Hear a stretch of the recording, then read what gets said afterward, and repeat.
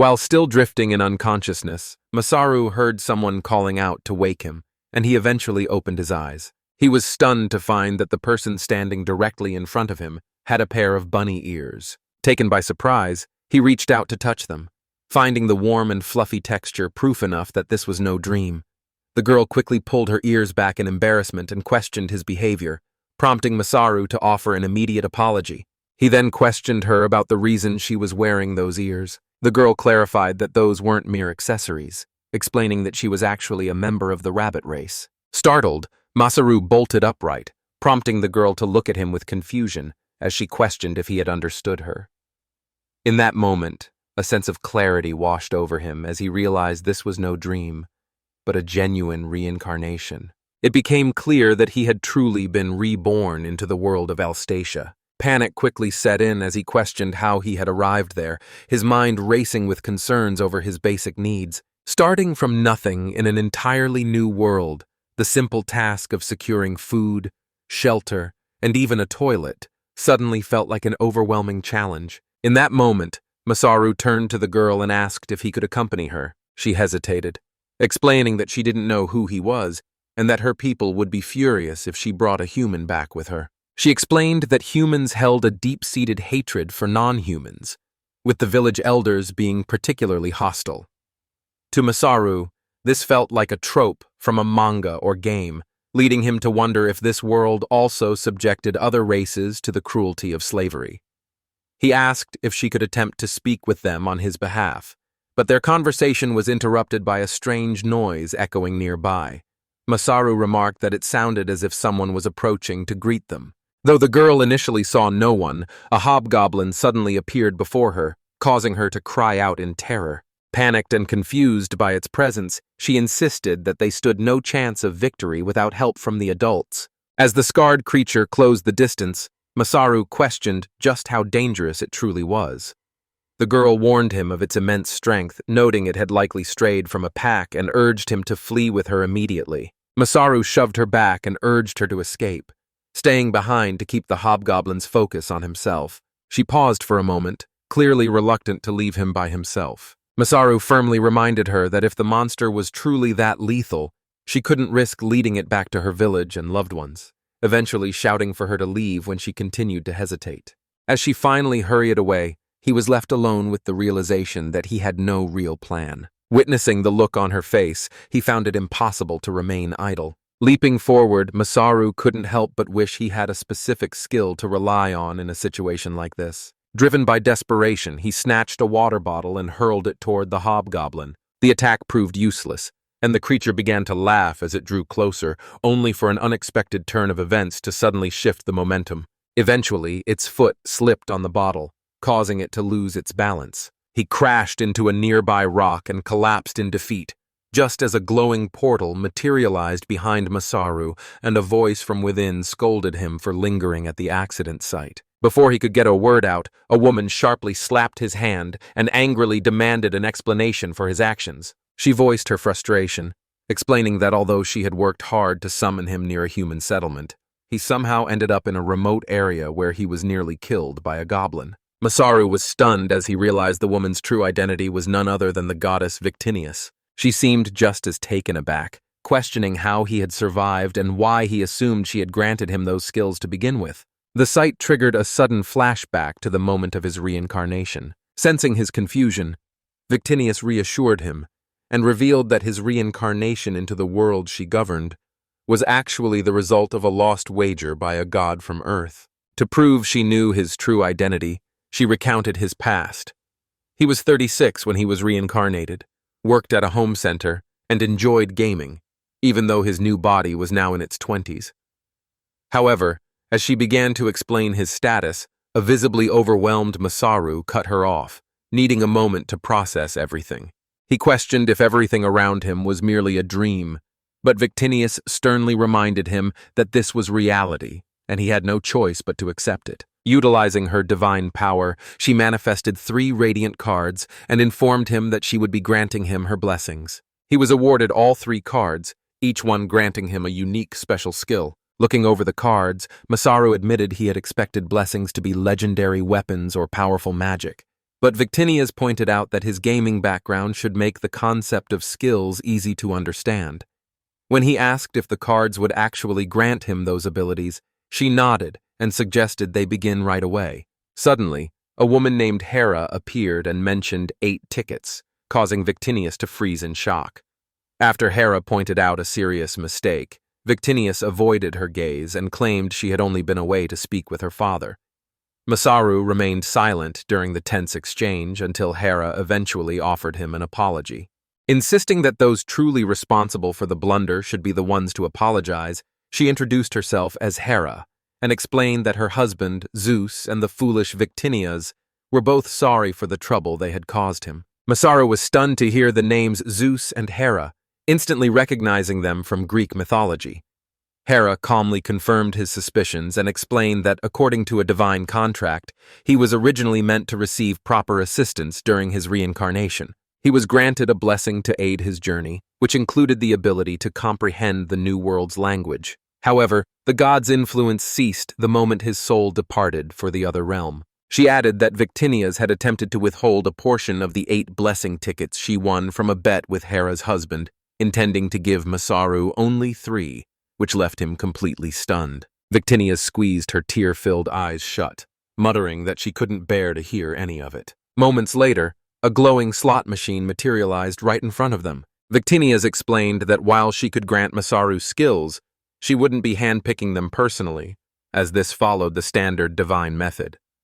Hera then mentioned that using 10 tickets at once would reward him with a special bonus. To make amends for her husband's blunder, Hera offered an extra ticket, while a sheepish Victinius added another as an apology, bringing Masaru's total to 10. Hera emphasized that rolling for 11 skills was an incredible privilege, suggesting Masaru show his sincere gratitude, to which he respectfully agreed. He then activated the divine slot machine, rolling to determine his 11 skills. With tears still in his eyes, Victinius quietly pondered what kind of abilities he would eventually manifest. Upon acquiring the skills Appraisal Levere III and Masonry Levire IV, Hera complimented Masaru's progress, noting that a review of his data revealed he was blessed with exceptional luck. As the process moved forward, he gained a skill or two related to dismantling living creatures. He successfully advanced both his mining and leatherworking skills to level 3. Victinius picked up on his sudden silence, leading Hera to explain that in his previous life, Masaru had been a master carpenter skilled in working with both wood and stone. He soon added item box, blacksmithing, and crafting to his growing list of skills. His abilities focused on both crafting and the use of healing magic. The goddesses watched in disbelief, pitying his terrible luck after seeing that every skill he had obtained was at the lowest level. Victinius was left in stunned silence after Masaru also acquired a map ability. Hera attempted to ease the tension by praising his carpentry skills, but Masaru couldn't help but notice how nervous they both seemed. Rushing to conclude the ceremony, they quickly sent him off to the New World, where the scene shifts back to the present, as Victinius scolds a distracted Masaru with a finger pointed right at his nose. She explained that these blessing tickets were forged from divine power and were exceptionally rare, typically only appearing when a god and a human conceived a child. Given that Masaru had received 10 of them, she warned that she would never forgive him if he died despite such an advantage. Masaru argued that she didn't grasp his predicament and that he had no choice but to fight, but Victinius firmly clarified that she was simply advising him to be more cautious, questioning his earth-based logic of preserving the accident site in a world far different from his own. Faced with a kill-or-be-killed reality, he understood that survival required him to steel his resolve and strike without a moment's hesitation. She handed him the goblin's weapon and urged him to use it, to which Masaru agreed they should test its effectiveness. Victinius explained that he only needed to visualize his status to see it. Asking for a moment of patience, Masaru concentrated his mind to bring up his character stats. Victinius then questioned if he finally grasped that this was a world where power is earned through experience points. She suggested he view the goblin encounter as a harsh lesson and prepared to transport him to the nearest village. But Masaru quickly interjected, explaining that he was waiting for a girl he had met to return for him. This revelation caught Victinius off guard, as she maintained that no other humans should have been present in that territory. Masaru clarified that the girl was actually a member of the rabbit race, prompting a startled Victinius to insist on being taken to a human village instead. Their exchange was interrupted by a poke from behind, and though an annoyed Victinius shouted that she was busy, she froze the moment she saw who was standing there. Recognizing Hera, Victinius grew anxious and insisted they stay out of the situation, but Hera calmly grabbed her arm and asked if she had anything else to add. Victinius hurriedly informed Masaru that he was now in a different world, advising him to live freely just before being pulled away. Soon after, members of the rabbit tribe appeared, and the girl from earlier rushed over to Masaru. Relieved to find him unharmed, she embraced him tightly as Masaru explained that he had somehow survived the encounter. The accompanying female guards also expressed their gratitude for Mei's rescue before asking if the stray goblin had managed to escape. In response, Masaru simply shook his head and pointed toward a nearby area. Approaching the spot where the creature lay defeated, they were stunned and questioned how he had managed to take down a hobgoblin single-handedly. Masaru was quick to downplay the situation, explaining that he had simply dodged while the goblin accidentally tripped and hit its head on a rock, leaving the entire group stunned. Uncertain of whether to trust his words, an awkward Masaru asked if he could be permitted to live in their village. One guard suggested they discuss the details during their journey, and the other agreed, noting they were happy to help someone in need. Hearing this, Masaru felt a profound sense of relief and joy. They voiced their profound appreciation for Masaru, acknowledging how he had risked his life to protect Mei from the hobgoblin. They invited him to join them and meet their village chief, an offer Masaru accepted before turning to thank Mei. She offered a smile in return, noting that he still hadn't shared his name with her. After formally introducing herself as Mei, she waited for him to acknowledge her. Intrigued by her polite demeanor, Masaru caught her attention, leading her to ask if something was bothering him. He quickly shook his head to reassure her, offering a faint smile in response. He introduced himself, revealing his name to be Narumi Masaru.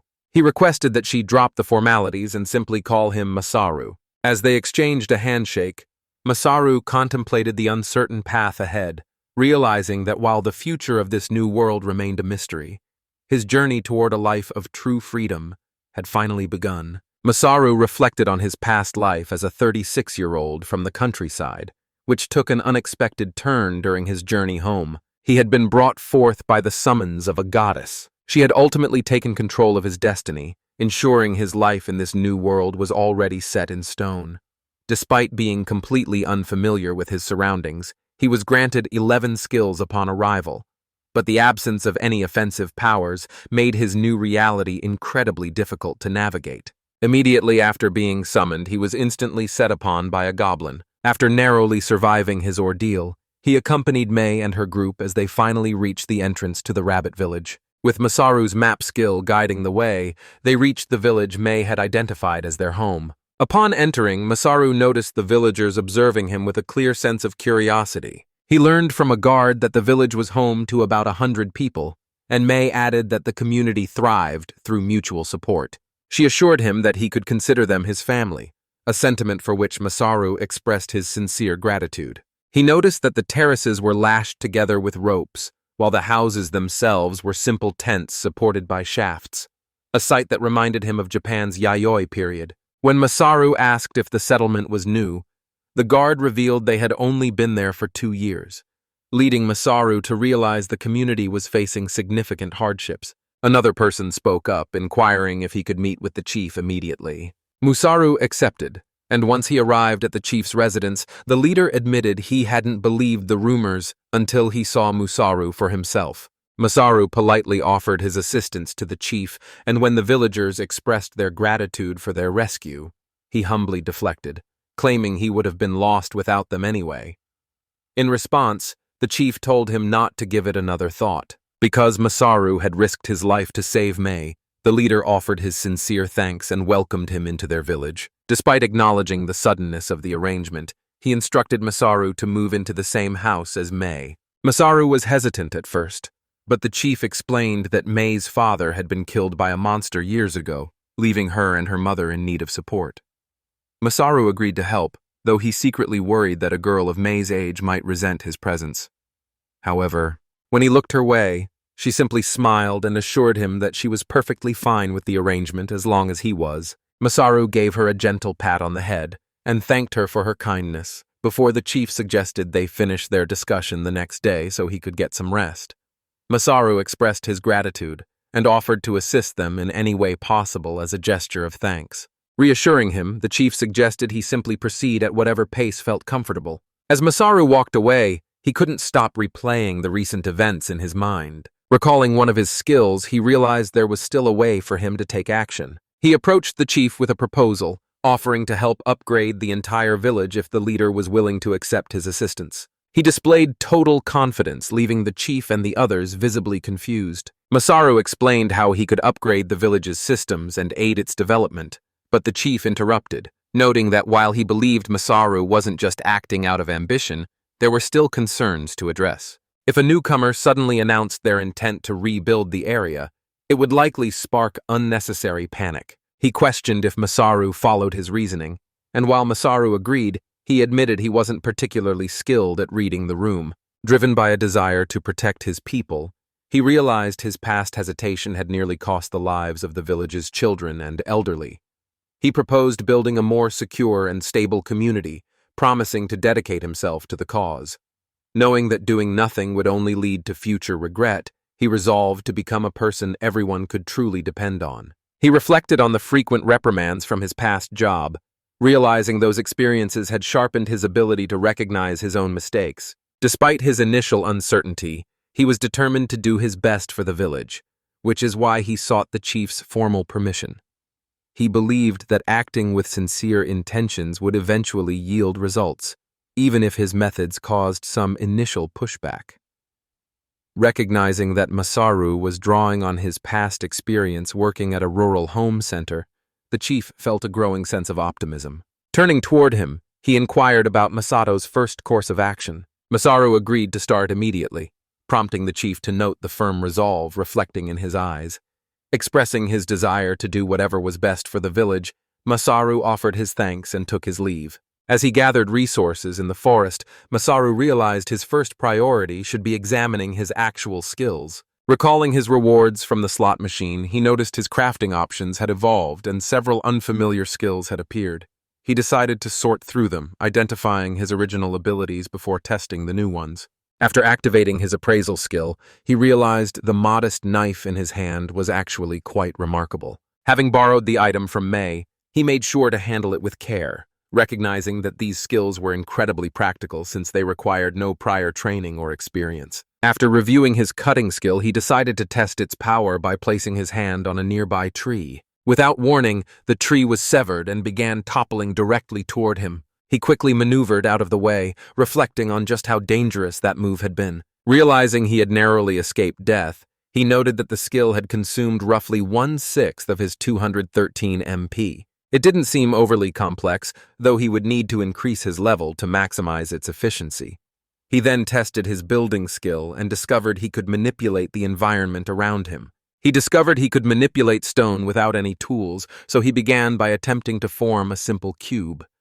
As he lifted a small rock, it instantly reshaped itself into a perfect cubic form. The tube turned out exactly as he had envisioned, leading him to try drying the wood he'd harvested earlier. By checking the details, he discovered that using materials of the same level allowed for a straightforward comparison of his various skills. He set the wood aside, intending to use it as construction material later on. He understood that if the tree were left to sit, it would eventually lose its moisture and become difficult to work with, even though that process typically takes half a year. Depending on the type of tree, natural seasoning can take anywhere from a few months to several years, leading him to wonder if his skill could bypass the wait and dry the wood instantly. Shortly after, Masaru prepared to put his skills to the test. May arrived to inform him that dinner was ready, explaining that was the reason she had come to find him. Masaru slumped onto a section of the fallen tree, reassuring her that there was no need for concern. Although he tried to reassure her, she was visibly shaken, noting that he looked even worse than he did after his battle with the goblin. As she questioned his condition, Masaru realized he was experiencing mana depletion, a phenomenon he had previously only read about. It was evident that the strain of using such a powerful skill had entirely exhausted his reserves. He felt a sense of relief for managing the log without overexerting himself, but as he stood there admiring his work, May grabbed his arm and insisted they head home, leaving Masaru deeply self-conscious about his physical state. As they returned together, May's mother was there to greet them with a warm welcome. Masaru introduced himself with a polite greeting, to which Ruru responded by sharing her name and asking him to speak more casually. Meanwhile, May proudly informed her mother of Masaru's strength, recounting how he had saved her life by defeating a hobgoblin. Ruru admitted their home was modest, yet it provided a safe haven from the wind and rain, urging Masaru to make himself at home, a gesture he accepted with heartfelt gratitude. As they sat down for a meal, he reflected on how his survival in this world was entirely thanks to the rabbit people. Accepting his place in this new world, he prepared to start over. Though he wasn't sure how much he could actually achieve for them, he was committed to giving his best effort beginning the very next day. With his strategy ready, he began putting the village improvement plan into action. Construction resumed the following day, and after much deliberation, Masaru made his way to the village entrance, where a guard checked in to see if he was doing all right. Masaru concurred, stating that their immediate focus should be on fortifying the fence. One of the laborers explained that the chief had shared Masaru's vision for improving the area, while his companion had been brimming with excitement since the moment he woke up. When questioned about why he was starting with the fence, Masaru explained that prioritizing safety would ensure the village remained protected even during a monster attack. He intended to construct a stone guard that extended from the roots of the forest deep into the earth below. Masaru proposed using stone from the nearby cliff to significantly reinforce the village fence, sparking immediate excitement among the group. Although some worried they lacked the manpower to gather enough material for the entire perimeter, Masaru reassured them, explaining that he and May had already spent the morning collecting everything they needed. Masaru then accessed his item box to produce a massive amount of stone, leaving the onlookers in a state of shock. Although he assured them there was no cause for concern, the group couldn't hide their surprise at his use of the skill, despite it being common enough that most towns usually had at least one user. As the workers speculated that he simply had his own way of doing things, Masaru felt a bit disappointed. He questioned if the ability was truly as rare as their reactions suggested, especially since it hadn't seemed like a big deal when he first obtained it. Deciding it was best to keep that power hidden for now, he directed the others to begin transporting the stones toward the construction site. As they began to hoist them up, Masaru intervened and asked them to stop. He warned that placing the stones haphazardly would cause the structure to collapse, and as the group questioned the correct arrangement, Masaru decided to take the initiative and experiment. They soon took note of the numerous smaller stones they had collected. Constructing a small sample wall, he demonstrated how easily it could be destroyed, explaining that the true strength lay in what was hidden behind the stones. He explained that the stones' small size and even spacing were no accident, but a deliberate result of how they were aligned during the stacking process. This would reinforce the wall, making it significantly more durable and less likely to give way. One person questioned if simply stacking the materials would be enough, while another asked if there were any further steps. Masaru clarified that they would need to incorporate pebbles into their defense should the enemy's assault intensify. He detailed how placing large stones on the exterior and filling the interior with pebbles would allow rainwater to drain through easily. He explained that using pebbles would keep the wall structurally sound even during heavy rain, proving it was a wise choice for the build. After demonstrating a simple yet effective technique to reinforce the wall, Masaru instructed the group to eliminate any gaps between the stones, explaining that he would be relying on their continued help from that point forward. Several women soon approached him, politely inquiring how he managed to generate such brilliant ideas so spontaneously. Masaru agreed to share his findings, noting that everyone was doing their part, and explained that he had mainly been focused on gathering ingredients for their meals. Noting their reliance on open flames for cooking, he proposed building a furnace to simplify the process, prompting the group to eagerly ask if he would start construction as soon as the area was secured. Masaru felt their words were less of a suggestion and more of a command, quickly deciding it was best not to provoke these formidable demons of the kitchen. He was quick to clarify that constructing the furnace out of stone would prevent any potential issues. They were delighted to hear this, realizing that Masaru truly understood the challenges of the culinary world. Accompanied by the women, Masaru headed to the field to begin constructing a furnace. He handled the majority of the heavy lifting himself, but still made sure to ask for their help and cooperation. They enthusiastically agreed to help, and Masaru explained that he would need their assistance gathering several more materials after they asked what else was required besides stones. He pointed out the specific elements of clay, grass, and sand. Masaru explained that these materials would reinforce the structure, making the construction process far more efficient than using stones alone. When one of the women questioned the need for grass and sand, he clarified that clay lacks strength on its own. However, by mixing these elements together, they would create a much more durable material once it hardened. Noticing that several of the women still seemed hesitant, Masaru asked Mei to go along with them. He encouraged everyone to speak freely and assured them he was ready to assist with any concerns they might have. Shortly after, one of the women suggested crafting utensils and furniture for the entire rabbit village. Despite his concerns about the mana cost, Masaru decided his skills were up to the task. He accepted their request, noting that while it would take a few days, he would definitely see it through. He considered building a sheltered communal area for everyone to enjoy meals together, but as the women stared his way, he began to wonder if something was amiss. Shaking their heads in disbelief, one of them noted that Masaru's vast knowledge and exceptional building skills had left everyone thoroughly impressed. Masaru explained that these insights were merely things he recalled from his past job. When the group curiously pressed for details, he simply dismissed it as ordinary labor. He previously made a living as a typical employee at a home center in the countryside. He concluded by explaining that since they had so much to build together, he would be relying on everyone's full support. Masaru stepped in to help move the stones, coordinating the group as they followed his directions. He even went as far as crafting bowls and cutlery for the entire group. Their work continued long after the sun had set, and during their late dinner, Mei and the others watched with curiosity as Masaru ate using chopsticks. Intrigued by the unfamiliar tools, work resumed the following day and progressed at a consistent pace. Upon completing the stone-backed wooden fence, Masaru took a moment to admire the result while the group cheered, proud of what they had achieved together as dinner time drew near. The assembly area was fully prepared, complete with tables, chairs, and all the necessary utensils. One of the women approached Masaru to express her appreciation, noting that the furnace was exceptionally durable and that the new roofed gathering area looked fantastic. Masaru smiled warmly, genuinely happy to see everyone in good spirits. He noticed that most were using the chopsticks he had crafted, though he felt it was a bit unfortunate that the forks were being overlooked.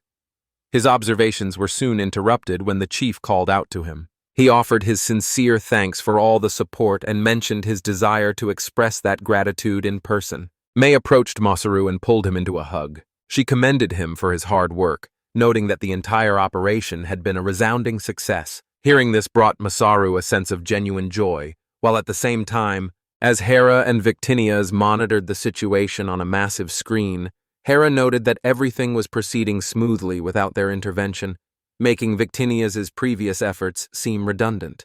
Victinias maintained that she had no regrets, insisting her actions were justified. Hera called her stubborn, pointing out that since Masaru had been granted 11 skills, they no longer had any reason to worry about him. She noted that Masaru's accumulation of skills had reached a point where his very existence shouldn't be possible. Victinias voiced her curiosity, asking if Hera had also observed the strange phenomenon. Hera gave a nod, confirming she had witnessed it during her time at Zeus's domain. Under normal circumstances, an individual would only possess 1 or 2 skills at the start. She proceeded to elaborate on the situation. Though she admitted she had no desire to congratulate Masaru, she questioned how they should handle him, prompting Victinias to express her disdain for the world's 4 centuries of stagnation and her belief that if a change was finally coming, it was long overdue. With the situation shifting, they required Masaru to step into the role of the air detonator. As Masaru sat among the group, they took the opportunity to express their sincere gratitude toward him. Over time, the community credited their newfound security to his hard work. Though Masaru felt his efforts were minor and was already focusing on his next set of goals. After reinforcing his houses with wooden slabs, the chief remarked that their small village was rapidly transforming into a city. Masaru laughed and nearly suggested building a toilet next, but he quickly caught himself before the topic became awkward, even though he knew it was a necessary addition. After a brief pause in this fantasy setting, he excused himself to ask if anyone had information regarding the slimes in the surrounding area. The group watched him in stunned disbelief, questioning if he was truly referring to those monsters. May hurried to explain that the creatures were incredibly dangerous and capable of melting nearly anything, though the chief reassured Masaru that the slimes posed no threat, since they lived below the cliff and lacked the ability to climb. Masaru smiled with relief upon hearing the news, as it was exactly what he had hoped for. While he was glad the slimes were out of reach, he now faced the challenge of figuring out how to explain the importance of hygiene to the rest of the group. To ensure proper sanitation, he planned to build a base using sand or soil, ultimately deciding that cement wasn't the right material for the job. Remembering how he once watched people craft it from scratch using gravel and sand, a new plan began to take shape, prompting him to inquire if there was an ocean nearby. His question was met with a heavy silence, and as Masaru began to wonder if he'd made a mistake, May finally spoke up to confirm his suspicions. Instead, it appeared that every member of the rabbit race had already fled the area. Masaru was puzzled by her reaction, unable to grasp why they were being urged to flee from the ocean. The chief clarified that their original settlement was located in the Masaru West, roughly a 10-day journey from their current position. Although they once inhabited this land, they were eventually forced out by humans. Masaru was stunned to realize his suspicions were correct. The event he had imagined had actually taken place.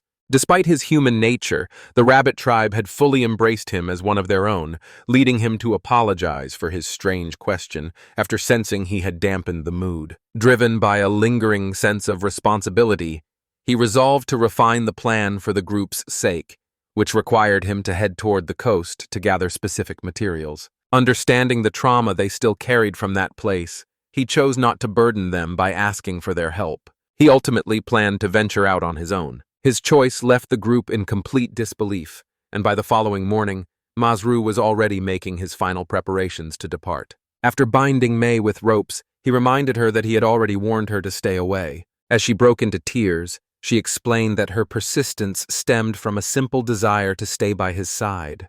A surprised Masaru questioned if she was truly prepared to leave her mother behind, pointing out that she lacked the strength to even defeat a basic goblin. May shot back that he was in the exact same boat, reminding him that his only kill was a fluke caused by a goblin tripping over its own feet. Masaru was left feeling dejected by the news when the chief suddenly appeared, instructing May to heed Masaru's warnings.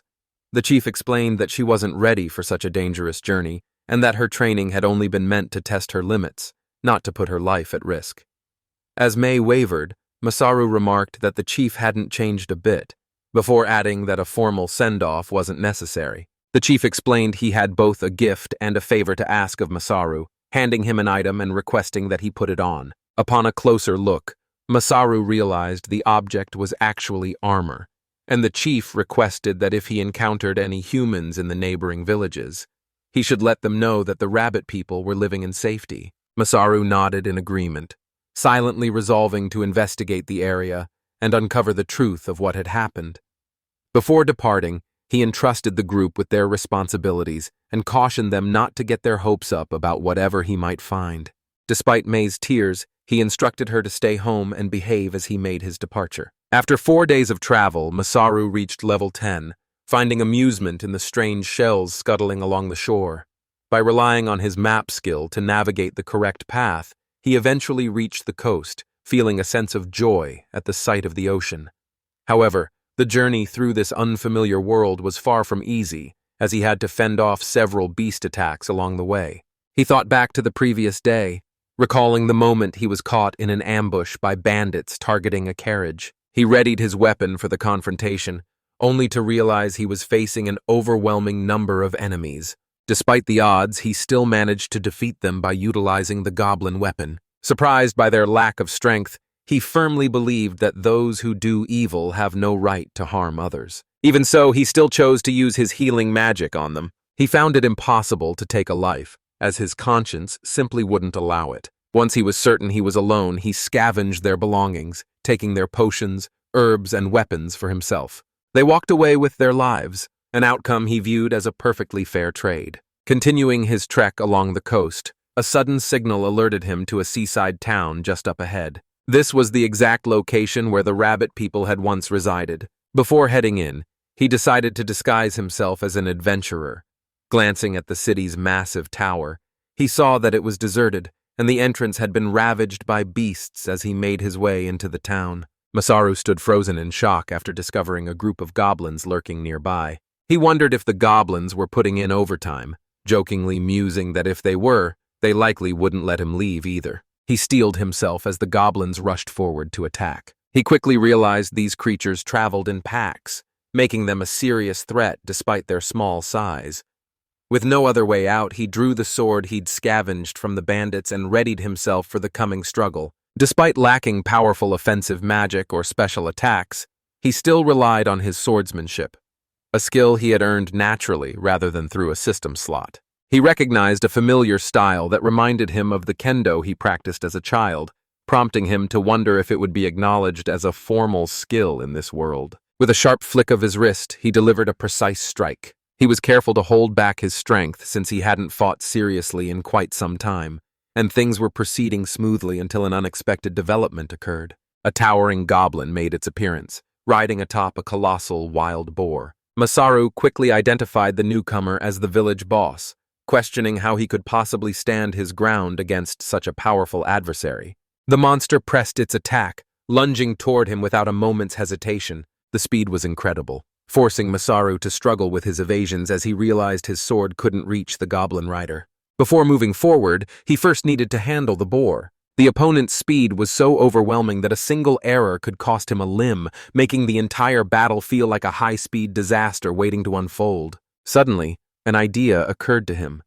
The boar's high speed meant it had the momentum of a runaway vehicle, making it nearly impossible for the creature to stop quickly. Swiftly retrieving a large log from his item box, he swung it with all his might, striking the goblin and knocking it off the boar. The moment the goblin boss collapsed, Masaru lunged forward to deliver the finishing blow. Following the strike, the other goblins froze in terror and quickly scrambled away, making Masaru wonder if they were retreating for backup. But before he could make a move, a voice suddenly rang out. A sudden hail of arrows rained down, eliminating the retreating goblins in an instant. Turning around, Masaru spotted a rider approaching, who introduced himself as the vice captain of the Grados Kingdom's army and demanded to know Masaru's identity. Masaru remained paralyzed as a soldier barked at him, demanding to know if he could even hear them. Intervention came from a more composed commander, who calmed his subordinate and apologized for the knight's abrasive behavior.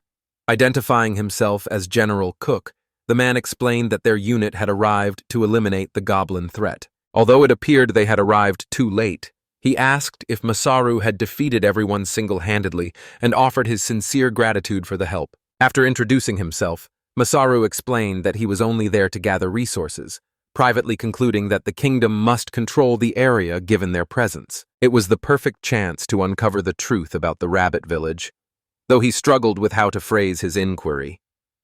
His thoughts were interrupted when another man approached Cook, questioning his sanity for speaking to Masaru alone. Cook shared reports of a goblin rider among the enemy forces, news that visibly rattled the man as he admitted they had never managed to defeat such a foe. They turned their attention to Masaru, bombarding him with questions about his origins, age, and occupation while demanding identification.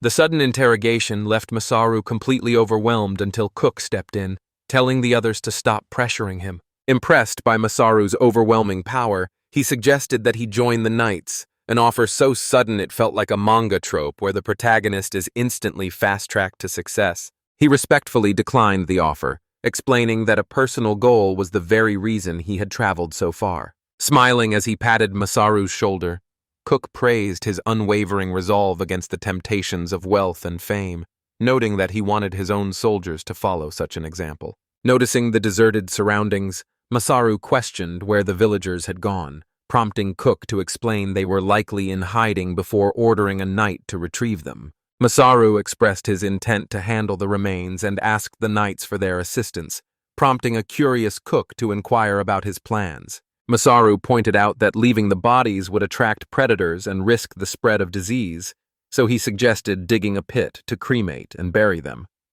Impressed by this reasoning, Cook agreed and commanded his knights to assist in gathering the fallen. While they worked, Masaru reflected on the nature of military orders, questioning if a soldier's authority remained absolute outside their own territory. Meanwhile, he located a suitable clearing between two houses to bury the fallen goblins. Hera and Victinius watched the monitor, unable to believe the scene unfolding before them. Victinius whispered her confusion, suggesting they ask Masaru directly, but Hera insisted she stay back for the time being. They reasoned that while individual goblins were weak, Masaru shouldn't have been able to overcome such a large group, especially one led by a formidable goblin rider. Hera decided to examine Masaru's records, only to be caught off guard by his background. She discovered he had ranked in the top 8 for kendo during high school and took second place in a state boxing championship, making him appear remarkably ordinary for a summoned hero. Victinius found this highly unusual, noting that the physical vessel Zeus provided wasn't intended to be like this. She paused for a moment, beginning to wonder if something had gone wrong. She recalled that Masaru's body had been unusual since his initial summoning, yet Victinius's vague explanation felt like she was holding something back, which only fueled her frustration. Hera confronted Victinius, demanding to know how she could remain so composed in such a perilous situation. Victinius explained that, in the worst-case scenario, Masaru could become a living detonator, or something far worse, if he were left as he is now. The stakes have reached a critical point, with the entire world now facing the threat of total destruction. A crowd soon gathered to express their gratitude to the knights, relieved that they could finally live in peace once more. Cook approached Chief Garv to express his relief that everyone was safe, prompting Garv to announce a return to their normal duties, while offering the knights his sincere gratitude. However, Cook quickly clarified that the knights weren't the ones responsible for the victory. Instead, it was Masaru, who had single-handedly defeated the entire goblin force. He proposed that Garvs simply reward Masaru for his contributions, rather than binding him to a formal contract with the knights. Feeling a bit sheepish, Masaru admitted he wasn't trying to refuse, though he felt uneasy about accepting a reward. Cook stood his ground, however, insisting that Masaru's efforts were the reason everyone survived without a single casualty. He then turned to Garv for his input, who agreed that Masaru had saved them, but pointed out that the ruined village had nothing left to offer, suggesting that Cook should provide a reward instead. Noticing Garv beginning to tear up, Masaru reassured him that he didn't want any money. Instead, he requested a few water jugs in a wooden box, a humble ask that caught Cook off guard. Masaru confirmed he was satisfied with the simple trade, explaining that he only needed the containers to collect seawater and seashells. Intrigued by Masaru's request, Cook questioned why he needed those specific items if he was only there for resources. However, after Masaru vaguely explained they were for a dirt wall, Cook instructed Garv to provide everything he asked for. After considering their options, Garv noted that the wooden boxes were replaceable, but the jugs were vital for transporting water from the ocean to the village, and losing them would lead to serious complications. In an effort to de-escalate the situation, Masaru offered a brief explanation. He informed Garva that hauling water to the village was no longer necessary, as a well had been established right next to the garden. Stunned, Garva seized Masaru by the collar and demanded to know how he had discovered the secret, but Masaru calmly explained that he had simply spotted it from afar. The nearby knights overheard the exchange and turned their anger toward Garva, questioning why he would hide a vital well while the village struggled with a desperate shortage of water and crops. As Masaru looked on while the knights restrained Garv to take him away, a man suddenly rushed forward and seized Masaru's hand. As the crowd erupted in rage, they demanded to know why Masaru had endangered the village and what he intended to do if their home was destroyed. Masaru tried to maintain his composure, suggesting they should be questioning the chief instead, but he was suddenly attacked by a man with a weapon who accused him of exposing their secret to the knights. Reacting on instinct, Masaru threw a punch that sent the man reeling, but he quickly realized he was being surrounded by others ready to strike. Sometime later, the knights reappeared, bringing the village chief along as their captive. Upon arriving, they discovered that Masaru had already dealt with the villagers, leaving Cook completely stunned. Masaru explained that he had been suddenly ambushed by the villagers, though he noted they were far less dangerous than the goblins he had faced. A frustrated Cook questioned what kind of trouble Masaru had stirred up, deducing that the villagers only attacked because their secret had been compromised. He suspected they intended to eliminate Masaru not just for revenge, but to ensure their hidden truth never left the village. Masaru then questioned Cook regarding his next move. Cook remarked that under normal circumstances, hiding the farms well or attacking someone would be grounds for immediate execution. Alternatively, they would be forced into a life of servitude. Masaru simply smiled and told them to wait, explaining that everything hinged on Cook agreeing to his terms. He could have easily chosen to put the entire incident behind him. He proposed that if he followed through, no one would be punished, a condition Cook accepted while acknowledging Masaru's status as the victim. Garv turned to Masaru to inquire about his conditions, to which Masaru replied that they only needed to answer a few questions. Depending on their responses, he would consider granting them a favor. While Cook speculated on what Masaru was truly plotting, Masaru took a moment to decide where he should begin his inquiry. He then inquired about the fate of the rabbit folk who had inhabited the village 2 years prior. The revelation left everyone in a state of shock, prompting Garv to demand answers about Masaru's intentions while questioning the knights for allowing such an interrogation to take place. As Garv's temper began to flare, Masaru found himself wondering if there was a flaw in his current approach. Eldam, one of the knights, stepped forward to intervene and ordered him to stop. Masaru found it strange that a knight would protect the chief, prompting Eldam to ask why he was dwelling on an event from 2 years prior. Masaru agreed to provide an explanation once his own question was addressed, adding that there were still those who placed their trust in him.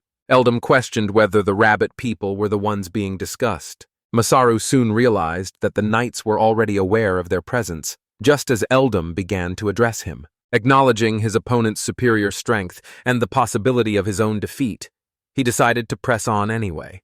The explanation detailed how it all began 5 years ago, when the former king expanded the nation by absorbing all the neighboring states. This village was one of the territories where Garvin had previously fought and emerged victorious. Following the retreat of the rabbit people, their territory was seized, and Garv was appointed as the new village chief. Masaru realized that the land hadn't been seized by pirates, but had actually been conquered by humans. After the rabbit folk were driven out, he inquired about the fate of those who failed to escape, only to learn that the captives had been forced into slavery. Masaru realized that the rabbit people were still in mourning for those who had been taken from them. Seething with anger, he confronted Eldam and demanded the immediate release of all the remaining rabbit people. Cook attempted to pacify the situation, explaining that while he understood Masaru's anger, immediate release was simply not an option. Masaru then threatened to defeat them all and force Cook into slavery as a replacement, but Cook stood his ground, warning him against such a reckless course of action. Masaru raised his voice, arguing that if he couldn't intervene, Cook was essentially condoning the enslavement of innocent rabbit people and questioning if the law truly gave them the right to seize anyone they pleased. They could take anyone they pleased as slaves, prompting Cook to desperately try to calm him by explaining that they were powerless and the law wouldn't allow them to interfere. Masaru erupted in anger, shouting that he wouldn't be deceived by murderous invaders who had no business speaking of justice. The group remained frozen in a stunned silence as they watched Masaru turn and walk away. Apologizing for his outburst, he granted them the space to reflect and decide their next move on their own terms. Just as Masaru prepared to depart, a portal materialized, and Victinius stepped through. Frustrated, she slapped him and demanded an explanation for his behavior, before grabbing his hand and reminding him that she had brought him there to save the world. She questioned his aggressive behavior, wondering if he would truly destroy the entire country just to see her cry, and if his hatred for her was truly that deep. Masaru rejected the accusations, explaining that he had been taken there without his consent, which ultimately prevented him from meeting the love of his life. May urged him to keep a low profile, but Masaru refused, insisting they wouldn't fight him and questioning if she truly believed he could face an entire army alone. May shouted that he was unable to do it, but after a brief moment, Masaru asked her to wait. He questioned her meaning and the strange transformations taking place in his body, prompting her to explain the situation in simple terms. To put it simply, He possessed enough strength to take on an entire army single-handedly. Victinius introduced Masaru to the concept of the spirit class, explaining that he now stood on equal footing with beings born of magic, a revelation she found truly impressive. She elaborated that he now possessed near limitless stamina, more fluid magic control, and physical strength that far exceeded normal limits. Masaru was struck by a wave of despair as he realized that some of these changes had likely already taken place. Victinius continued, noting that Masaru's level was still quite low. As his magic capacity grew, his recovery rate and other attributes would scale accordingly. Meanwhile, she offered a sincere apology, noting that Masaru had acted recklessly without fully considering the situation. She explained that her disappearance had been for that reason alone, and the following morning, Cook arrived with several knights to meet Masaru. Gauging their expressions, Masaru sensed they had agreed to release the afflicted captives, a fact Cook confirmed while noting the villagers' heavy reluctance. Masaru then clarified that his demand applied to every beast folk there, warning Cook that other regions likely wouldn't be so easily swayed. Masaru suggested prioritizing the neighboring villages over the major cities, noting that they needed to assess the current state of the beast folk population and their various species. Cook confirmed that the city kept detailed records, prompting Masaru to suggest they review the files before meeting with the officials in charge.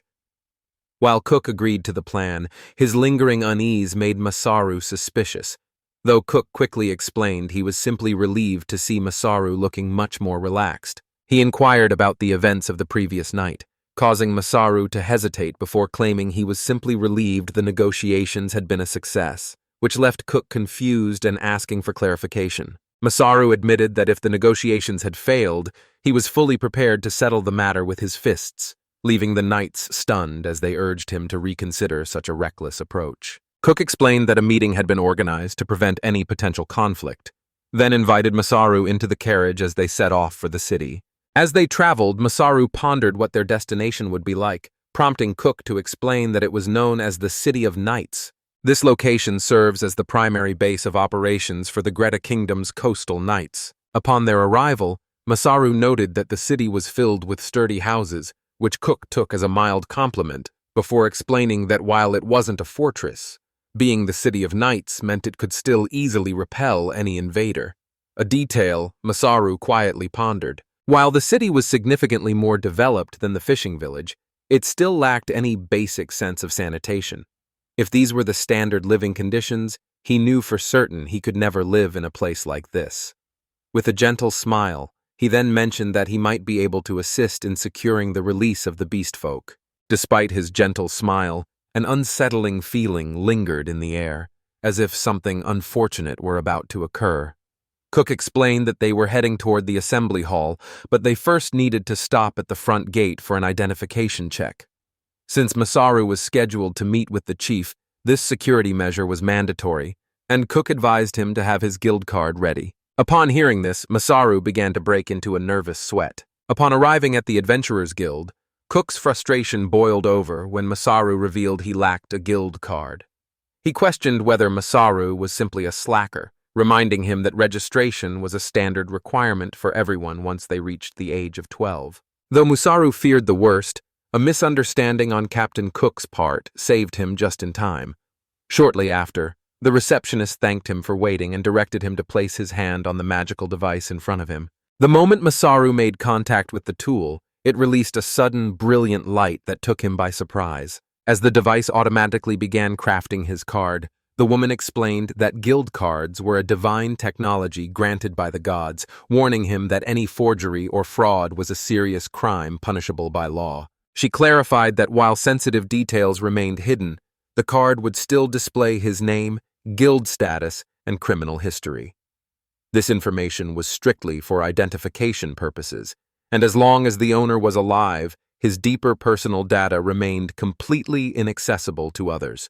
Impressed by the security of his personal data, Masaru finally received his official guild card. A nearby man noticed Masaru's acquisition and asked to see the card, explaining that identity verification required revealing all the basic information it contained. Masaru pondered if a single touch would be enough to make everything manifest. Indeed, it functioned perfectly. bearing a striking resemblance to a status screen he believed was of divine origin. The rest of the group was left completely stunned by the turn of events. Rendered speechless, Masaru questioned if having so many skills was normal, so he quickly hid the screen and apologized for his errors, but Cook told him not to act as if nothing had happened. Eldam questioned Cook about the unusual number of skills, noting that most people typically only possess 1 or 2. Cook agreed, pointing out that Masaru's 5 titles were equally unprecedented and unlike anything he had ever seen before. Masaru shouted for them to drop the matter, arguing that since they had seen the truth, it was proof enough that he wasn't a spy or a criminal, and they should simply let it go. Eldam pointed out that no one would believe their story anyway, warning that they might even be branded as liars and punished. After a brief silence, Cook declared an emergency meeting to finalize the details of their report, instructing Masaru to ensure his account remained consistent, which Masaru agreed to do. Upon arriving at the assembly hall, a woman confirmed that everything was ready for Masaru's arrival and directed them toward the first meeting room. As they walked, Cook reflected on their narrow escape from the terrifying ordeal, while Masaru admitted that he was suddenly feeling completely exhausted. Cook then explained that Masaru was about to meet the city representative and leader of the Knights, a rare opportunity granted only because Masaru had piqued their interest. After being advised to remain polite, Masaru waited as Cook knocked on the door to announce his arrival, before finally being invited to enter. Several people were already seated there, including the city's ruler, Lancelot. He then stepped forward to introduce himself. Sensing that Lancelot's aura was distinct from any other knight's, Masaru realized the negotiation would be far more difficult than he had anticipated. Masaru stepped forward to thank Lancelot for the opportunity, but Lancelot quickly cut him off, telling him to skip the formalities. He was already fully aware that Masaru had come to personally negotiate the release of the beast folk. Ultimately, the negotiation rested on what Masaru would provide for their release, though it seemed he had no interest in offering money or standard trade goods. Lancelot was curious to see what kind of proposal would be made, while Masaru realized that Lancelot's unexpected composure and logic made the situation far more difficult than he had anticipated. Recognizing that any attempt to deceive Lancelot would likely end in disaster, Masaru decided that honesty was his only real option. Lancelot remarked that this would be the most significant deal in the city's history before asking what Masaru had to offer in exchange.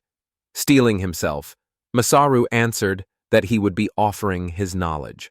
As the group struggled to grasp his meaning, Lancelot pressed for more detail, prompting Masaru to explain how his unique knowledge could lower mortality rates, stabilize the food supply, and implement strategies to boost employment and the town's overall standard of living. While the group stood in shock, Masaru addressed Lancelot's confusion by explaining that the horse carriage would be the first thing he intended to upgrade. Having noticed the excessive shaking during his travels, Masaru proposed adding springs to the carriages, a shock-absorbing technology that the city had yet to see. When questioned if he could build a carriage that wouldn't shake at all, Masaru clarified that while it wouldn't be perfectly stable, it would still be significantly smoother than current models.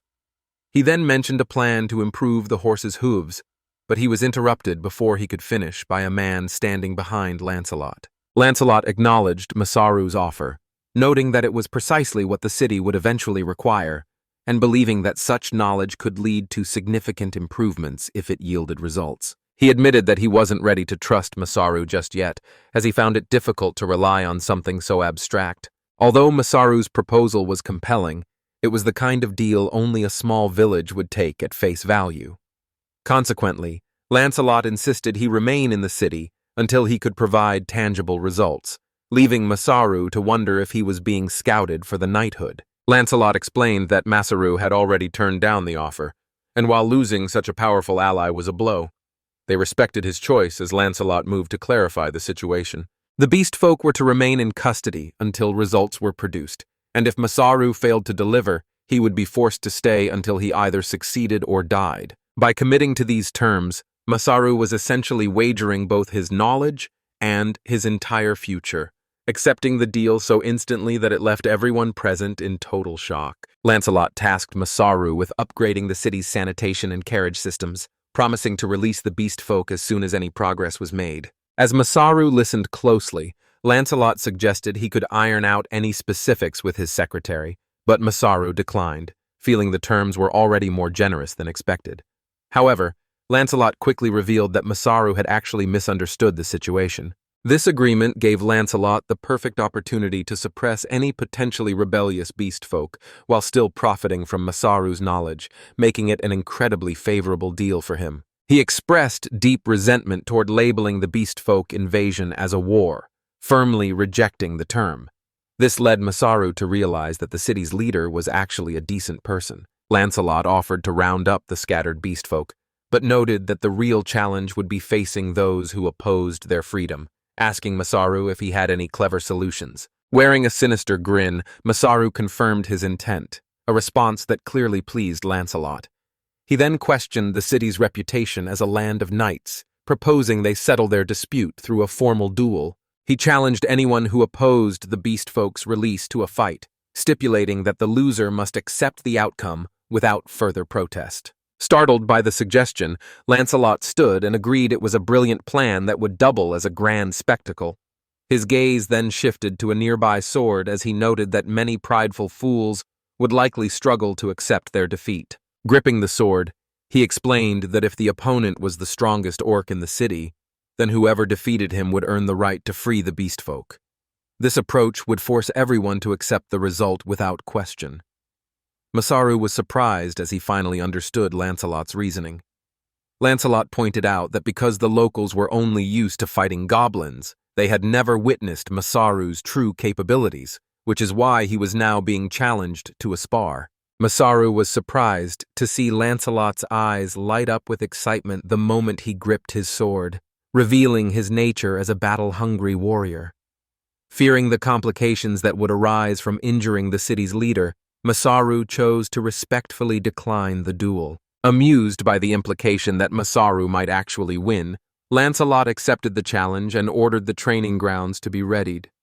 While Cook handled the logistics, Masaru agreed to the terms and asked for the schedule, though he quickly pivoted back to his main objective, finding a suitable location to begin his sessions as soon as possible. He explained his intention to provide everyone with a thorough lesson on hygiene. Lancelot asked if this was meant to be a study session, and Masaru confirmed it, explaining that he would be teaching the importance of hygiene, which practices to avoid, and how to properly maintain sanitation standards. Noticing the knight's confusion, Masaru explained that this uncertainty was exactly why he had called the meeting, prompting one knight to stand and offer to gather his most capable subordinates while the others followed suit. Masaru announced that anyone missing the session would be required to attend a makeup lecture, noting to the hesitant higher-ups that their absence would set a poor example for everyone else.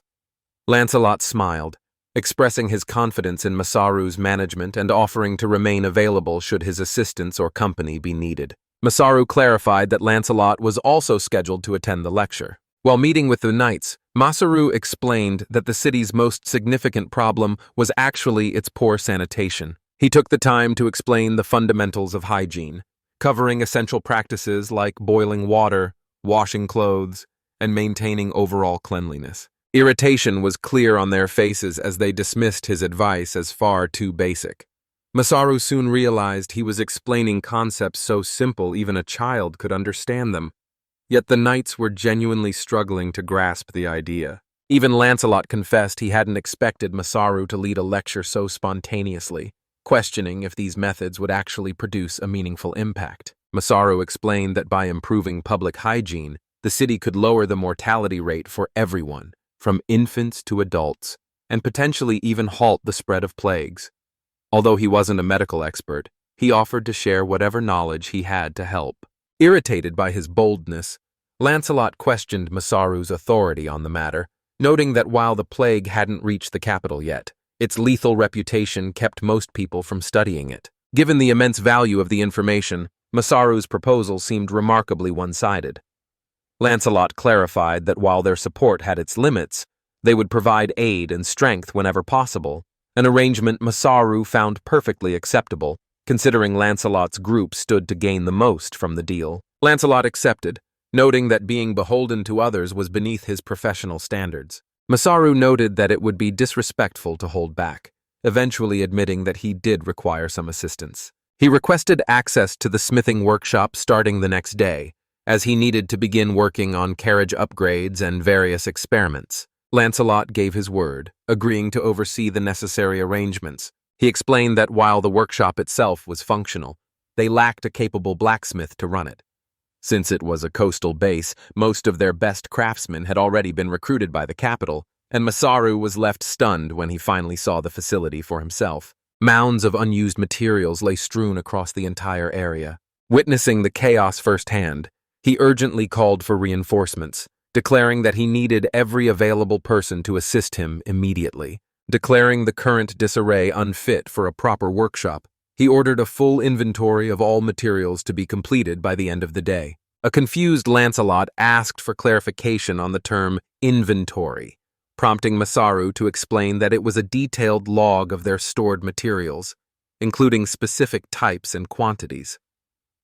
Lancelot added that the record should also track any damaged items or signs of decay, eventually halting the cleaning process to insist that they prioritize the documentation first. Given their status as a military organization, the facility should have been kept in better order, a fact that only further incensed Masaru as he shouted about the lack of organization and the thick layers of dust covering the workshop. Given his experience working at a home center, he found such disorganization completely unacceptable. He recalled how they managed tens of thousands of items at his old job, where even a single cataloging mistake could lead to hours of wasted searching.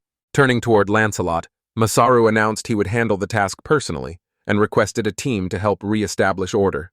He announced his intention to show them what true inventory management actually looked like. As the workers arrived, Masaru immediately began jotting down his notes. He took charge by issuing instructions, guiding everyone on the proper way to sort, record, and organize the materials. By the following morning, the workshop had undergone a complete overhaul. The entire space was meticulously organized, with every item clearly labeled and sorted into its proper place. As Masaru inspected the supplies, he recognized the copper but found himself unfamiliar with fantasy materials like black steel and crimson ore. Confused by the massive surplus, he asked a worker how the city's budget could possibly justify such an excessive amount of stock. The man paused before confessing that more were already approaching, leaving Masaru to listen in shock as he explained the situation. They were legally bound by a long-term contract to purchase the ores, a deal finalized before they even reached the city that still had another year to go. Masaru sighed, suggesting they at least begin refining the ore into ingots to make it usable. He added that despite his lack of familiarity with some materials, he could experiment to create alloys, prompting the man behind him to curiously ask what that term meant. Masaru explained that by mixing copper and tin, they could produce bronze for their armor, a metal far stronger than copper, though still not as durable as iron, which was also an alloy. Masaru explained his goal of producing stainless steel using iron and chromium, but he was quickly interrupted by someone who couldn't follow his reasoning. Realizing his audience was lost, he paused to consider a more accessible way to simplify the process for them. He elaborated that if a metal's natural properties weren't suitable, it could be combined with another to create an alloy with more practical characteristics. He cautioned that a botched attempt would only result in wasted resources before taking his leave to organize the inventory records. With the area finally cleared, he decided to take the opportunity to experiment with his smithing skills. While reviewing the process, he wondered if he could manifest a sword through visualization alone, realizing that if his skill level allowed for such a feat, he had essentially unlocked a cheat-tier ability. It was clear the skills from the ticket were exceptional, and now his success depended entirely on how well he could master them. After gathering the necessary materials, he used his ability from a distance to mold them into a solid, brick-like structure. Recognizing that mastering this technique would grant him the ability to create anything, he eagerly began practicing with smaller items. After several hours of work, he gazed at the knife, pausing to reflect on his situation. While dismantling the item, he carefully considered the various parts embedded within its handle. He pondered whether his ability to dismantle the object meant he could also craft one from scratch. Driven by an irresistible impulse, he finally gave in and began the process of melting and hammering the iron. Observers watched as he dimmed the room to quench the glowing metal, a process that rapidly cooled the material to maximize its strength and durability. The final product was a testament to the skills he had honed while crafting farm tools during his practical lessons at school. Masaru was busy broadening the blade he was crafting just as Lancelot arrived. Lancelot grew excited watching Masaru at the forge, though his presence startled the blacksmith, who asked how long he'd been standing there. Lancelot explained he'd been present since the afternoon, having finished organizing the storage and deciding to sharpen his own sword while he was around. What truly caught his eye was the blade Masaru was currently forging, though the blacksmith insisted he was capable of crafting a far superior weapon. Drawing his sword, Lancelot asked Masaru to test its edge, explaining that it had lost its sharpness regardless of how often he honed it. Upon inspection, Masaru realized the weapon was essentially a crude piece of metal beaten into a blade shape. He offered to improve it, and Lancelot, filled with anticipation, handed the sword over. Lancelot couldn't help but feel curious about the objects on the table, but Masaru promised to reveal their purpose the following day.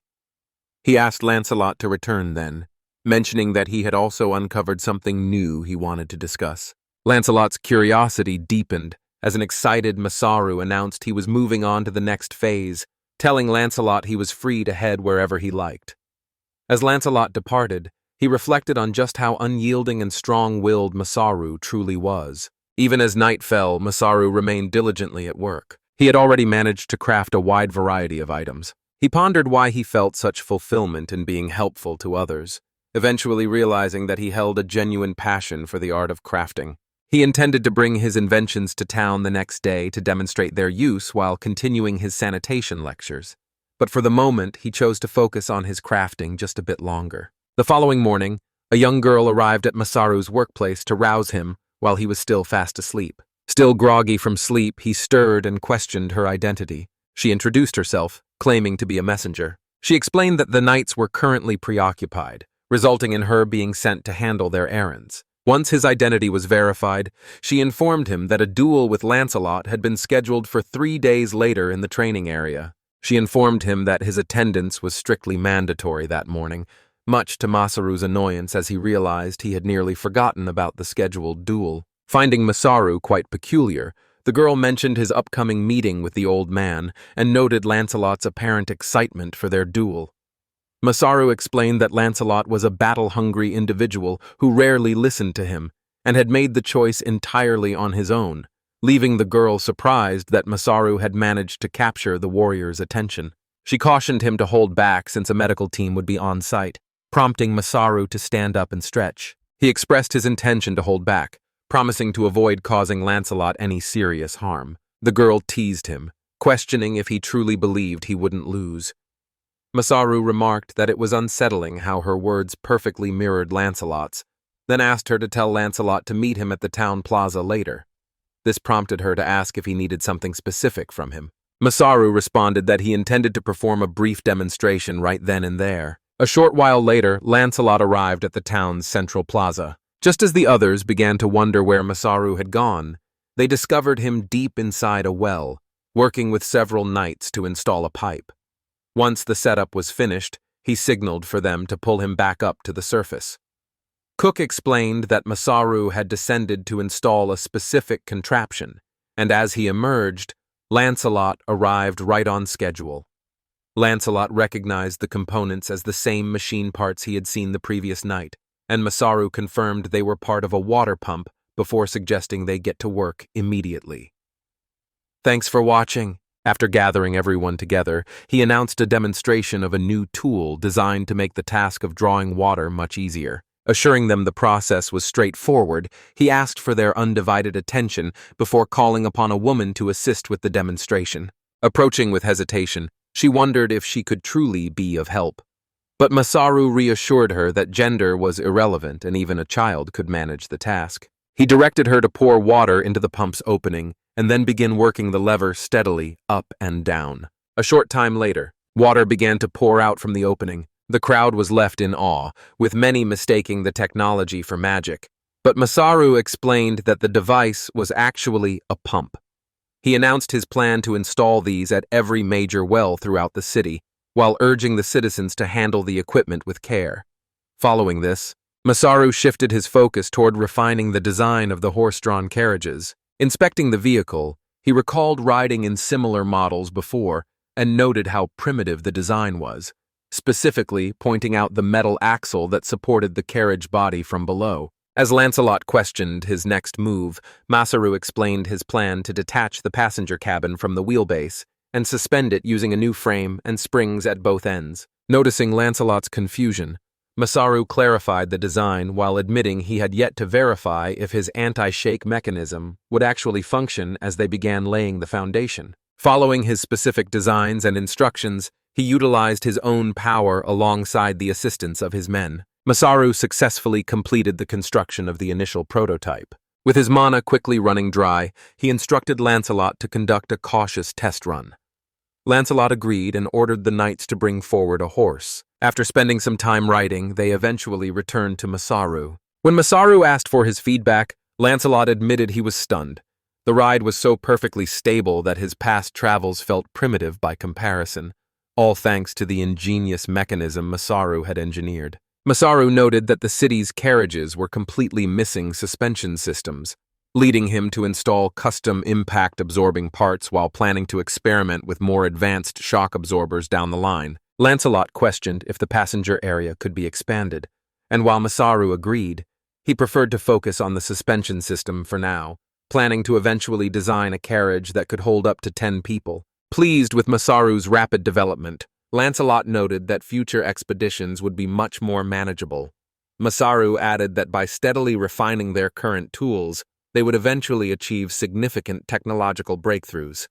Their conversation was interrupted by eager knights asking for a turn to ride, prompting a surprised Lancelot to postpone further testing until another day. Masaru pulled Lancelot aside for a private conversation while the knights continued testing the carriage, during which Lancelot remarked on how these convenient inventions would surely improve everyone's lives, a sentiment Masaru shared. He explained that he had developed several other tools and needed to instruct the craftsmen on their production and maintenance, which Lancelot recognized as the topic Masaru had intended to discuss the previous day. Masaru brought up this meeting, reminding him that Lancelot had placed a heavy emphasis on keeping their agreements balanced. Lancelot conceded that their current offer might be lacking and asked Masaru what he wanted in exchange. Masaru proposed a formal agreement to end the hostilities between the beast folk and humans, offering to hand over their surplus ore reserves as part of the deal. A brief silence fell between them as they both took a moment to weigh the proposal. Sloth then spoke his thoughts aloud, questioning if that was truly all there was to it. With Masaru's confirmation, Lancelot agreed and officially finalized the deal. They noted that a treaty paired with technological exchange was a fair arrangement that benefited both sides. Masaru felt a sense of relief, knowing this agreement would finally allow the beast folk to live in peace after their release. He did wonder, however, if taking only the leftover ore was truly appropriate, but Lancelot assured him it was acceptable as long as it didn't disrupt the lives of the townspeople. Lancelot even swore on his life that his city would never launch an invasion, though he warned Masaru to remain cautious, as he lacked the authority to block decisions made by the country's higher leadership. Masaru offered a warm smile, expressing his genuine gratitude. Lancelot laughed as he walked away, reminding Masaru that their duel would take place in 3 days and expressing his anticipation for the fight. Masaru stood there in shock, feeling a deep sense of gratitude as he realized that, thanks to Lancelot, the human invasions would likely cease. Although it was only a verbal agreement, Masaru trusted Lancelot's honesty and felt certain he would keep his word. Exhausted and nearly out of magic, Masaru decided to head back home to get some much-needed rest. At that moment, someone rushed up to inform him that the hygiene lecture had already started, urging him to hurry. His frustration only mounted as more people arrived shortly after with their own various requests. It was already late in the evening by the time Masaru finally returned home. Completely drained in both mind and body, he realized that teaching technology to those with no prior knowledge was far more difficult than he had anticipated. The experience reminded him of the craftsmen from his old world who had once trained him, giving him a newfound appreciation for the immense patience they must have shown during his own apprenticeship. Gazing out the window, he reflected on those no longer sharing the same sky, and began to sing a soft melody, only to be interrupted by a voice calling the moment cringe. Masaru looked up to find Victinius sitting on a nearby roof with a sorrowful expression, wondering if the song was a melody from his home about people permanently parted. Those who have lost hope of meeting again but still wish they could voice their feelings one last time. Masaru nodded, explaining that the lines were actually from the Hyakunin Ishu, though he could only recall a few verses before his memory failed him. Victinius offered a faint smile, teasing Masaru that he must have been thinking of someone special while reciting the poem, and as he hesitated in embarrassment, she asked what kind of person she was. Leaping from his window onto the rooftop, he began to describe the girl, recalling her petite frame and the way she poured her soul into her work when they first met. An encounter he suspected was love at first sight. Several months later, he finally confessed his feelings, and while he struggled to articulate himself clearly, his message was understood. Yet, as the years went by, she ultimately married into a different family. Victinius felt a wave of sympathy as Masaru admitted that, while the pain still lingered, he had eventually found the strength to congratulate her on her marriage. He remembered a surprising encounter with a child in the rabbit village who shared her name, and as the memory resurfaced, he found himself recounting the entire story before he could stop himself. Masaru apologized to the saddened Victini, reflecting that this might have been what she meant during their last encounter.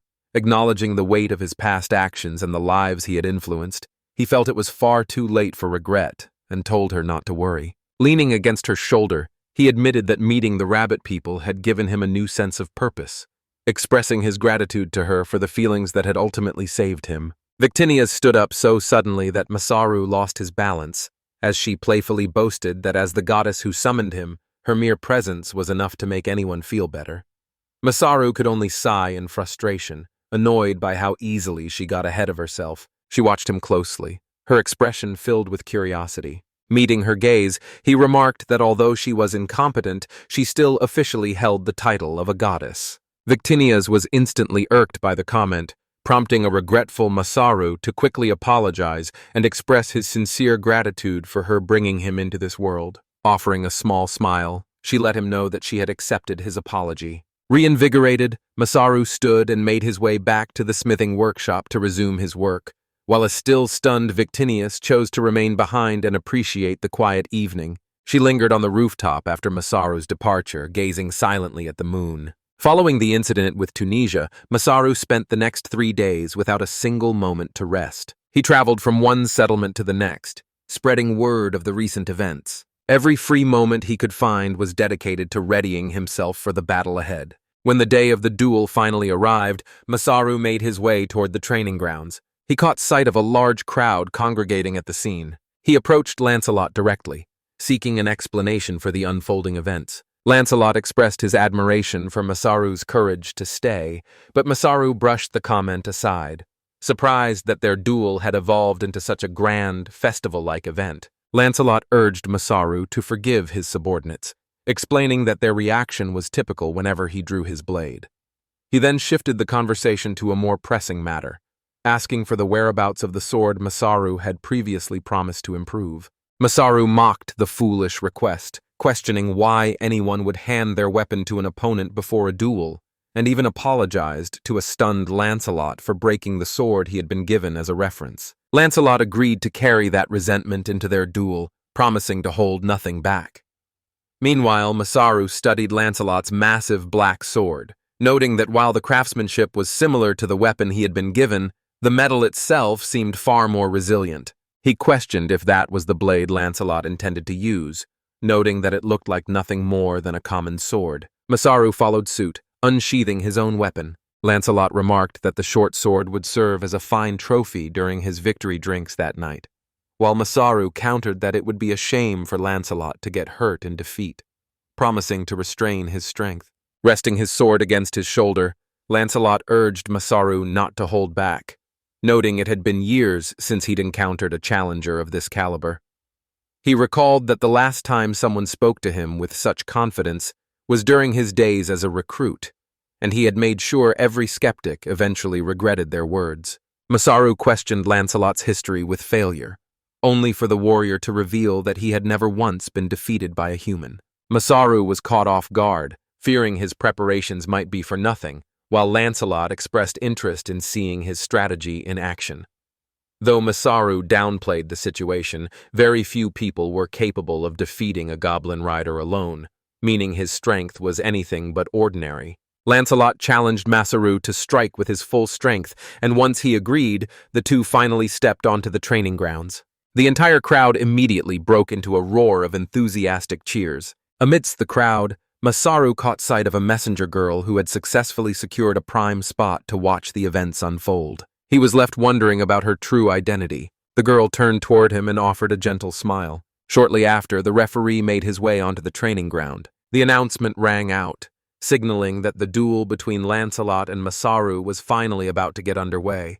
The contest was set as a single match, concluding only when one side surrendered or was unable to fight, while the referee called for a clean and honorable duel. As the duel commenced and their swords collided, the man standing by the messenger girl asked for her opinion on the fight. After firmly reminding him yet again not to call her Oju, she observed Masaru, noting that despite his non-combative appearance, he spoke with the conviction of someone who had a definitive strategy to win. A nearby spectator noted that the match's outcome depended entirely on whether Lancelot could see through Masaru's strategy, as doing so would likely bring the fight to a swift conclusion. The onlookers were caught off guard when the two combatants appeared to be on equal footing from the very start. Lancelot admitted he was impressed to find someone who could match his raw power, though Masaru simply responded that the fight would end with his own victory. With a sharp twist of his sword, Lancelot sent Masaru's blade flying into the air. After challenging Masaru to show his full strength, Lancelot capitalized on an opening to land a heavy kick. Narrowly dodging another strike, a startled Masaru questioned whether Lancelot was actually trying to kill him. Lancelot found Masaru quite peculiar, noting that while his stance displayed clear strength and experience, his actual sword techniques were surprisingly poor. He followed up with another blow, forcing Masaru to retreat. She noted that, if nothing else, Masaru possessed sharp instincts. As the fight pressed on, Masaru realized the match had become a test of raw experience, leaving him unable to move as fluidly as he intended. He recalled Victinia's once claiming he could wage a war single-handedly, but in this moment, that feat felt impossible. Regardless, he had successfully confirmed the vital information needed for his strategy. He made the decision to finally unleash his most powerful technique. Refined by years of experience at a rural home center, he had dedicated himself to mastering every trade imaginable. Now, the collective wisdom of the craftsmen who trained him was about to culminate in this single moment, as he prepared to put his vast knowledge to the test. Bypassing his item box, he caused several large logs to materialize around him. Lancelot was stunned by the display, realizing Masaru was highly proficient in techniques that hadn't even been mentioned in his status report. In total disbelief, he questioned whether Masaru was actually planning to use it. Attempting to trip Lancelot with the logs, Masaru left him utterly confused by activating a strategic combination of woodworking, smithing, and construction skills. They worked to construct massive machinery featuring heavy, beam-like frameworks. Lancelot stood frozen in shock as massive siege engines suddenly materialized all around him. Masaru realized that the primary benefit of production skills was their absolute precision, allowing his creations to manifest exactly as he imagined them. He could even produce complex items like battering rams with their mechanisms already set, though his current magic and skill levels limited his instant constructions to relatively simple designs. However, coordinating them for multi-directional strikes could still prove to be a viable strategy. Lancelot moved with incredible speed, systematically tearing through the siege engines with his blade. Disappointment clouded his expression as he questioned whether Masaru was underestimating his capabilities. Suspecting that Masaru was creating distance to charge another skill, likely to clear out the Mad Angels, he resolved to close the gap before the activation could be completed. The messenger girl appeared to have a sudden realization and called out to Lancelot. Masaru stood ready with a massive bow and arrow, holding a position where any movement from Lancelot would only lead to further danger. Masaru loosed the massive arrow at Lancelot, who reacted with a swift sword strike that split the projectile clean in two. Seizing the brief window of opportunity, Masaru lunged forward and delivered a strike. Lancelot stepped forward to intervene. Realizing his arm was now his only defense, he believed that forcing another close-quarters struggle might still give him a chance at victory. Before Lancelot could even react, Masaru's blade sliced clean through his sword. The force of the blow sent him crashing down to the ground. Without hesitation, the referee signaled the end of the match and named Masaru the victor. Lancelot realized this was Masaru's true objective all along, as he had been certain that the sword would eventually reach its breaking point. Masaru admitted that while the blade's fragile appearance initially gave him hope, he wasn't just guessing, he had a reliable guarantee to fall back on. In truth, he had intentionally shattered the sword Lancelot provided for his trial. Since Lancelot's current sword was made of a different material than the previous one, Masaru's plan was still a gamble that relied on a strategy to slice through the blade directly, leading Lancelot to realize that the battering rams and giant bow were all calculated parts of that very setup. Masaru identified the massive bow as a siege weapon named Blystar, admitting he never expected Lancelot to slice through the projectile without retreating. That momentary pause was all Masaru needed to close the distance and shatter the weapon, leading Lancelot to note that Masaru had seen through the entire encounter from the start. It was a different approach to combat, where victory relied less on pure swordsmanship and more on the weapon's superior quality and clever design. Masaru pointed out that the duel had only served to prove his ability to forge weapons, which was the exact reason he had withheld them from Lancelot until now. He then brandished a massive sword. He presented the sword to Lancelot as a gift, viewing it as a fair exchange for the duel with a warrior who had appeared so suddenly to challenge him. This token of appreciation came with his admission that he doubted anyone else possessed the strength to truly defeat Lancelot. Lancelot tested the blade with a swing and was stunned by its quality, noting that Masaru had made a massive mistake by arming him so well before their duel. He reiterated that he was a warrior at heart, someone who truly lived for the thrill of combat. Whether wielding a blade or fighting by other means, his true satisfaction came from the growth and experience gained in combat, a mindset he brought to every encounter. Lancelot explained that while fellow warriors with a similar thirst for battle once naturally flocked to him and fueled his drive to fight, he eventually realized that everyone had distanced themselves, leaving him in total isolation. He found it ironic that as his strength grew, the actual battles he fought became fewer, eventually leaving him to spend his days doing nothing more than polishing his blade. Before he even realized it, he had become the sole pillar supporting the entire organization. His victories had grown so effortless that his opponents were no longer capable of offering a real challenge.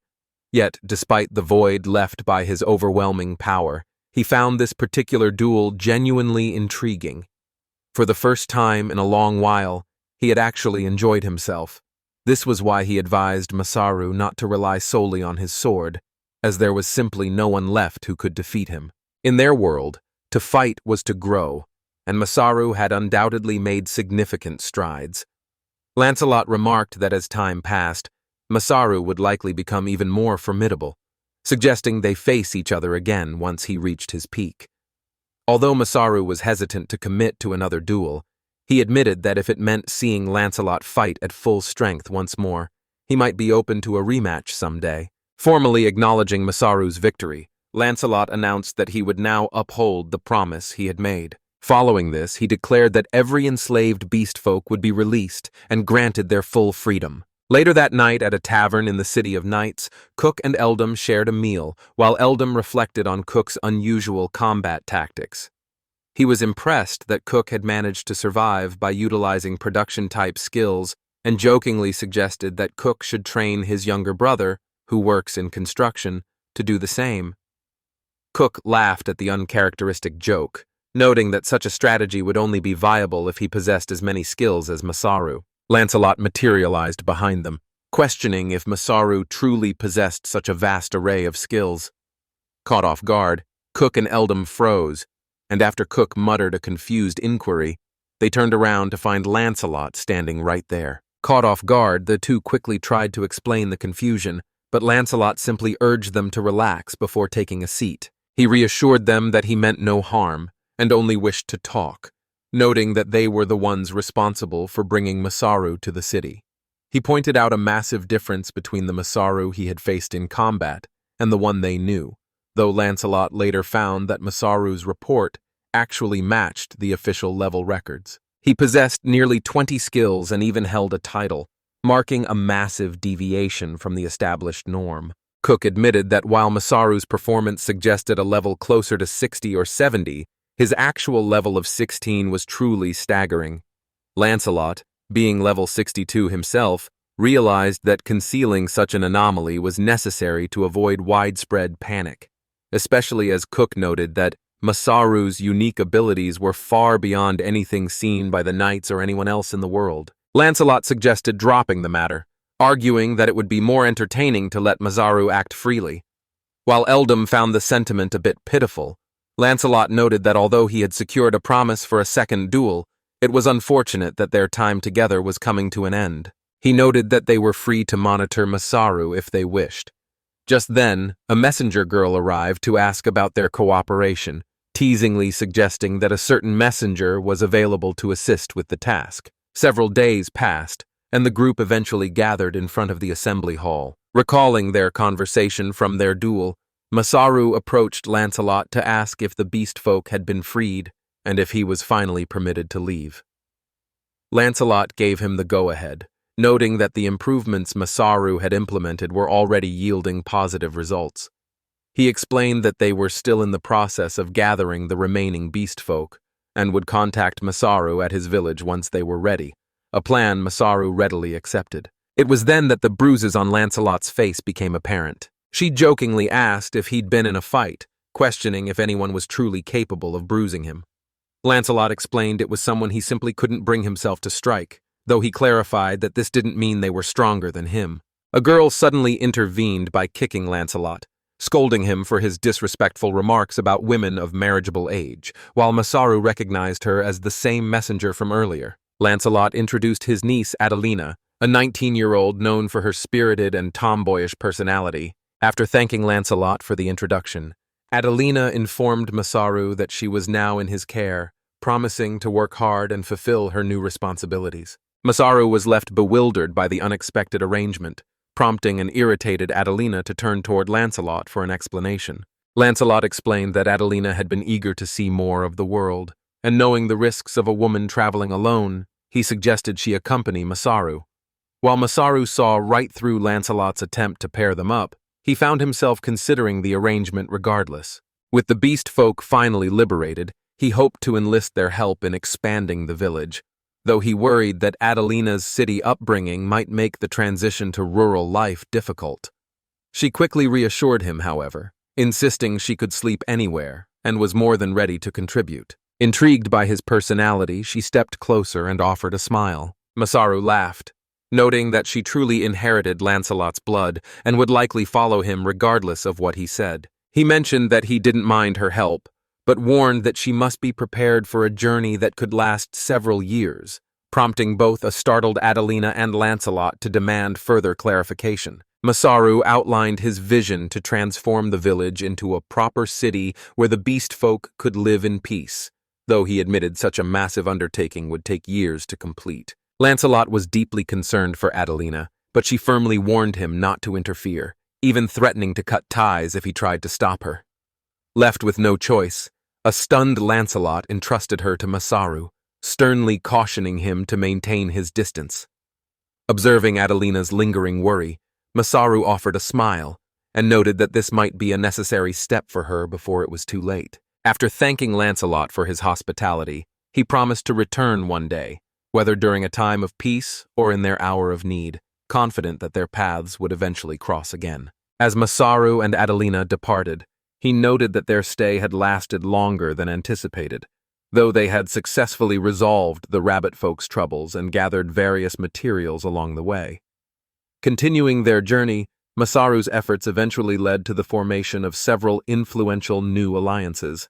He eventually returned to the village to meet with the rabbit folk once again. He wasted no time bringing them up to speed on the entire situation. A great deal of planning and discussion still lay ahead of them. As soon as she caught sight of him, May rushed forward to pull him into a heartfelt embrace. Masaru, however, simply wanted to savor the moment to its absolute fullest. The chief was left in complete disbelief after Masaru finished explaining the entire situation. Though they initially thought Masaru was only out gathering supplies, his achievements far exceeded their expectations, leading Adelina to remark that even her brawny uncle could learn a thing or two from him. The chief finally grasped Masaru's true motives, realizing that if they chose to defy their nation's stance and cooperate with him, they would need to set aside their past grudges and accept his help. Despite these advancements, he harbored concerns that the technology Masaru introduced might cause their society to develop too quickly and spark another war.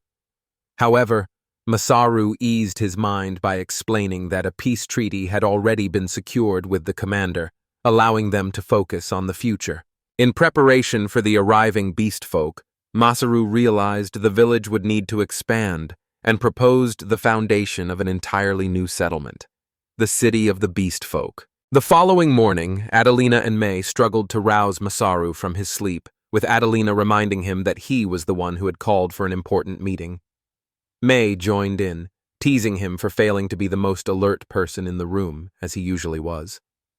Still groggy, Masaru yawned and explained that his recent overexertion had likely caught up with him, causing him to fall into a heavy slumber once he finally had the chance to rest. Adelina and May decided to press on ahead, urging Masaru to catch up quickly, but just as they left, a glowing screen materialized before him. A new message arrived from Ira Saphira, the younger sister of Victinius, explaining that the gods of Alstitya had decided to reward Masaru by enhancing his skills following reports of civilization's progress. Along with this gift, they expressed their hope that he would continue to live a peaceful life among the people. Masaru was stunned to discover that this world was governed by more than just a single deity. It seemed a goddess possessing some actual common sense had finally made her appearance. Recognizing that his growth was being rewarded, he reasoned that further advancement would likely trigger another contact. If he could acquire skills like these, staying motivated would be effortless. But his reading was soon interrupted by Adelina calling for him from outside. Hurrying to catch up with the group, Masaru offered a quick apology for his delay. He explained that he had gathered everyone to discuss the village's future, noting that while many had likely heard the news of the beast folk's liberation from the chief, a significant problem still remained. With 200 freed beast folk set to triple the village's population, they needed to scale up their food production and fortify their defenses immediately. To prepare, Masaru recommended constructing additional walls and setting up temporary tents to house the influx of people. Nearby, he began constructing a completely new city, drawing stunned gazes from everyone as he pressed on with his work. After noting that the chief had already designated a suitable area for development, Masaru faced skepticism from those doubting the city's feasibility and his overall vision, to which he responded by pledging his full support. He envisioned a safe and inclusive sanctuary where the beast folk could thrive, creating a true city filled with happiness. Seeing the group's renewed enthusiasm and readiness to begin, it became clearer than ever that Masaru was someone they could truly trust. Masaru then followed up with one final point. He admitted that he had never been fully open with those who trusted him, feeling it was dishonest to keep his past a secret any longer. The group fell silent, realizing they knew almost nothing about him beyond his sudden appearance on the roadside. Though he clearly carried a heavy burden, they had never pried out of respect. But now, Masaru was finally ready to reveal the truth. The gods had summoned him to this realm from an entirely different world. A sudden silence followed his words, and as Masaru took in their stunned expressions, he realized that, just as he had anticipated, no one actually believed him. The group's excitement peaked as they began to wonder if Masaru came from a distant continent, suspecting his knowledge originated from a foreign civilization. They were curious to know which god had transported him to their land, and if he had ever met that divine being face to face. Adelina finally understood why Masaru always felt like an outsider, realizing her suspicions were correct when he admitted to feeling like those around him were constantly whispering behind his back. More importantly, Masaru wondered if they truly believed his story despite everything he had told them. The chief approached and confirmed their trust, specifically because Masaru had attributed the events to the will of the gods. Adelina agreed, noting that if the world's creator was indeed involved, it would explain many of their questions. This led Masaru to realize that he was in a world where the existence of deities was an accepted fact. The chief then remarked that it was far too late for Masaru to worry about earning their trust now. Because those who protected and worked alongside them were treated as family, he was the last person anyone would ever suspect. Shortly after, A group of curious children approached Masaru, eager to learn about the people and technology of his world, with one even asking what the gods looked like. Visibly annoyed, Masaru silenced the group, promising to share more about himself during dinner and to present a bronze statue of the gods at their next meeting. As the discussion turned toward the village expansion, Masaru directed everyone to follow the chief's lead in setting up temporary tents first, noting that he would coordinate with the collection team regarding the lumber before meeting with them again. Turning toward Adelina and May, Masaru informed them that he had an important task for them to handle. Together, they prepared to assist him in the production of slaked lime. May and Adelina were initially confused, but Masaru explained that the object was the key to their secret city-building project.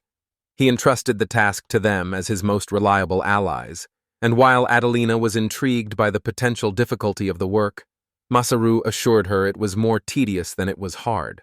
Masaru led the pair over to a nearby iron pot. He explained how to produce slaked lime using the furnace, instructing them to place seashells in the pot and ignite the fuel underneath before gesturing toward a box sitting nearby. He introduced the bellows, explaining that by pumping the handle, air would be forced through the vent to provide the fire with a constant supply of oxygen. Finding the process tedious, May asked about the next step, prompting Masaru to explain that air traveling through the tube into the furnace would raise the temperature to roughly 1,000 degrees. They struggled to fully comprehend the sheer intensity of the heat. He went on to explain that while water boils at 100 degrees, iron requires roughly 1,000 degrees to glow and become workable, with its melting point falling between 1,200 and 1,500 degrees, depending on the specific alloy. Adelina questioned how he managed to calculate everything, but Masaru admitted that even he didn't have a clear explanation. He explained that while understanding the theory is essential, the real priority is ensuring safety and knowing how to handle things correctly. Adelina understood the safety protocols but was confused by the term proper use, leading Masaru to explain that it meant being able to physically replicate what one had envisioned in theory. How a tool was best utilized shifted significantly, depending on the available technology and the user's own ingenuity. He explained that the outcome always depended on the technology utilized, emphasizing that with its benefits came a responsibility they would have to consider for the rest of their lives. In response to May's concerns about failure, he advised them both to be intentional with their use of technology, explaining that such a mindset leads to success and ensures even setbacks result in growth. Patting their heads, Masaru explained that true growth comes from learning through failure rather than avoiding mistakes, as reflecting on the past is what allows someone to truly move forward. He ordered them to begin heating the furnace, and seeing they were handling the work well, he left them to it. He had his own mission to attend to, as the chief had tasked him with scouting the ideal location to build their new city. Masaru set out early to begin leveling the terrain, and upon reaching the site, he surveyed the area before starting to clear the ground. He reflected on how the skills from the slot machine were both affordable and terrifyingly efficient. Though he had grown much stronger since his last visit, the area felt fundamentally different, as if a massive battle had recently swept the land clean. The site recommended by the chief was level and elevated, offering an ideal spot for construction thanks to its solid bedrock foundation. Masaru decided to forego the rabbit folk's assistance, trusting his own processing abilities to manage the task, even if he still harbored doubts about whether it was actually possible. After taking a moment to consider his options, he figured there was no harm in giving it a shot. Leveraging the experience he gained in Puturyam, he successfully flattened the terrain, though the process required 6 hours for his magic to fully replenish. He planned to continue leveling and expanding the area over time. Upon closer inspection, he realized he could clear the land by himself in just a few days, a thought that left him feeling strangely restless.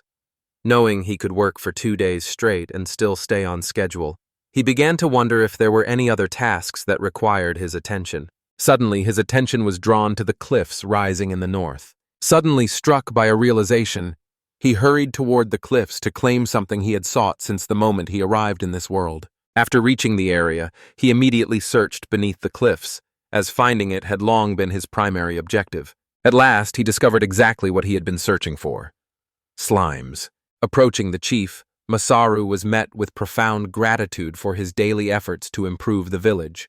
As he continued assisting with the city's expansion, the chief placed his absolute trust in Masaru's guidance. Confused by the villagers' visible terror, Masaru explained his plan to raise the slime within the village and asked for their cooperation, but the announcement only sent everyone fleeing in a panic. They questioned if Masaru was truly certain of his choice, given that slimes are still classified as dangerous magical beasts. In response, Masaru detailed the specific goals he had in mind for the creatures. He planned to eventually utilize them for waste management and general cleaning duties. For the time being, the slime remained docile and hadn't shown any signs of aggression toward anyone. He intended to study it further to gain a deeper understanding of its unique nature. While residing in Putarium, he learned that certain magical beasts were actually non-hostile and capable of coexisting with humans, essentially making them a harvestable resource similar to timber or stone. They asked if he wanted to verify the situation personally, and while Masaru's immediate priority was actually building a toilet, he ultimately agreed with them. The chief admitted he had never considered utilizing magical beasts in such a manner, asking Masaru if his earlier proposal was to test the slime's effectiveness at disposing of waste. Masaru concurred, explaining that they needed to identify its dietary habits and vulnerabilities to ensure they could maintain control over it in the future. Masaru proposed capturing and domesticating the local monitor lizards, explaining that a farm could significantly improve their food supply. He noted that the first step would be successfully raising slimes and asked for the chief's thoughts on the matter. The chief agreed with the plan and promised to inform the rest of the village, for which Masaru expressed his gratitude. According to Masaru's research diary, these slimes are roughly 60 centimeters in size, shaped like manju, and possess a translucent green color. They were restricted from climbing any higher than their own stature. Additionally, if a foothold lacked at least 2/3 the surface area of their current ground, they would inevitably slide back down. During one of his experiments, Masaru tested the slime's consumption by feeding it organic waste like wood and leaves. After absorbing the materials, the slime slowly digested them over several days, eventually breaking down even the wood and leaves despite its apparent lack of interest in them. After confirming it could easily process human waste, an encouraged Masaru continued his observations until an unexpected incident occurred a few days later. Without warning, the slimes began to solidify and contract. At first, he found the situation quite baffling. After noticing it had shriveled up, he discovered that slimes are highly vulnerable to dehydration, with further testing revealing that fire and seawater are just as effective against them. After finding a way to keep them under control, Masaru found it much easier to recruit volunteers to help raise them, eventually leading him to form a hypothesis based on his research. It turns out that slimes might actually function as the world's natural self-cleaning mechanism. He discovered that placing a slime in contaminated water allowed it to absorb the impurities, leaving the liquid crystal clear. This revelation filled him with excitement, as he realized just how many mysteries in this world were still waiting to be uncovered. As he continued his research, he stood beneath the shade of a tree, diligently tending to his slime. He felt a sense of satisfaction, noting that the villagers had finally stopped opposing the slimes. As their popularity surged and more people began raising them, Masaru felt it was vital to remind everyone that these magical beings could still be quite dangerous. When Mei asked to pet one, he turned her down, explaining that slimes aren't meant to be treated as pets. Overcome by exhaustion, Masaru felt his eyelids grow heavy as he drifted off to sleep. Following their conversation, the chief was left questioning whether Masaru was actually being serious. Masaru was puzzled by the question, prompting the chief to clarify that while the rest of the team was fully occupied with the slime project, he was impressed that Masaru still found ways to contribute. They prepared to set out once more to collect resources, while Adelina noted that despite Masaru's odd behavior, she was confident his true intentions would eventually be revealed. Explaining that resources were still scarce, Masaru argued for preserving the landscape for the sake of the city's future, prompting the chief to acknowledge his own oversight and leave the decision entirely up to him. The chief pledged their full support to Masaru, who expressed his sincere gratitude in return. He then presented a request to the gathering team, asking for their help in collecting tree seeds and saplings, which left Adelina wondering what he intended to do with them. Masaru explained his intention to plant the saplings, noting that while trees take years to mature, they can be destroyed in an instant. By planting now, He was preparing for the future through a practice from his original world known simply as tree planting. By tending to the mountains and forests, they could harvest the timber they needed while preserving the local ecosystem. He clarified that this was simply practical knowledge from his time working at a home center, rather than any formal training in forestry or agriculture. The chief inquired about his planting goals, asking both how many saplings he intended to plant and the total number they would need. Masaru deferred to the villagers' collective experience, suggesting they gather a diverse array of fruit and seed-bearing plants. His plan involved nurturing the saplings within the village until they reached waist height before finally transplanting them to the mountains. When the chief inquired about a timeline, Masaru clarified that he would set out as soon as all necessary preparations were finalized. He intended to go alone, but Adelina immediately insisted on joining him. By the following morning, May had decided to accompany them. Masaru questioned whether May remembered his instructions, but she pointed out that she had already learned much about the local flora in just 3 days.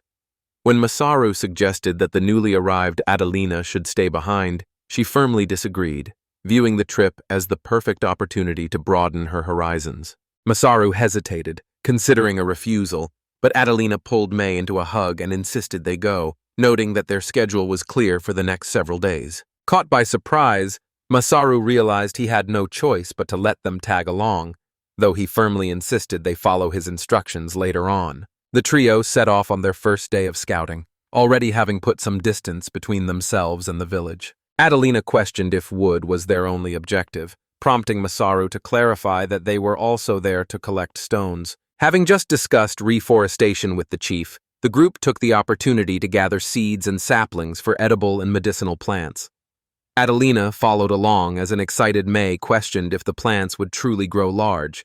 Masaru confirmed they would, but reminded them to stay cautious of the local flora and fauna, emphasizing that living in harmony with the forest was their main priority. Adelina pointed out that Masaru had a tendency to make his explanations a bit too complex. Masaru reflected on his former world, explaining that as civilization advanced, it caused many species to vanish and suggesting that humanity's immense power may have actually been detrimental to the planet. He went on to explain his desire for them to coexist with the world, noting that every living creature was a cherished child of God. He eventually admitted that he might have been overcompensating to maintain a cool image. Adelina suddenly tossed a small stone at Masaru, catching him off guard, as she explained that anyone who had personally met God would have their words believed without question. May proposed they begin gathering the materials, while Adelina hoped they would come across something noteworthy. Masaru eventually agreed, deciding it was time to take a short break. After some time had passed, they managed to amass a substantial supply of logs. With the deadline to store their supplies approaching, Adelina grew uneasy over Masaru's absence, prompting May to explain that he had wandered off quite a while ago. As Adelina's worry deepened regarding how far he might have gone, May, having finished her own task of gathering plants, decided it was time to go and find him. Listening intently, May caught the sound of clashing steel, leading a surprised Adelina to remark on the keen hearing of the rabbit folk before asking if Masaru was already in battle. As the two stepped forward, they found Masaru busy using his sword to slice through something. As an object hurtled toward Adelina, Masaru urged her to simply catch it. Despite her fear, the object landed squarely in Adelina's hands. She let out a scream, bewildered by whatever object Masaru was forcing her to catch. Masaru apologized, explaining he had assumed she would easily dodge his strike, to which she warned that he wouldn't be let off so lightly next time. He then added that a menacing magical beast had appeared, and he had only been trying to drive it away before it attacked him.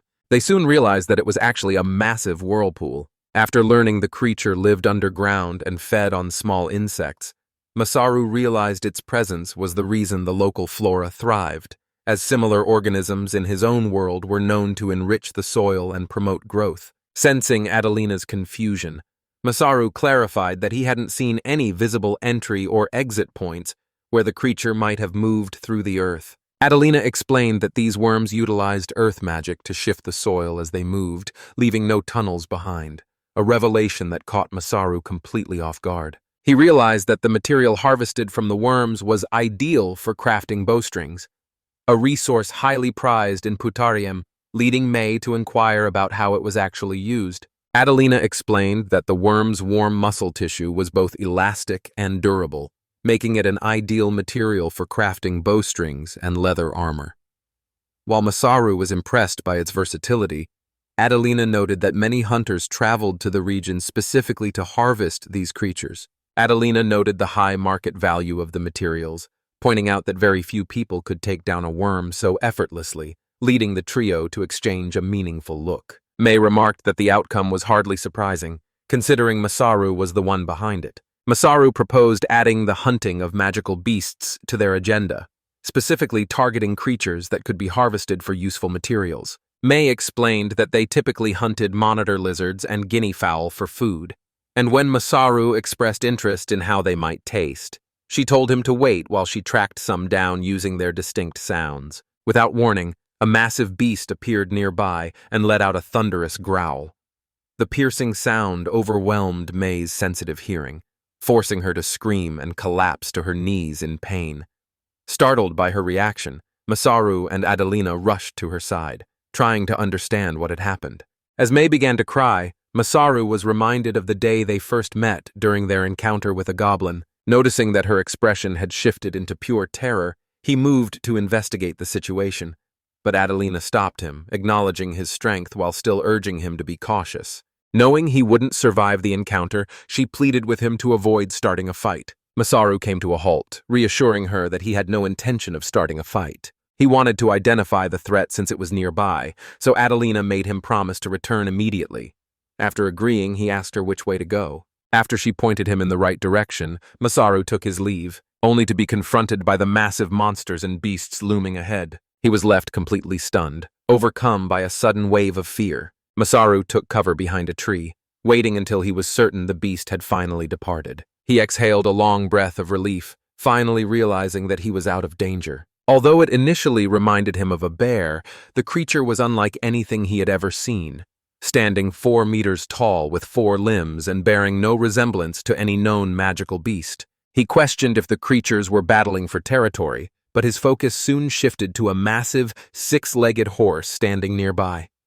Curious about the strange beast, he activated his appraisal skill to learn more. Reviewing the results, he identified the creature as an assault savanna horse and began reading through its description. He began considering the nature of magicules, the source of magical energy in this world, but his focus soon shifted to the massive bear-like creature that had just devoured a horse. What truly baffled him, however, was why the beast had suddenly decided to leave. Shortly after, he realized that the rain had begun to fall. Reasoning that the group's gathering would likely end for the day, he prepared to reunite with Adelina and May to brief the chief on his findings. Later, as they briefed the chief during their training session, he informed them that the creature was known as a demon bear. After Masaru described the horse he encountered, the chief confirmed it was a mutation caused by magicules, explaining that during their time in the coastal town, such creatures appeared every 5 years as unstoppable forces of nature that the villagers could only hope to survive. Masaru noted how fortunate it was that he'd followed May's advice, a sentiment the chief shared, admitting they'd gotten lucky this time. With its hunger likely satisfied, the demon bear prepared to retreat, as it typically departed whenever it sensed rain approaching. Adelina voiced her concerns about the demon bear approaching the village, prompting the chief to reassure her that they were safe for the moment. He explained that the rainfall was merely a sign that the rainy season had officially begun. Every year around this time, the region endures 2 weeks of unrelenting rain, causing the plains to flood from ankle to knee-deep and merging the forests and fields into one expansive lake. The chief explained that the harsh conditions would hinder even the demon bear's movements, allowing them to prepare without issue. He remained composed because he had anticipated this, knowing they had enough time to fortify their defenses and set traps. However, Masaru felt deeply unsettled by the thought of the entire landscape being submerged under a vast lake. Standing by the lake, Masaru pointed out that these changes would inevitably shift the local wildlife's habitats, a point the chief agreed with while questioning the reason for such a sudden inquiry. As Masaru turned to depart, the chief noted that aquatic creatures would soon spread throughout the region and asked where he was headed. Masaru offered his apologies to the group, acknowledging the danger of the demon bear but admitting he had reached his breaking point. His sudden resolve left the chief bewildered, questioning if he truly intended to face the creature all by himself. Masaru clarified that his frustration wasn't about the bear, but rather the village's repetitive diet of meat, which was becoming a struggle for his Japanese palate. Desperate for a change of pace, he pleaded for just one day and sprinted off before anyone could intervene. Adelina noted that she had grown used to his impulsive nature, while May remarked on how quickly he moved. As Masaru sprinted through the area, he noticed the landscape rapidly transforming into vast lakes, filling him with a sense of excitement as he realized he was completely alone. This submerged world felt like it belonged solely to him, but as he moved to explore his new surroundings, he suddenly lost his footing and felt a firm grip tighten around his leg. Turning around, he discovered a crab firmly latched onto his foot. Swiftly retrieving a rope from his item box, he managed to bind and secure the massive crab. Upon closer inspection, his excitement grew as he identified the creature as a forest green gizami. Realizing the area was teeming with valuable catches, he decided to hunt for anything that appeared edible. Before long, he had amassed a massive pile of captured creatures, laughing as he bid farewell to his days of poor nutrition. He felt certain the villagers would be stunned by the sight, but then something unexpected happened. Victinius approached and questioned why he was out there alone, muttering to himself. Startled by her sudden arrival, Masaru was teased for being so easily shaken, though he admitted he would likely never grow accustomed to her habit. Masaru questioned why she was out in such a heavy downpour, but Victinius explained that her divine barrier kept her perfectly dry. After expressing his amazement and a bit of envy toward the ability, he shifted the subject to ask the real reason for her visit. Victinius claimed she was simply curious about his activities and his plans for the crabs, prompting Masaru to wonder if she had actually eaten anything at all since ascending to godhood. He felt a brief urge to tease her, but he had to admit she was observant, as the meal he'd prepared was bound to pique anyone's interest. When Victinius questioned if the food was truly that good, Masaru confirmed it with a grin. Taking her hand, he suggested that since it was just the two of them, they should finally treat themselves. Before long, he managed to finish setting up a makeshift base. Victinius marveled at the sturdy construction, impressed that something built so quickly could be so well made. Noticing her earlier curiosity, Masaru decided it was finally time to prepare the crab. She looked on in surprise, questioning if they intended to eat it raw, but Masaru clarified that it needed to be boiled first. While it was a simple dish, it was bound to be delicious, so he asked her to wait patiently while he handled the cooking. Victini was being closely watched as he began to boil the crab. Without warning, she produced a cloth and began rubbing his hair dry. Upon hearing those words, Masaru was caught completely off guard. As he tried to shift, she told him to stop being difficult, prompting him to ask if this was her true personality while she dried his hair, a remark Victinius found quite offensive. She told him to stay quiet and focus on the fire, claiming she was only being selfish as a way to indirectly acknowledge his hard work for both the village and the coastal town. Masaru offered a silent nod as she continued to dry his hair. After serving the completed dish, Victinius admitted the crab looked even more impressive than she had anticipated. Masaru agreed, though he privately felt the mood had grown tense following her sudden gesture. Victinius struggled with the hard shell, but Masaru smiled and explained there was a trick to it. He cracked it open for her, and upon finally tasting the snack, she was pleasantly surprised by the flavor. Her eyes widened in surprise as she complimented the dish's delicious flavor. Savoring the perfect balance of savory and sweet flavors, she ate with enthusiasm, leading Masaru to joke that he'd better start eating before she finished it all. Victinius told him to be quiet, though she quickly followed up by asking for seconds. After finishing the meal, she thanked him, noting that she had never experienced meat prepared in such a way. Masaru was pleased she liked it and mentioned there were still leftovers, leading Victinius to ask if she could bring a portion home for her sister. Thinking back to the message from her sister, Masaru noted that she seemed to possess much more common sense than someone else he knew. Victinius was clearly offended by the slight, but Masaru just laughed it off, offering her some food to take with her, though he warned it wouldn't be as good once it cooled down. Victinius simply planned to use her item box for storage, adding that she found Masaru's ability to create so many things truly impressive. Whether he was crafting food, tools, or even swords, she never grew tired of watching him work. Masaru was puzzled by her fascination, reminding her that she was the one who had granted him those skills in the first place. But Victinius clarified that he was missing her point. She clarified that these skills were nothing more than basic tools, useless without the vision and knowledge to back them up.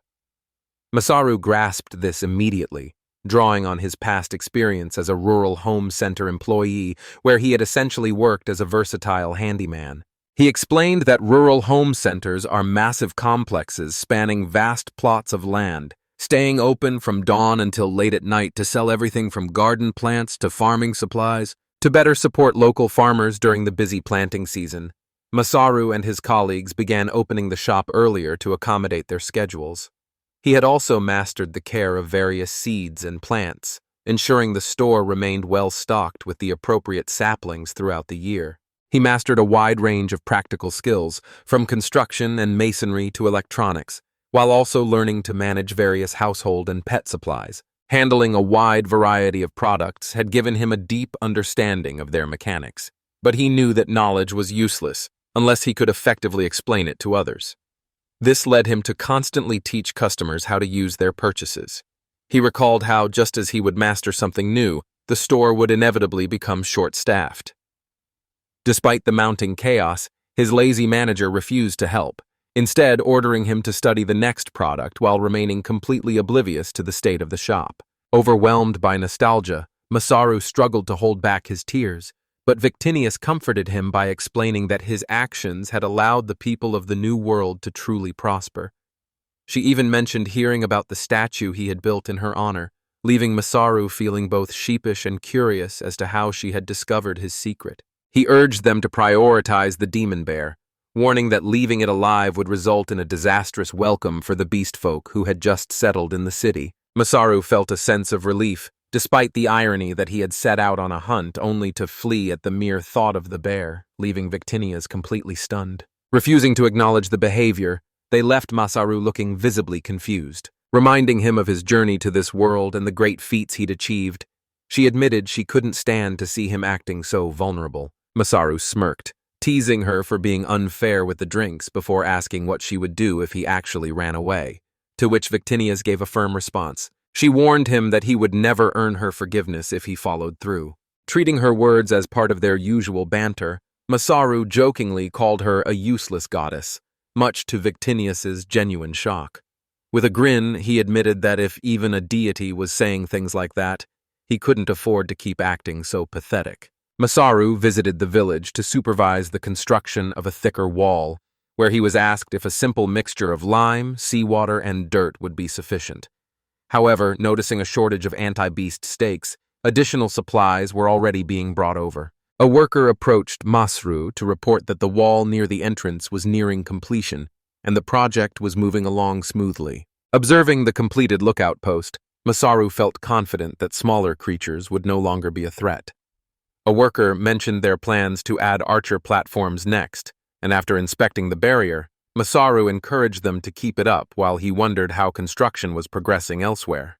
He confirmed that the trap installations outside the town were proceeding smoothly, noting that clearing out certain troublesome areas would also allow them to gather more stone. Masaru noted that the rainy season's abundance had kept their demon bear preparations on track, and while he longed for some solo grinding, he remained content with prioritizing the village's security for now. As night descended, he reviewed his status screen over a meal and discovered he had unknowingly acquired a new skill. Although his skill wasn't intended for battle, he still found himself in need of greater offensive power. In that moment, May approached him and inquired if he had any need for fire magic. Expressing his gratitude for her efforts throughout the day, he explained that his needs differed from typical fire magic and inquired if any of the rabbit folk were capable of using it. May disagreed, suggesting that the fox people might be capable instead, which led Masaru to consider asking Lancelot to prioritize their arrival.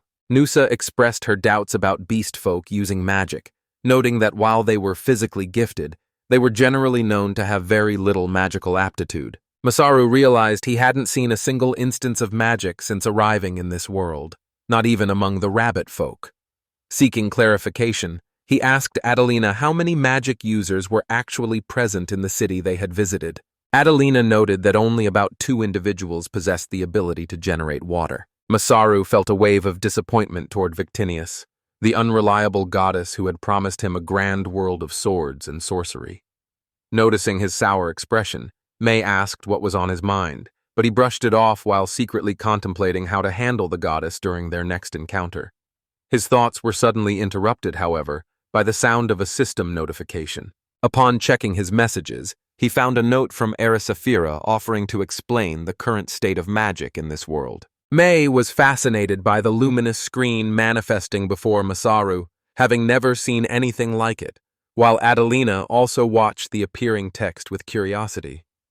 Masaru was shocked to recognize the interface as another message from the goddess, explaining to his companions that this display only appeared when he received a divine transmission. The message detailed the current progress of science and magic, explaining how the world was steadily establishing its fundamental principles and collective knowledge. While magic was second nature to magical beasts, the intelligent races, including humans, elves, and demons, had yet to move past basic observation or delve into deeper research. The message further explained that the divine realm expected Masaru to lead the world toward the true path of magic and advance its civilization. As Masaru questioned whether the goddess was actually asking him to innovate magic itself, Adelina asked if he was even capable of using any. When the topic turned to magic, Masaru claimed he could use healing spells, earning him stunned looks from both Adelina and May. He explained that the message focused less on technology and more on the fundamental knowledge that would serve as a foundation for future magic, suggesting that the goddess wanted him to encourage the people to study and master it. When May asked if he understood the principles of magic himself, Masaru admitted he didn't, but he proposed that since he was expected to teach it, he could at least establish facilities to help make its use more widespread. Ultimately, he concluded that the best course of action was to establish a school. When May asked if this concept originated from his world, Masaru confirmed it, explaining that a school is a place where people gain knowledge over at least 9 years, typically starting from the age of 6, with some continuing even further for advanced studies. Adelina understood how technology spread in Masaru's world, and he noted that their current world had its own unique advancements as well. When she asked how the two worlds compared, Masaru admitted it was difficult to describe verbally, but he had the perfect way to show her the difference. He reached into his pocket and pulled out his smartphone. May initially mistook the device for an item box, but Masaru clarified it was actually a masterpiece of technology from his original world. Unfortunately, it failed to power up because he'd forgotten to charge it beforehand. He began to suspect that since items like food never spoil within his item box, time itself might be frozen inside, preventing the device from functioning as expected. When she asked about the device's purpose, Masaru explained that it was an extraordinary tool that allowed people to communicate across vast distances. In addition, the device could capture media, play music, access the internet, and run games. But his explanation only left Adelina and May looking completely bewildered. Realizing they likely didn't grasp the details, Masaru decided it would be easier to just show them instead. Filled with excitement, they watched as he captured their photo. He demonstrated his versatility by playing music, performing rapid calculations, and even showcasing a few games. Eventually, Masaru grew irritated with himself, realizing he had become far too complacent and had spent his time fooling around. Alone in his tent later that night, Masaru's thoughts drifted back to the subject of magic. He reflected on May's earlier point that education wasn't the primary hurdle, but he soon realized that without a basic foundation of knowledge, he had no way to actually begin teaching them. He reflected on his situation, questioning how he could move forward when his only magical ability was healing. Victinius suddenly materialized behind Masaru, explaining that the situation was simple since he was the one capable of wielding magic. She suddenly paused, her expression shifting to shock as she accused Masaru of deceiving her. He calmly explained that he only asked because he knew she was likely watching him, but the more important revelation was that his magical abilities were limited strictly to healing. Victinius disagreed, explaining that he had unknowingly channeled magic once before to reinforce his blade during the final moments of his duel with Lancelot. Surprised, Masaru questioned if he hadn't done the exact same thing during his fight with the mountain bandits, but Victinius clarified that he had only been utilizing his skills at that time. She clarified that divine skills manifest according to the recipient's mental image, and in Masaru's case, that visualization was heavily shaped by the home improvement center where he once worked. Raising his hand, Masaru questioned if healing magic functioned differently in this world, to which Victinius confirmed that it did, explaining that it required medical expertise and that recovery still took time even after the spell was cast. Masaru confessed that he'd always found his skill slots suspicious, noting how they seemed perfectly tailored to his specific needs. Now that he understood her point, he asked for guidance on how to replicate the magic he had channeled during their duel. Victinius noted that Masaru was already familiar with the sensation of mana circulating through his body during skill activation, which Masaru confirmed by mentioning he had once completely exhausted his magical reserves. Victinius continued the lesson, explaining that magic functions as both fuel and energy. He needed to visualize its flow within him, understanding its origin, path, intensification, and release, as these were the fundamental principles of magic. Masaru offered a thumbs up and agreed to try, suggesting that Victinius could join him if she liked. However, she was clearly annoyed and snapped that she had already done enough, prompting Masaru to wonder if her refusal might be seen as a form of interference. She brushed it off, insisting she wasn't the least bit concerned about being scolded by Hera. Masaru began to suspect that Victinius was genuinely concerned for him, despite his efforts to hide it behind a casual facade. Annoyed by his smug expression, Victinius struck him and warned him not to be so arrogant, explaining that she had her own personal reasons for her actions. She felt a responsibility to assist, especially since her younger sister was the goddess of magic. Feeling the weight of her responsibility as the eldest, she felt compelled to act, but Masaru quickly stopped her. He wasn't rejecting her assistance.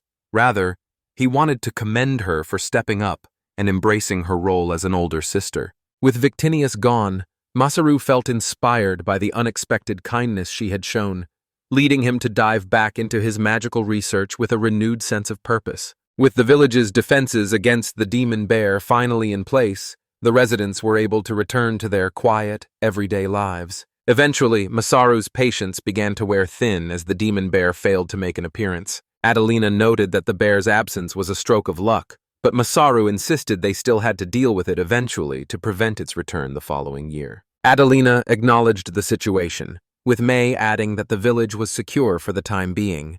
The chief concurred, noting that Masaru's handcrafted arrows were already being utilized for hunting, a detail that caught Adelina by surprise.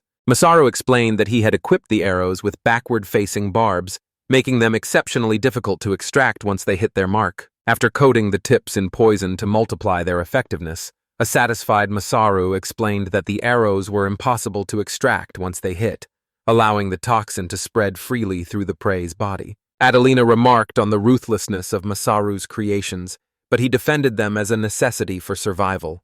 The chief then steered the conversation toward the hunting team's high praise for his craftsmanship. Masaru stopped by to check on their training, inquiring about the performance of both his Trantwood bow and the warm-colored one, noting that the latter possessed a level of power far beyond the others, and likely felt incredible to use. The onlookers exchanged awkward glances until someone finally admitted that the bowstring was far too stiff to pull. Since even their elite hunter could barely draw the bow, it was clear that none of them could use it effectively. Masaru suspected their stats were simply too low, and when the struggling hunter asked for another demonstration, he agreed, taking the weapon to show them that the technique was exactly as he had already taught. As he released the shot, the arrow surged forward with incredible power. The Mannix noted that the arrow hadn't just destroyed the target, but had pierced clean through to strike a tree behind it. Masaru realized that his recent training had led him to unconsciously reinforce the shot with magic. Though he expected the arrow to stop upon impact, it continued to soar until they witnessed a distant tree collapse. Meanwhile, reports from the local villagers suggested that something unusual was unfolding deep within the forest. Shortly after, an alarm echoed across the village, signaling an emergency as demon bears were spotted approaching the northern cliffs. Panic erupted as the crowd scrambled to group up, shouting warnings that a demon bear was approaching from the northern cliff, leaving Masaru completely caught off guard. He insisted it was all a coincidence and denied any blame, but the roar echoing from the distance sounded disturbingly familiar. The chief explained that this was exactly what they had been preparing for. If the bear remained near the northern cliff, it would have eventually reached the village, so it was better to confront it now while they were ready. He inquired if Masaru could manage the task, and after a confirming nod, Masaru addressed the chief. He directed them to contact Adelina and May to begin the evacuation and gather all capable fighters at the defensive wall. Taking point as planned, he ordered the hunting team to follow him toward the bear's sighting, urging them to hurry just as Adelina and May arrived on the scene. Masaru gently patted their heads, entrusting the village's safety to them before resolutely announcing their departure to secure its peace. They were informed that this would serve as their very first demon bear hunt. After finalizing their plans, Masaru and the hunting party departed for the northern cliff, while Adelina stayed behind to reassure May that he would return safely. Noticing May was lost in thought, she called out to her, prompting May to dismiss her concerns and express her firm belief in Masaru's success. Masaru sized up the massive four-armed bear and sensed its boiling rage, a suspicion that was immediately confirmed. He only grasped the situation after an arrow struck the creature directly in its eye. He turned his attention toward the archers he'd brought, watching as they took their positions along the cliffs. He realized their strategy was straightforward: bait the demon bear into a zone specifically prepared for its arrival. While the hunting squad provided cover fire from above using his custom-made bows, Masaru took on the role of bait to lure the bear into the trap. Fully aware that failure meant certain death and the ruin of his village, he stood firm and allowed the bear to charge directly into his trap. He watched his opponent, noting that the wounds were merely superficial and that the true battle was only just beginning. Caught in a life-or-death pursuit, he tried to lure the bear away, only for the creature to suddenly close the distance. Caught off guard, he was forced to strike back in the heat of the moment. Confused by the turn of events, he wondered if the earlier volley of arrows had actually hindered the bear, but it didn't appear to have any effect. He suspected the toxin came from the ground toad he had captured during the rainy season to coat the hunting squad's arrows. The poison's specific characteristics meant its impact shifted depending on the victim, and while he anticipated a mild reaction, the potency proved to be far greater than expected. The squad maintained their barrage of arrows until the bear finally let out a cry and collapsed. The group erupted in cheers, overcome with joy at having successfully defeated the creature. After reviewing the experience he had earned, Masaru finally confirmed his victory over the demon bear. The hunting squad arranged to meet Masaru so they could share their news and celebrate, and he agreed, urging them to clear the traps and return quickly. Feeling a deep sense of gratitude, he believed they could finally live there with true peace of mind. Sensing something off about the bear, Masaru warned the rabbit folk to keep their distance. They suddenly realized that this was not the same bear they had encountered earlier. At that moment, another adversary appeared behind him and delivered a strike that sent him flying. As the beast sliced through a tree in pursuit, he felt a sharp pain in his side and began to wonder if he was actually dealing with two demon bears. He soon spotted a massive wound on the bear's head and focused on evading as the creature continued its relentless assault. The group unleashed a volley of arrows, but the bear's ability to deflect them left everyone in stunned disbelief. Letting out a roar, the beast lunged toward them, forcing the group to quickly reform their ranks and ready their next volley. As the creature closed the distance, Masaru released an arrow in its direction. An arrow had struck, piercing directly through its arm. He questioned whether the bear was looking for an opening to flee even as it continued to clash with him. One of the hunters called out to Masaru, labeling him reckless and questioning what he hoped to achieve with such severe injuries while urging him to escape before it was too late. As the bear let out a roar, Masaru struggled to his feet, realizing that as long as he could move, he still had a fighting chance. When the beast charged again, he quickly calculated his next move, knowing his remaining traps could still give him the upper hand. Masaru sprinted toward the area in a race against time, but the monster repeatedly intercepted him and landed another blow. As he leaned against a tree to sit down, he suddenly realized he had walked straight into a trap. With the trap zone still 100 meters away, his constant healing was proving too slow. making him realize that just 1 minute of uninterrupted focus might be his only chance at survival. Despite finally finding friends he truly cared for and wanted to protect, he was struck by the crushing realization that everything was about to end.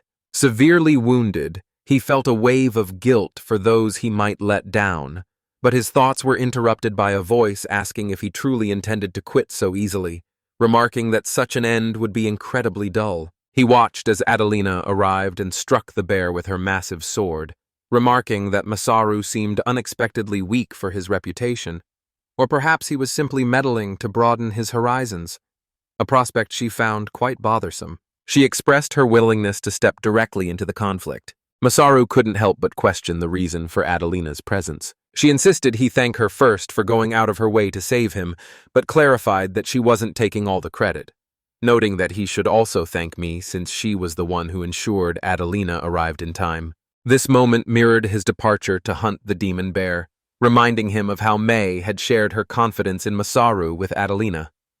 Eventually, Adelina caught up to Mei and invited her to speak her mind freely. Mei explained that despite always being treated like children, she felt her relationship with Masaru wasn't based on him giving orders, even if that was merely her own interpretation. Adelina felt the confusion wasn't necessarily a bad thing, recalling that Masaru himself often claimed there was no harm in being misunderstood. Feeling anxious, Mei revealed she had actually heard 2 roars earlier, one of which was intertwined with the giant bear's thunderous cry. Though she initially dismissed it as a trick of her mind, the realization that it was actually real left her deeply shaken. This was why she had pleaded with Adelina to assist Masaru. After hearing the full story, Masaru realized that thanking Adelina alone wouldn't be enough, as he now owed Mei a significant debt. Adelina urged him to prioritize their survival first, noting how alarming it was that the bear remained standing even after taking a direct hit to its vital point. A stunned Masaru warned Adelina that she would die if she stayed to help, but she dismissed his concern as a joke, asking if he really thought she'd venture into such a dangerous place without any backup. Suddenly, a multitude of bunny folk emerged, surrounding them from every direction. They lunged at the bear with their spears, catching Masaru off guard. Adelina explained that the group had taken Mei's words to heart and decided to help, demonstrating their true reliability. Masaru felt a wave of emotion as he watched them push forward rather than turn back. Bill continued to lure the demon bear toward the cliff's edge, where the trap designed to finish it off waited just a few meters away. They continued their advance until they were suddenly met with an unexpected attack. An incoming strike was just moments away from hitting Adelina. Masaru arrived just in time to intercept the blow, taking a moment to commend the group for their hard work. He told the others to step back, assuring them that he would handle the rest of the situation himself. Recognizing that the time his allies had bought him allowed his body to recover enough to move, he felt a surge of gratitude, realizing he was no longer alone in this fight. Seizing the moment, he unleashed his ultimate attack just as the bear lunged toward him. Masaru suddenly braced himself and lunged toward the creature's open mouth, delivering a direct strike to its face with his weapon. He nearly plummeted into the trap below, but at the last second, he managed to hurl his weapon toward the massive bow and arrow mechanism. This action set the mechanism in motion. The ground suddenly gave way, sending both him and the bear plummeting into the trap. Understanding that the bear had its own life to live just like any other being, he offered a silent apology before they continued their journey. At last, the creature fell headlong into the waiting trap. Filled with concern, Adelina called out to Masaru and pleaded for a response. She soon found him lying a short distance away, where he questioned why she was acting as though he had died. Relieved to see him alive, she smiled before suddenly striking him with a blow so hard that Masaru feared for his life. She turned away, blaming him for her unnecessary anxiety, while the rest of the group admitted they had assumed he died alongside the bear. Adelina was stunned to see Masaru survive his fall by summoning a log, which also served as a shield against the bear's strike. Not only had it saved his life, but Masaru also noted how reliable the logs had been in sustaining them, before shifting his focus to the bear. Once the others confirmed the beast was no longer breathing, the group rejoiced at having successfully defeated their second demon bear. Masaru suddenly collapsed, but a quick check revealed he had simply fallen asleep from sheer exhaustion. Clearly annoyed, Adelina remarked that this was exactly the kind of behavior she expected from him. She acknowledged the significant effort he had put in. She directed everyone to return to the village, and as they arrived with Masaru in tow, he slowly began to regain consciousness. Hera offered her praise to Victinius, acknowledging the impressive work Masaru had done. Victinius remarked that this was simply the natural outcome, questioning if Hera finally recognized Masaru as the one chosen by the goddess. Hera questioned if Victinius had lost her composure when Masaru was nearly killed by the demon bear, remarking how unusual it was for a deity to cast aside all restraint for a mortal. Prior to the conflict, Victinius personally visited Masaru to offer his support, leaving Hera to wonder who was fortunate enough to receive such rare attention. She continued her treatment under Hera's sharp, piercing gaze. Victinius dismissed the matter, insisting she hadn't actually lent him any direct help, while Hera noted that because Masaru was her complete opposite, she saw no harm in keeping an eye on him. As asked for clarification, she hesitated to elaborate. "Wait, I'll fix the him at the start too." She explained to him that her actions didn't violate the divine codes, though her motives had shifted since the beginning. When Victinius asked for clarification, she hesitated to elaborate. "Let's use, she informed him." She informed him that her actions didn't violate the divine codes, though her motives had shifted since the beginning. When Victinius asked for clarification, she hesitated to elaborate. Wait, the her at the end is a possessive. When Victinius asked for clarification, her response was vague. Hera advised her to maintain moderation in all things, leading Victinius to ask what would come next, now that the bear was defeated and peace had finally been restored. With the city's development plan back on track, Hera expressed her anticipation for the completion of Victinius's commemorative statue. Hera suggested they raise a toast to celebrate their victory, an idea Victinius was quick to agree with. She began to carefully consider the future growth and development of her new world. The two of them shared a quiet toast, clinking their teacups together. Elsewhere, Masaru spent his time celebrating alongside the rabbit folk. A few days later, he informed everyone that since the demon bear had finally been defeated, they should move quickly to begin their development plan. Stunned by the situation, the group began to wonder if they had simply come unprepared. One attendee acknowledged the basic premise of the plan, but raised concerns about the land, leading Sot to wonder why their current territory wasn't sufficient. Meanwhile, another man stepped forward, admitting the proposal was unexpected, and asking for a detailed explanation of the partitions and lines Masaru had drawn. Masaru detailed his construction plans on site, beginning by outlining the specific zone intended for housing. The white lines served as boundaries, marking the partitions that would act as foundations for the new homes.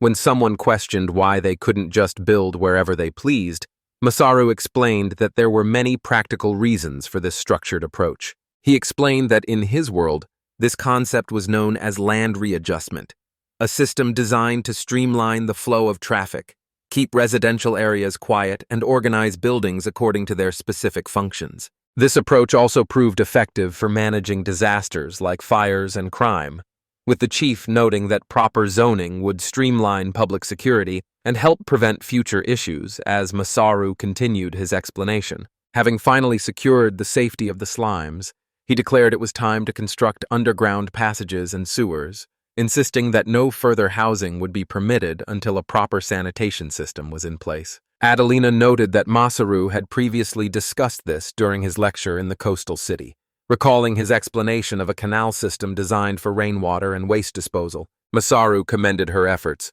noting that the system was vital for city hygiene, but he quickly shouted a firm rejection when a citizen asked if they could still use it for waste disposal inside their homes. He warned that failing to manage the waste would cause the city's sanitation to crumble, exposing the entire population to lethal diseases. Since this city was where they intended to build their future, he insisted that every hidden threat be dealt with immediately. His explanation left the crowd deeply unsettled, and Masaru admitted that he shared their apprehension. He further noted that the location for the first housing development was already marked, with all future homes planned to fit within that specific framework. As he worked, the onlookers suddenly urged him to stop, pointing out that the site was only the size of a large tent. They questioned his lack of foresight, noting that most of their families consisted of 6 members and would require a much larger space. Masaru reassured the group, explaining that the city's new two-story stone houses would provide a much higher level of comfort. The group then voiced their confusion, asking for a clear explanation of what a two-story stone house actually was. Filled with excitement, they told Masaru he should have shared the news sooner, struggling to believe their luck as they questioned if these extravagant houses were actually their new homes. Masaru asked Adelina if two-story stone houses were common in coastal or port towns, but she clarified that such buildings were almost exclusively used for commercial purposes rather than private residences. She explained that housing in the capital was strictly dictated by social class, where commoners lived in simple wood and straw structures. The wealthy occupied larger brick homes, and the nobility resided in two-story estates. This context helped Masaru finally understand why the rabbit folk were so incredibly excited. Fueled by excitement, they declared their intent to start construction immediately. After demonstrating the proper way to navigate a construction site, Masaru pointed out the pillars he and a small team had already erected, asking the group to observe them closely. As the group looked on, one man noted that these partitions would serve as the foundations for their next project. Masaru promised to explain the construction techniques later, but insisted that they finish setting the pillars before the day was over. The group expressed surprise and concern over the safety of Masaru's unusual construction methods, but he explained that the wooden beams were precision-cut to interlock seamlessly like a puzzle. He instructed them to memorize the procedure and follow the guidance of his assistants, which the group agreed seemed simple enough. The chief then inquired if stones would be placed between the pillars. Masaru confirmed that the framework required them, but he stressed that they must keep one crucial detail in mind. This piqued Mei's excitement as she wondered if it involved the materials she had helped produce earlier. Offering a demonstration, Masaru explained that the mixture of hemp, slaked lime, and beach sand he had gathered was a material known as plaster. He explained that applying the substance to the stone walls would significantly enhance their durability, while also noting its potential for creating concrete to build sturdy roads. After he reminded them why the slime was rightfully considered their secret weapon, Adelina praised Masaru's vast knowledge and wondered if it all stemmed from his previous life's work. Masaru explained that his familiarity with these materials came from his previous job in the countryside, where he worked primarily with friends and family. By delivering supplies to various craftsmen, he had naturally accumulated a deep understanding of the trade over the years. He explained that while it wasn't his primary profession, he could leverage those skills to compensate for his lack of experience in material production, confident that the right techniques would bridge the gap. Despite being able to provide everything they needed, some of Masaru's past actions had technically broken the law. As Mei grew concerned, someone questioned if he was truly a bad person, but Masaru denied the claim and placed a reassuring hand on her shoulder. He admitted that he might have occasionally pushed things too far, but felt it was justified as long as his actions benefited those around him. Rising to his feet, he explained that the measurement instructions were already set and urged them to begin while he gathered the remaining materials. Just as he started to turn away, Mei called out to him. He proposed the idea of working together to build a magnificent city. Masaru offered her a reassuring thumbs up. Everyone set to work, first assembling the structural framework before carefully laying the stones into place. After a month of steady progress, the house structure was finally complete, leaving Masaru relieved that everything was proceeding according to plan. Mei soon approached to inform him that an installation had been finished, and Masaru noted her perfect timing as he had just completed his own prototype. Curious about the new invention, she asked him how they were intended to use it. He looked at her and explained that words weren't necessary, but her immediate recoil caught him off guard, prompting him to ask why she was reacting so strongly. When she bluntly called him disgusting, Masaru admitted that her harsh words were genuinely painful to hear. Rising to his feet, he proposed that mass production of the item should begin immediately after the installation was complete, provided no issues arose. As he picked up the container to inspect the progress, Mei followed behind him and remarked on how much the city had grown. Though Masaru humbly credited their success to everyone's hard work, he acknowledged their hard work, but reminded them that much remained to be done. With the housing area nearly finished, he directed their focus toward agriculture and industrial growth, only to be interrupted by Mei, who shouted that he had finally grasped what she'd been trying to tell him. Masaru gave her a reassuring pat on the head, reaffirming his promise to work alongside everyone rather than recklessly acting alone. Just then, an individual approached and urged Masaru to follow them immediately. Sensing that something was wrong, Masaru inquired about the situation and learned there was trouble at the gate. He suspected a mishap with the material transport, but the rabbit folk man clarified that wasn't the issue.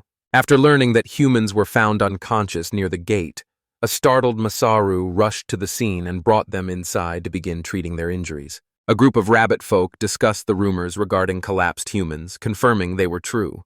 While they initially wondered if these individuals were like Masaru, they soon realized they were quite different. Clad in armor, these newcomers appeared as though they had been banished from the port town. They were recognized as knights serving the Grados kingdom. The knights eventually convened with Masaru, Adelina, and the chief, where their leader introduced himself as Freed of the Grados Chivalric Order's King's Guard. He proceeded to identify the young man behind him as Distar, and the comrade still lying unconscious as Gold. Expressing his sincere gratitude, Freud thanked them for their assistance, while Masaru began to wonder if their rank was even higher than Lancelot's. As he asked for Masaru's name, Freed admitted he was truly impressed by their proficiency with healing magic. Masaru's blunt delivery left the room in a heavy, uncomfortable silence. Masaru attempted to introduce himself as an adventurer, but Adelina quickly silenced him by bringing up the prestigious title he had received from the goddess. Caught off guard, Masaru couldn't help but feel she was being reckless, fearing she was setting him up for another disaster just as she had before. Hoping to change the atmosphere, she introduced herself and offered an apology, explaining that she was Lancelot's niece. Friede was taken aback to learn that stories of Lancelot's courage and valor had already reached the capital. He further explained that Adelina's appointment as the coastal city's temporary ambassador stood as a testament to their ongoing alliance. Friede also mentioned that she appeared to have built a strong rapport with the chief. The chief agreed, admitting that, much like the situation at the port town, they had initially worried the humans were planning an attack on their newly peaceful city. Friede acknowledged their mistake, expressing shame for causing such distrust. The chief simply replied that aiding those in distress was a fundamental part of beastman nature. He credited Masaru for teaching him not to generalize all humans, then questioned why this group had ventured so deep into the mountain range. Freud explained that they were acting on a direct command from the king to neutralize a mutated beast. Adelina quietly questioned if Freed meant the demon bear, but he corrected her, explaining that their mission was to take down a mutated six-legged horse known as the one-horned demon. Recalling the horse he had spotted earlier, Masaru raised his hand, warning that the truth might be difficult to process. He revealed that the creature had already been consumed by another mutated beast. Stunned, Freed asked if Masaru was referring to the demon bear, explaining that the beast had ambushed them during their investigation and forced their squad to wander the forest for an entire week after a desperate retreat. Masaru then disclosed that the demon bear had already been defeated, assuring them the area was now safe, which left a stunned Fried to stand up and question the claim. He emphasized that the demon bear was powerful enough to wipe out the king's guard in an instant, then offered to show Freed the remains of both the beast and the horse. Freed questioned whether Masaru actually possessed the horse's remains and truly intended to show them, which Masaru confirmed. Freed apologized for his earlier interruption, yet Masaru remained puzzled by his intense reaction, especially since the king had already ordered the beast's extermination. Frieda's suspicious behavior led Masaru to conclude that the mutated horse's remains were highly valuable, and that the knights were operating with hidden agendas. Without warning, Frieda suggested that Masaru hand over the horse's remains to them. Masaru calmly declined their offer and kept a close watch on their reactions. Noticing his smile, Adelina realized that Masaru definitely had a plan in motion. Masaru explained that although a demon bear had claimed the horse, the body remained mostly intact aside from the neck, guaranteeing that the remains still provided high-quality materials. Its leg bones were remarkably sturdy. The skin was perfect for crafting fine garments, and the creature's manageable size was further complemented by its valuable horn. Freed's expression shifted instantly the second Masaru brought up the horn. Masaru immediately recognized the item's immense value to them, making him hesitant to let it go. He was willing to part with the item if the chivalric order offered a higher price, and although Distar attempted to object, Fried stopped him and admitted that Masaru was right. Fried noted that the materials Masaru described were worth a fortune on the market, clarifying that he never expected to receive them for free, especially since a bounty for the subjugation was already in place. To finalize the deal, they agreed that if their offer fell short of Masaru's asking price, they would include the bounty reward to bridge the gap. Analyzing the situation, Masaru realized the horn was the root of the conflict since the king himself coveted it, and he knew the knights would stop at nothing to complete their mission. Ultimately, they prioritized fame and authority over riches, valuing the kind of influence that money simply couldn't buy. He carefully considered his strategy for the negotiations, realizing that if things went his way, he could potentially walk away with every coin they possessed. Wary of the massive reward, he weighed his options and decided it was smarter to negotiate for a smaller amount, choosing instead to put the kingdom's knights in his debt. Rising to his feet, he announced his intention to join them on their journey to Grados. The announcement left everyone present looking visibly bewildered. Masaru then asked if they would testify on his behalf, clarifying that he intended to lead the negotiations himself. He planned to accept only if the terms were favorable. Otherwise, he was prepared to simply walk away with his materials in hand. Fried assured Masaru that the kingdom's resources would satisfy his requirements, leaving him visibly pleased. When Distar suggested a private audience with the king, Fried noted that the crown had plenty of experience dealing with influential merchants. While they were comfortable dealing with such power, they warned that the negotiations might not go smoothly, prompting Masaru to tell them not to take him lightly. He explained that his background as a broker at a home center meant that negotiation was practically second nature to him. After it was settled that he would travel to the city with them, he informed May that once Fried and the others had finished resting, he would have to set off on his own again. Unsurprisingly, May was far from pleased with the situation. Masaru clarified that the trip was purely for business and vowed to stay out of trouble, but Adelina dismissed his excuses. She insisted he apologize to May before asking for details on what he was currently working on. Masaru claimed he was building boats, though he was actually crafting sections of the house's outer wall, determined to finish as much as possible before his departure. He inquired about the status of the bed deliveries, and Adelina confirmed they had already reached the homes under construction, noting that the mountain slope district didn't require any for the time being. Masaru clarified that the facility was intended to be a public bathhouse, noting its potential to eventually become a natural hot spring. He remarked that with the bathroom and furniture finished, they could finally move on to the next step, something considered absolutely essential for any Japanese person. The topic could no longer be avoided, and Adelina noted it was yet another term from Masaru's world. While May questioned how they were ever meant to understand his strange phrasing, it was eventually clarified that he was referring to a massive bath. With the project finally complete, they could at last stop bathing in cold water every day. May was thrilled by the news, though Masaru found it amusing that she seemed to be both angry and excited at the same time. Adelina explained that such a large bath was a luxury typically reserved for the upper class, much like a two-story home, and expressed concern that maintaining it would be difficult since gathering enough firewood from the mountains every day would be an exhausting task. Masaru replied that the destination would be a hot spring. Noticing their bewildered expressions, he asked if they truly didn't recognize what it was. He explained that hot springs are naturally heated by subterranean volcanic activity, noting that once they tapped into the source, the water could be channeled directly into the bathhouse. May felt skeptical about whether Masaru could truly unearth something like that. Adelina was certain they'd only find well water, while Masaru chalked his discovery up to nothing more than simple luck. Following the rabbit hunter's tip about a nearby lava river, he successfully located an underground water source by using his map skill to visualize the area's 3D geographical layout. Despite reaching the site, Masaru still needed to determine how to use his skills to begin the excavation, but Adelina pointed out that she had assumed the space was reserved for his project. Seeing his confusion, she reminded him of his previous plans to construct a goddess statue and shrine. She questioned whether he had forgotten and asked why he wore such a strange expression. Masaru accepted the statue but questioned the need for a full shrine, prompting an annoyed Adelina to postpone the project until the goddess's descent during the rainy season, while May supported her by insisting they provide a proper residence for their deity. Masaru wasn't concerned, reasoning that the goddess would likely take her time getting there. They decided to postpone the shrine's construction until they had gained more experience, a plan Adelina accepted as long as the project was eventually completed.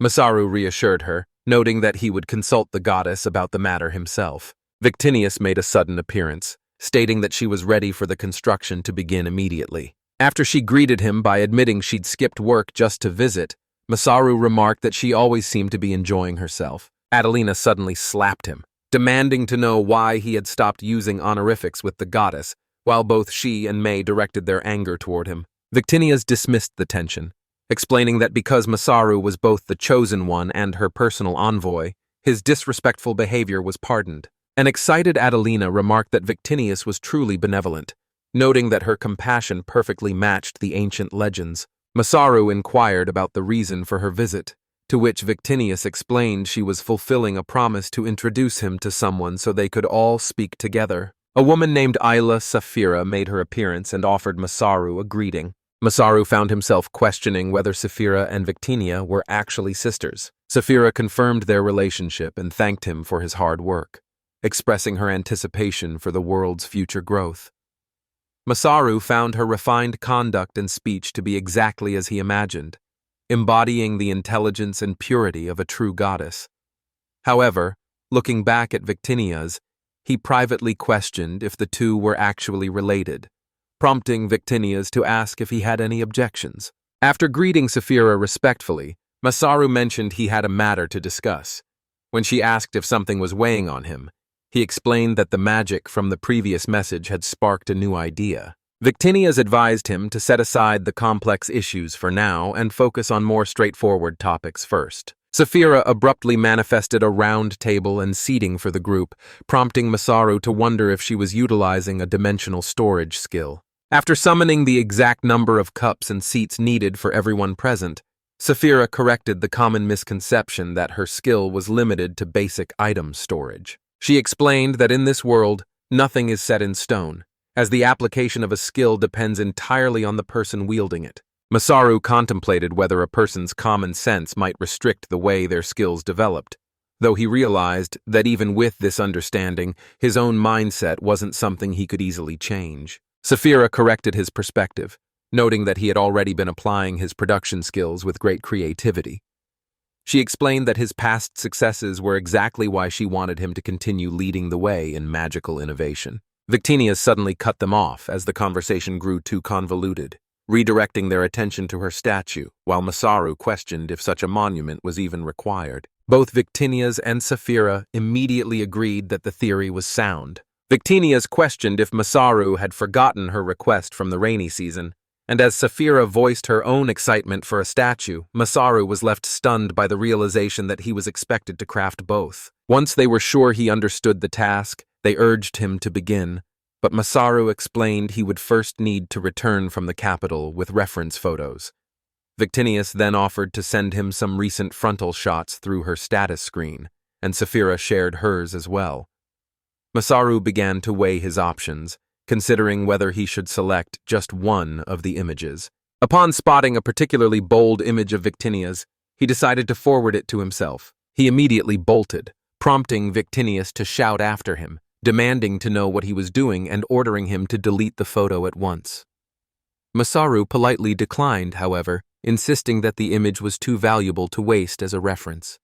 He then teased her, suggesting he wouldn't even need the picture if she would just give him her measurements directly. He clarified that he only required the details to perfect his sculpture, insisting his intentions were strictly professional. He encouraged everyone to contribute in any way they could, noting that providing more pictures would be especially helpful. Victinia's was left reeling with fury, appalled that Masaru would use such deceptive tactics to uncover a maiden's secret.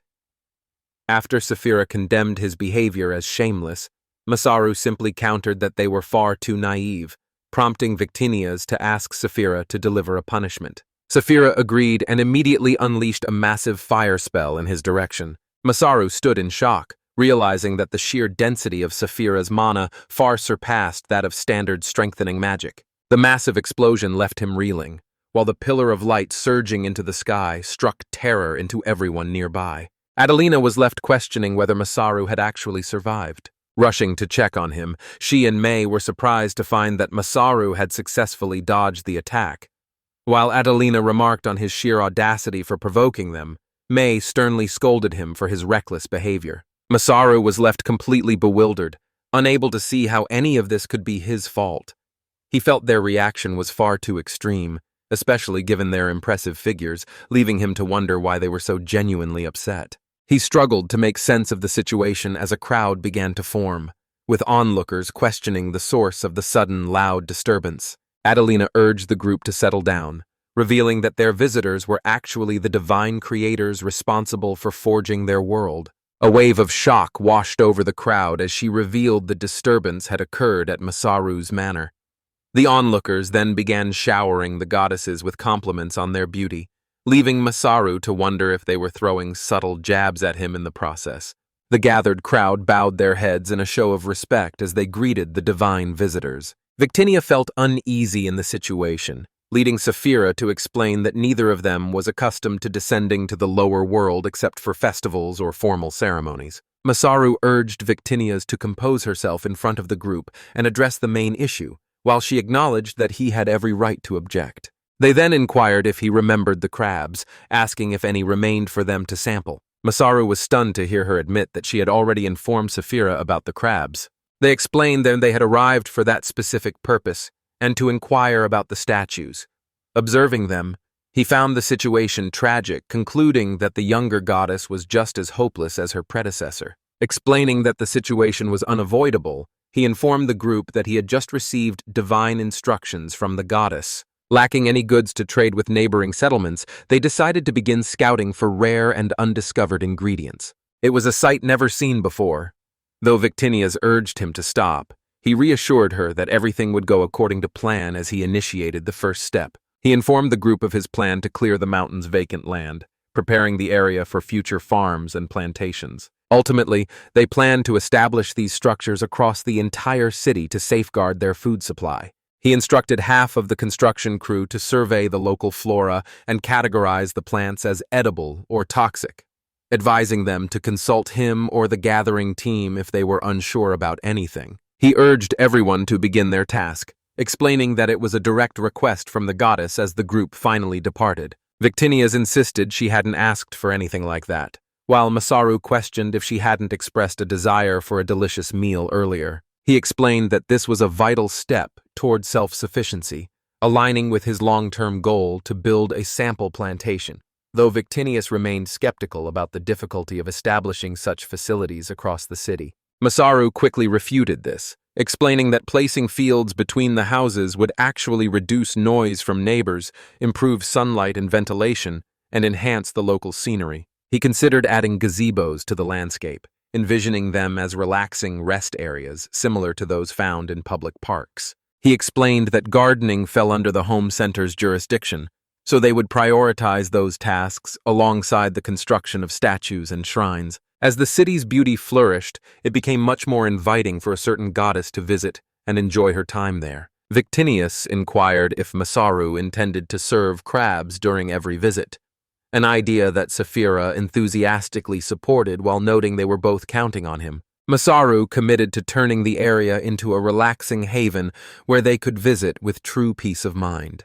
Moved by the sentiment, the two turned their gaze toward him, prompting a flustered promise to treat them to a crab feast on their next visit, an offer they joyfully accepted. In exchange, Masaru mentioned that he had a favor to ask of them. Feeling suspicious of his motives, the group watched him closely as Saphira warned Masaru not to use physical contact as an excuse for understanding, though he quickly told her not to jump to conclusions. He explained that he was simply curious about the magic she had mentioned during their initial meeting. She agreed, suggesting they discuss the finer details after finishing their meal of crabs, which led Victinius to ask what her specific role would be. Masaru promised to reach out when the time was right. Though she found his vagueness suspicious, she agreed to answer his call as long as she wasn't forced to interfere. Masaru reassured her that everything was fine, instructing her to wait for his message before joining him. He planned to depart for the capital once Friday, and his team had recovered, though he prepared for the possibility that the business negotiations might fall through. Securing the goddess of victory as his ultimate trump card was crucial. Meanwhile, in the capital of Great Us, a knight informed the king of Deistar's return and the scheduled arrival of the remaining forces the following day. Cutting him off, the king dismissed the trivialities and demanded a direct report on whether they had successfully secured the mutated beast's horn. 2 weeks later, Masaru and Freed finally reached the kingdom's entrance. While Masaru was impressed by the formal carriage sent from the capital, he admitted the grueling 7-day journey had completely exhausted him. Freed, however, reminded him that the fatigue was his own fault, as Masaru had refused to ride in the provided carriage and chose to run the entire distance instead. Masaru argued that sitting made his back ache, but Freed noted that jumping out of a carriage to run on foot was hardly a normal solution. As they entered Grados, the most powerful capital on the continent, Masaru reflected on his journey. Following his promise to the goddess, he had traveled there with Freed's recovered squad to meet his new business partner, the king of the human race. Knowing this king was responsible for the expulsion of beastmen in another world, Masaru was determined to use this opportunity to settle that score. He thought back to his meeting with the chief of Rabbit Fork. Recalling the leader's advice to move forward with the deal however he saw fit, without any hesitation. Masaru deferred to the chief's decision, yet he struggled to forget that their current allies were the same people who had destroyed their homes and forced them into slavery.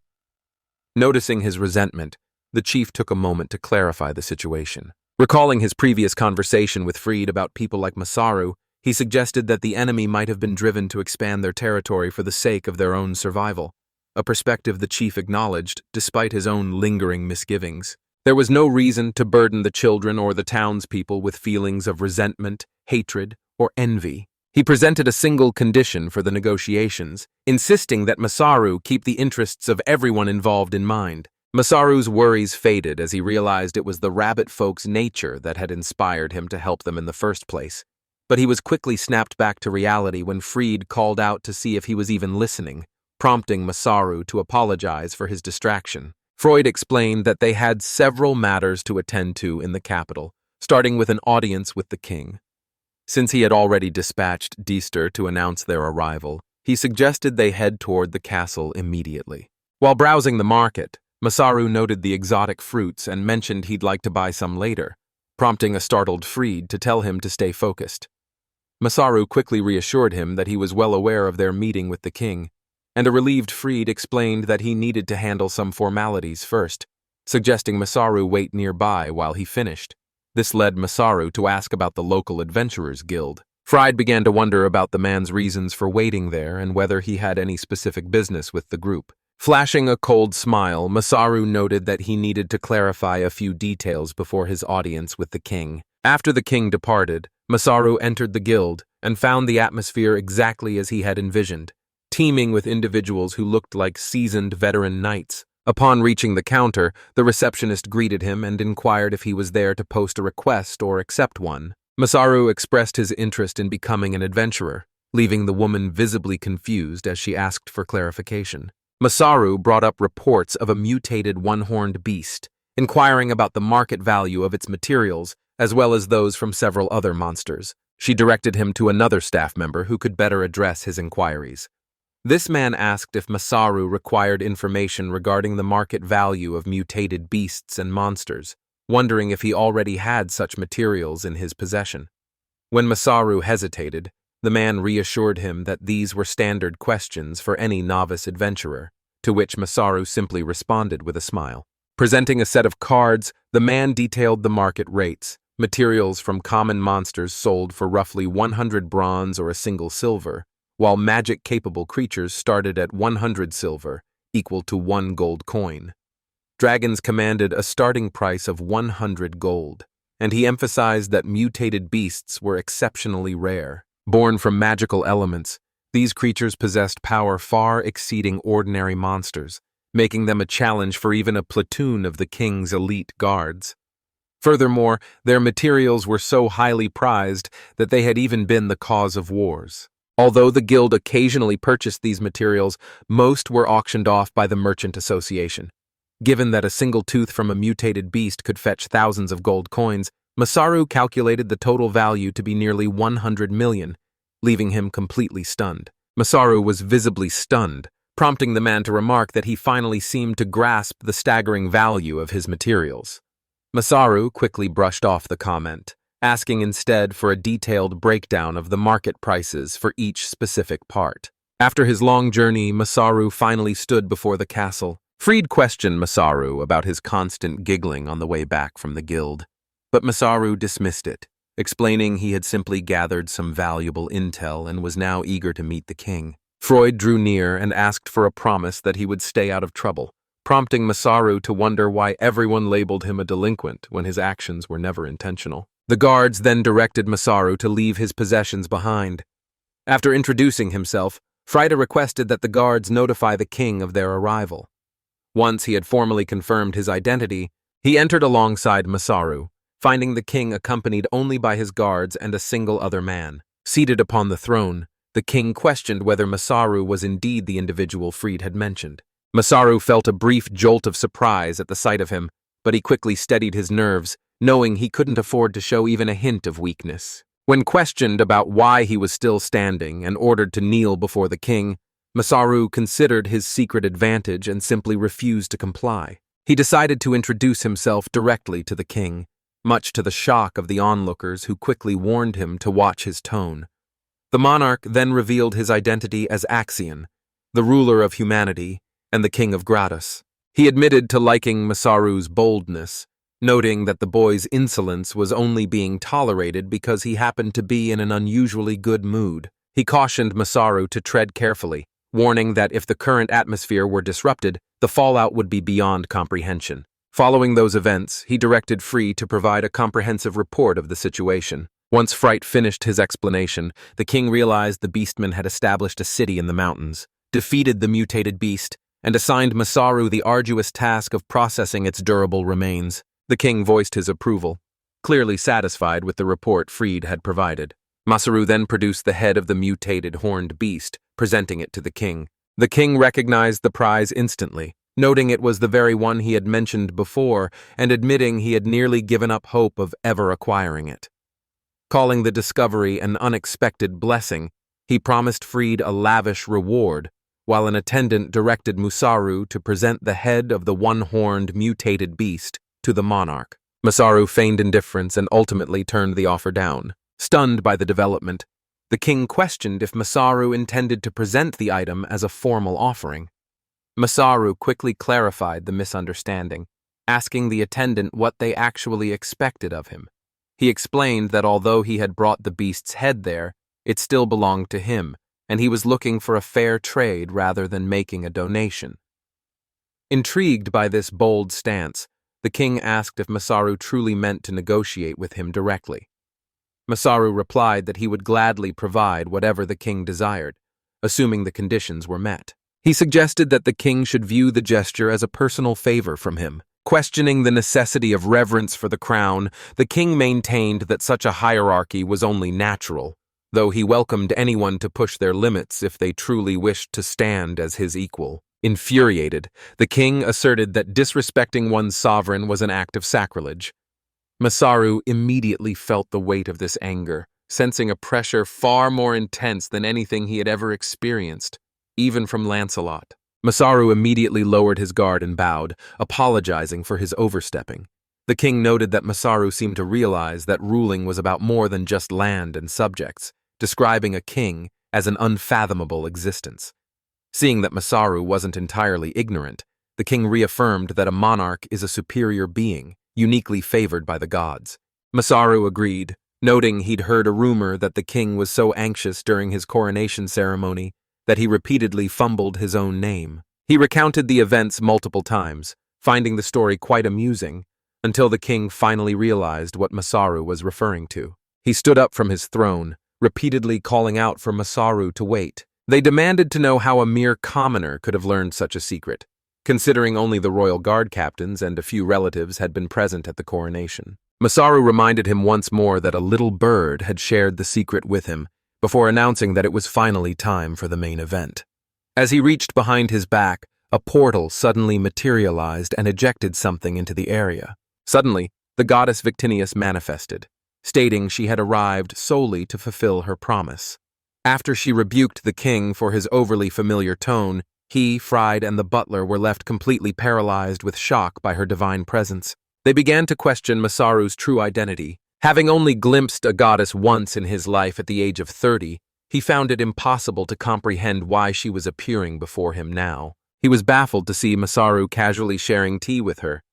Victinius mentioned that Hera had praised her for the world's successful progress, leading Masaru to request some credit for his efforts, though he ultimately conceded since she was the one who had brought him to this world in the first place. She questioned whether those were his true feelings, remarking that he should simply be happy for her whenever she was in a good mood. She mentioned that her sister was already handling his request, presenting the image she had sent as proof of her progress. Upon checking, Masaru saw that Saphira was already managing the situation without any reminders, proving her competence as a goddess.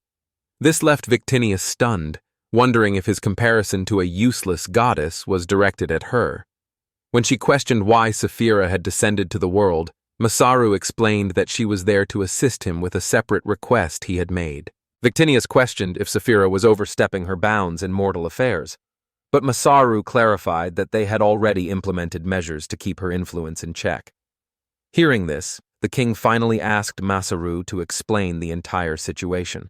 Masaru told him to find the answers on his own, leaving the stunned king to plead for a moment to hear a proper explanation. Victinius then made the furniture vanish, apologizing for getting so caught up in the conversation after being gone for such a long time. Upon her descent, she greeted King Axion and remarked on how quickly time had passed, noting that he was still quite young during their last encounter. Axion concurred but shifted the focus away from his age, expressing his honor at meeting her again before inquiring about her connection to Masaru. Victorinius reasserted their roles as goddess and subordinate, criticizing Masaru for becoming far too arrogant lately. Masaru retorted that he wouldn't take lessons from a slacker like her, arguing that his actions that day were done solely for her sake. As their bickering continued, Axion began to question whether Masaru was a divine messenger or simply someone with a strong connection to the gods. Masaru maintained his denial, insisting he was just an ordinary human. While the situation was unfolding exactly as he had anticipated, he knew that explaining his reincarnation would be far too complicated. Finding her tolerable, he approached Victinius and asked if she could explain the situation to Axion simply, ensuring it wouldn't be seen as overstepping her divine boundaries. She paused for a moment to consider the request. Victinius explained that she and Masaru shared a bond of friendship, a revelation that caught Axion completely off guard, though Masaru noted it was the most sensible explanation they could provide. Victinius found herself conflicted, debating whether Masaru was a friend or a devotee since he was crafting a statue of her.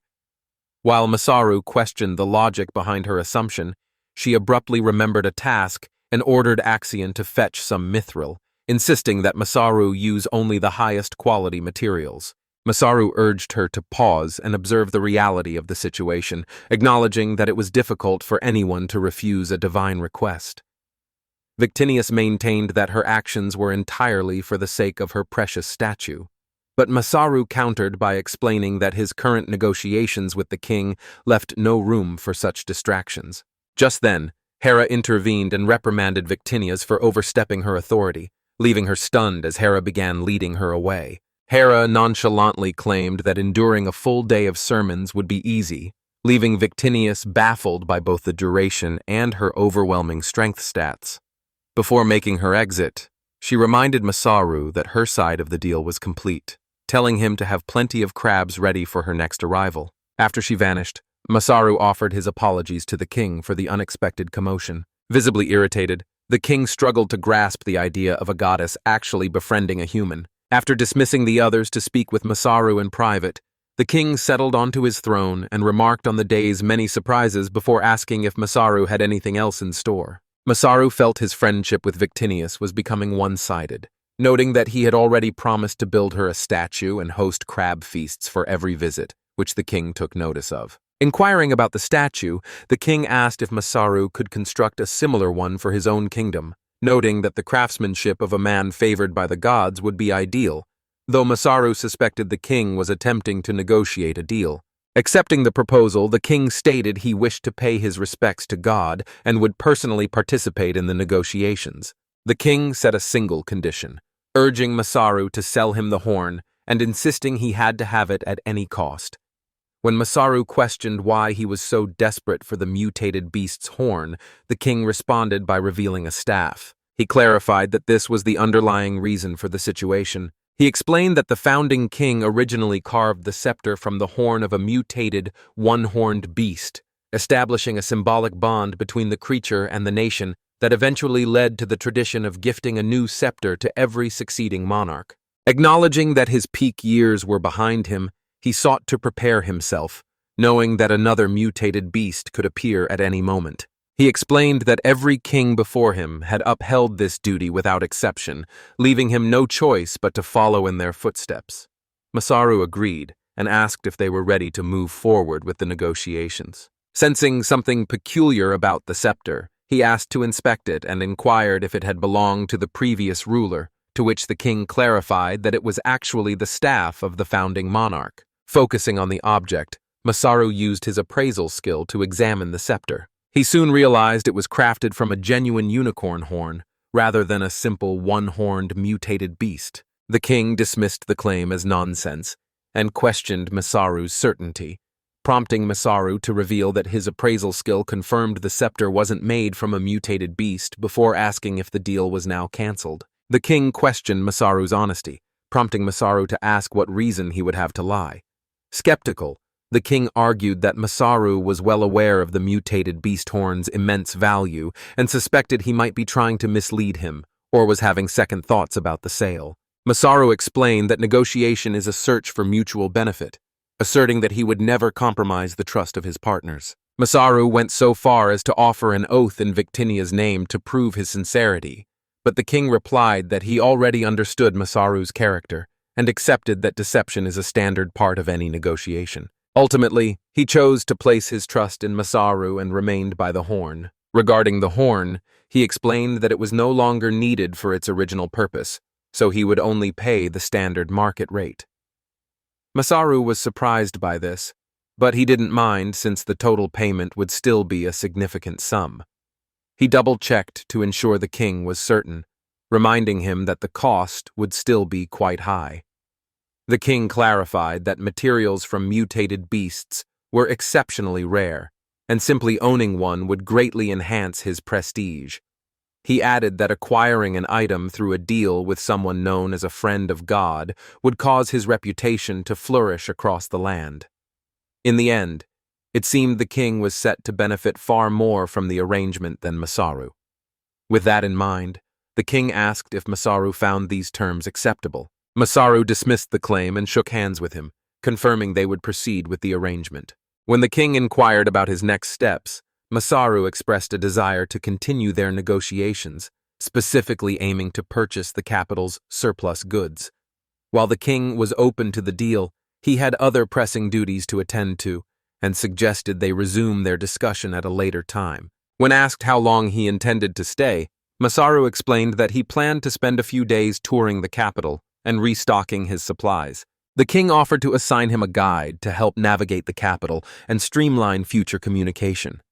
After Masaru expressed his gratitude, the king mentioned he already had the perfect candidate, a knight who stood out as being quite different from the rest. Afterward, Masaru went to meet with the knight, who went by the name of Zack. Zack excused himself, explaining he was currently preoccupied with a significant deal, leaving Masaru puzzled as to why a knight was handling accounting and library-related duties. Fried told Zack to relax, explaining they only wanted to know if he had any talent for craftsmanship. Zack modestly replied that while he wasn't a master, he was capable due to his upbringing. His father, a former military engineer, had run a workshop producing construction materials for the castle town, where Zack often helped out. This news clearly excited Masaru, who eagerly approached him, leaving Zack to wonder who this stranger even was. Declaring Zack the ideal candidate for the job, Masaru presented a royal recommendation letter and introduced himself, explaining that he would be staying at the workshop under Zack's supervision during his visit to the capital. Masaru relied on Zack for support, but Zack was left entirely bewildered, questioning what Masaru was even talking about. As Masaru continued their conversation, Zack finally grasped the reality of his situation, leading Masaru to suggest they drop the formalities and speak as friends, a request Zack was happy to accept. Zack was happy to guide Masaru through the capital, but he questioned why Masaru needed to stay at his home. Masaru explained his interest in purchasing bricks, hoping that their friendship might secure him a discount. Stunned by such bluntness, Zack listened as Masaru claimed that the customer is king. Though the saying was foreign to him, Zack admitted the business would be beneficial and proceeded to show Masaru his store. The location turned out to be a dilapidated ruin, leaving Masaru stunned and confused, while Zack casually remarked that the shop was just a bit disorganized. Upon entering, Masaru recalled Zack's mention of his father's hard work. Though the business was clearly struggling, he noticed that the bricks were actually high quality and had been properly fired in the kilns. Activating his appraisal skill, he discovered the bricks were of superior quality, noting the impressive precision of their joints. Noticing the stones were cut with expert precision, Masaru realized Zack's father was a highly skilled craftsman, even if Zack himself lacked any business sense. Masaru insisted on meeting the man to give him a lecture before they discussed any deals, so Zack led him to the back of the store where his father was likely firing bricks. As they made their way around the back, Zack called out to announce he had brought a customer, prompting a curious response from his father inside the room. After being told to keep his voice down inside, Masaru entered with a sense of anticipation, realizing he was finally about to meet a truly master craftsman for the first time. Zack, noticing his father wasn't firing bricks with his usual obsession, asked if he was feeling unwell, only for his father to admit that he had completely run out of money. His funds had completely run dry, leaving him unable to afford more bricks or even provide a meal for the following day. Masaru was left speechless, viewing the man as a selfish father who neglected his family to pursue his own interests, while Zack struggled to find any logic in the situation. Zack questioned the whereabouts of the workers, only to learn they had fled with the money a month ago after going unpaid for 3 months. Horrified, Zack was struck by how strangely proud his father seemed of the situation. Disturbed by the dire situation, Zack questioned his father about how his sister could have let things deteriorate so far. His father explained that she wasn't home but promised she would do whatever it took by morning, leaving a stunned Zack to wonder if she was resorting to desperate measures to earn money. His father dismissed the claim, explaining she had taken a job at a competing shop, while Masaru quietly surveyed their surroundings. Overwhelmed by frustration, Zack finally gave in and struck his father, prompting Masaru to tell him to settle down before inquiring about their current supply of bricks. Zack's father claimed he was unsure because the cashier, Diana, wasn't around, prompting Zack to remind him that Diana was his sister. He found it baffling that his father could manage the store while being so clueless about his own inventory. Masaru noted that even with a steady stream of customers, their current situation made it unlikely they would sell anything. Zack's father, however, complained that the locals lacked an eye for quality, stubbornly maintaining that their bricks were the best in the capital and wondering why they weren't selling. Masaru pointed out that the shop's poor appearance was ruining its reputation, emphasizing that the service industry is built on trust and presentation. He argued that even with high-quality goods, operating out of such a filthy environment was unacceptable, and they would need to renovate the space before their products could truly stand out. Masaru explained that the first priority was organizing the materials so customers could see the inventory at a glance, noting that a well-managed shop would drastically improve its reputation. This advice led Zack's father to wonder if Masaru was truly just a customer, but Masaru simply stated he had shared enough for now and prepared to head to a local inn. As he was leaving, Zack decided to find his sister so they could begin a full tally of their supplies, a plan Masaru supported before suggesting they regroup at the castle the following day at noon. Zack agreed to the meeting, though he remained concerned about how they intended to handle the one-horned mutated beast. Masaru agreed to deal with the mutated beast the following morning and conclude their negotiations.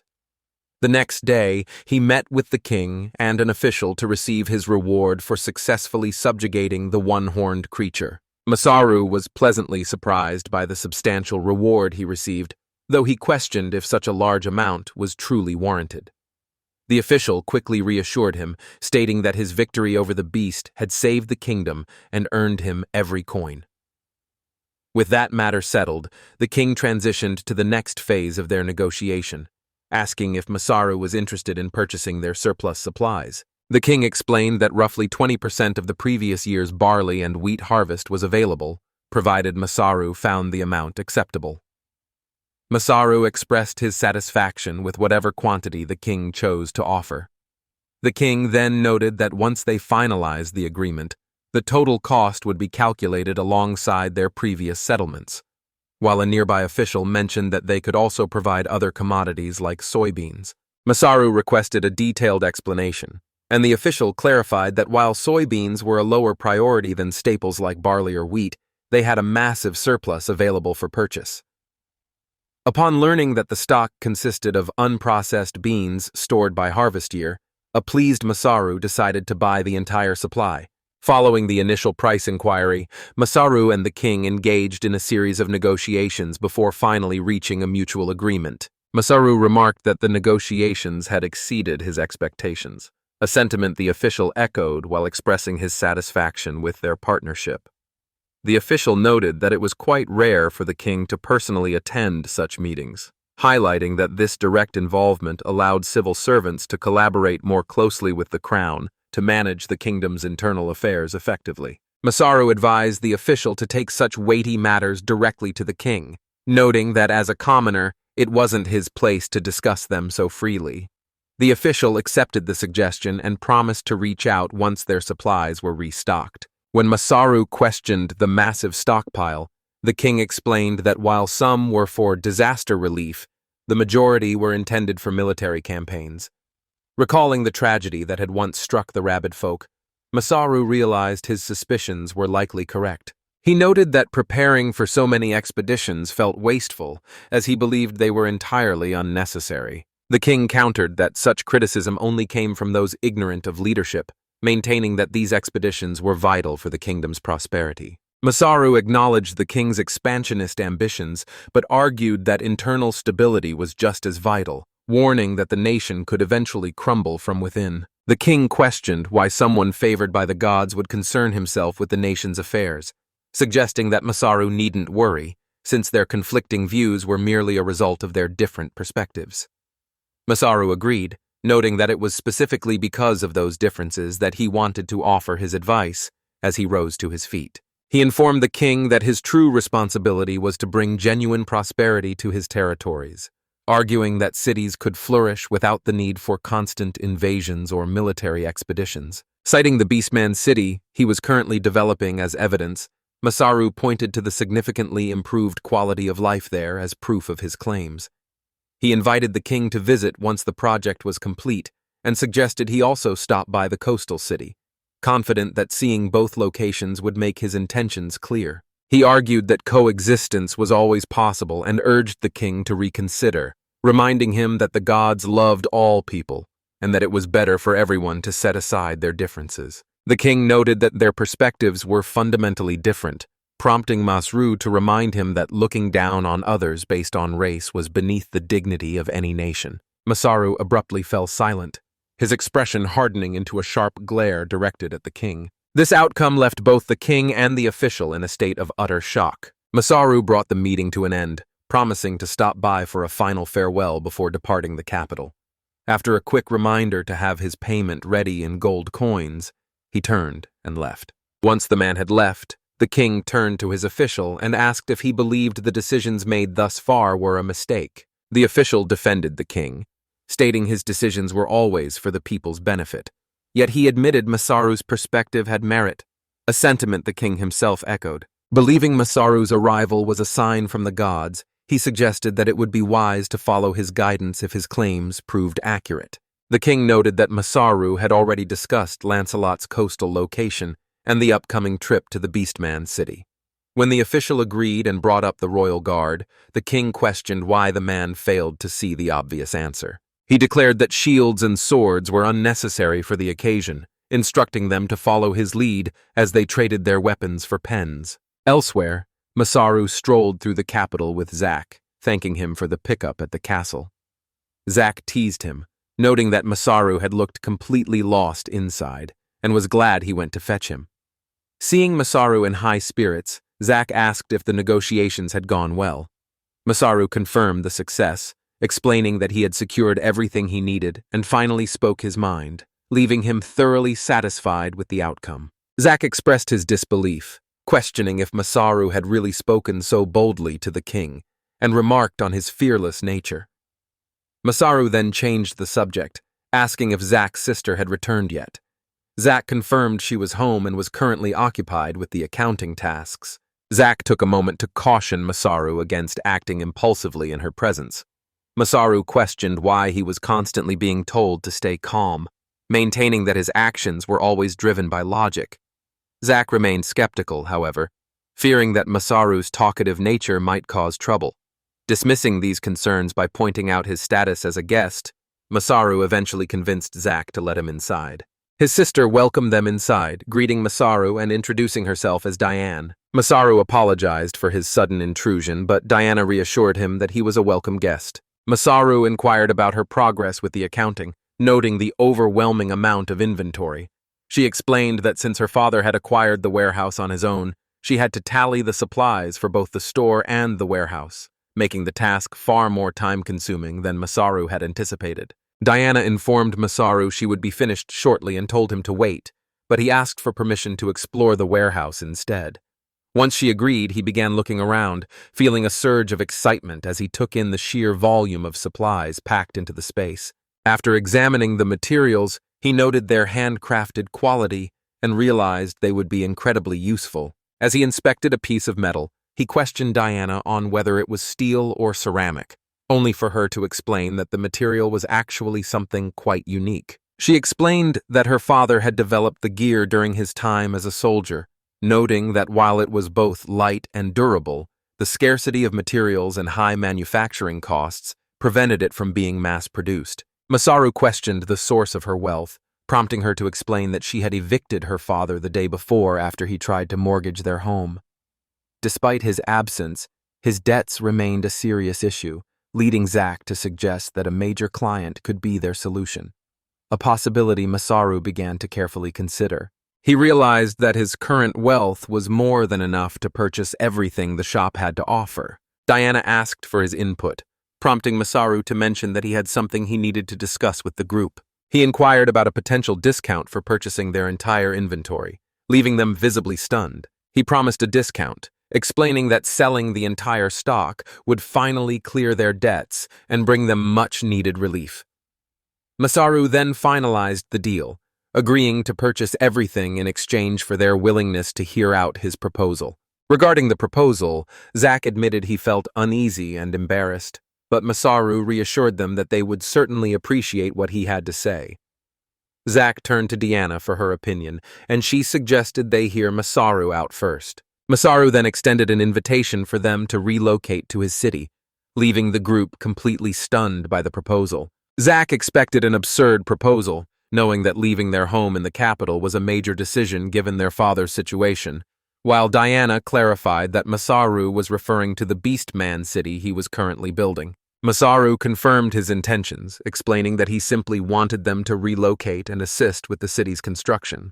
He elaborated on the benefits, promising 3 guaranteed meals a day and an unlimited supply of work, while also offering their father a private workshop and a team of assistants for his brickmaking. Zack questioned Masaru's sincerity given how favorable the terms were, while Diana noted that, despite her lack of prejudice, they were still in an unfamiliar Beastman city. Addressing the city's lack of people, Masaru explained that while a girl named Adelina was currently the only human resident, he planned to recruit more human craftsmen as time went on. He then inquired about any craftsmen facing financial hardship, assuring them he would personally seek the king's approval to hire them. This strategy would put the public at ease while allowing him to recruit more workers, though Zack hesitated after catching Masaru's sinister expression.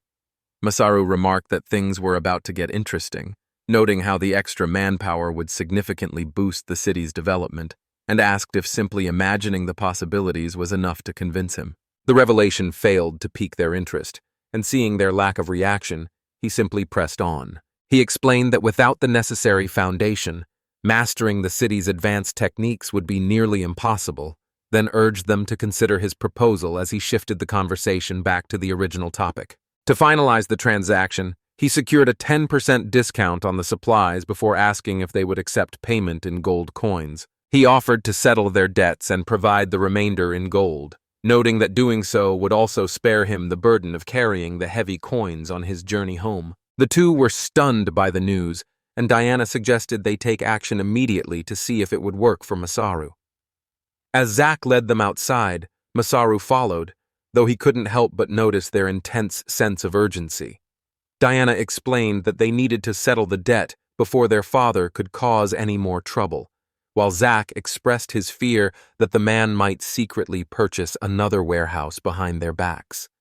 Surprised by the situation, Masaru agreed to go, though he was beginning to develop a bad feeling about what lay ahead. Upon arriving at the shop, they were met by an irritated man shouting from inside, frustrated by the persistent knocking and repeatedly insisting they were closed. Opening the door to find a hurried Diana from the brick shop, he asked if she was there for another loan, only for her to reveal that they no longer needed his financial assistance. His mind immediately jumped to an inappropriate conclusion, and when he expressed his willingness to accept such a payment, both Masaru and Zack were visibly incensed. Masaru clarified they were only there to settle a debt and questioned the man's hostility, while Zack warned of severe consequences if he dared to touch Diana, leaving her completely baffled by their protective behavior. Upon checking, the man examined the money pouch that had been placed before him. He was taken aback by the sheer amount of wealth the brick shop had accumulated. Diana confirmed the amount was sufficient to cover both the debt and the interest, leading Zack to believe they had finally escaped their financial burden. However, the man quickly shattered their relief by stating it still wasn't enough, leaving the group completely stunned. Zack questioned if their father had taken out more secret loans, prompting Diana to worry about the extent of their debt. But the man urged them to stay calm and reminded them of the warehouse they had rented. Diana asked for clarification on whether he meant the storage area for the plates, while Zack noted that there shouldn't be any complications, since all their bills were paid. The man explained that their father had performed unauthorized renovations on the warehouse, including installing wall shelves and carving out a bedroom in the ceiling, which meant the money they provided wouldn't be enough to cover the repair costs. Intense anger flared within all three of them. Zack finally realized why his father had been missing from both their home and the shop, prompting Diana to step in and comfort him. As the group debated their next move, Masaru suggested simply restoring everything to its original state, an idea the man surprisingly welcomed. By nightfall, Masaru was completely worn out from laboring in the warehouse workshop, having spent the day tidying the chaos left behind by Zack's father, which prompted a sincere apology from Diana. Stretching his limbs, Masaru reassured them he was all right, mentioning he knew the perfect way to blow off some steam. Stunned by Masaru's recklessness, Zack warned him to avoid causing trouble in the capital to prevent the king's guards from intervening, but Masaru dismissed the concern by suggesting there was a much simpler way to handle the situation. Masaru announced his intention to visit the castle town, where he planned to indulge in an extensive shopping spree. When Masaru asked if their shopping spree felt refreshing, Zack admitted the heavy spending only made him more anxious.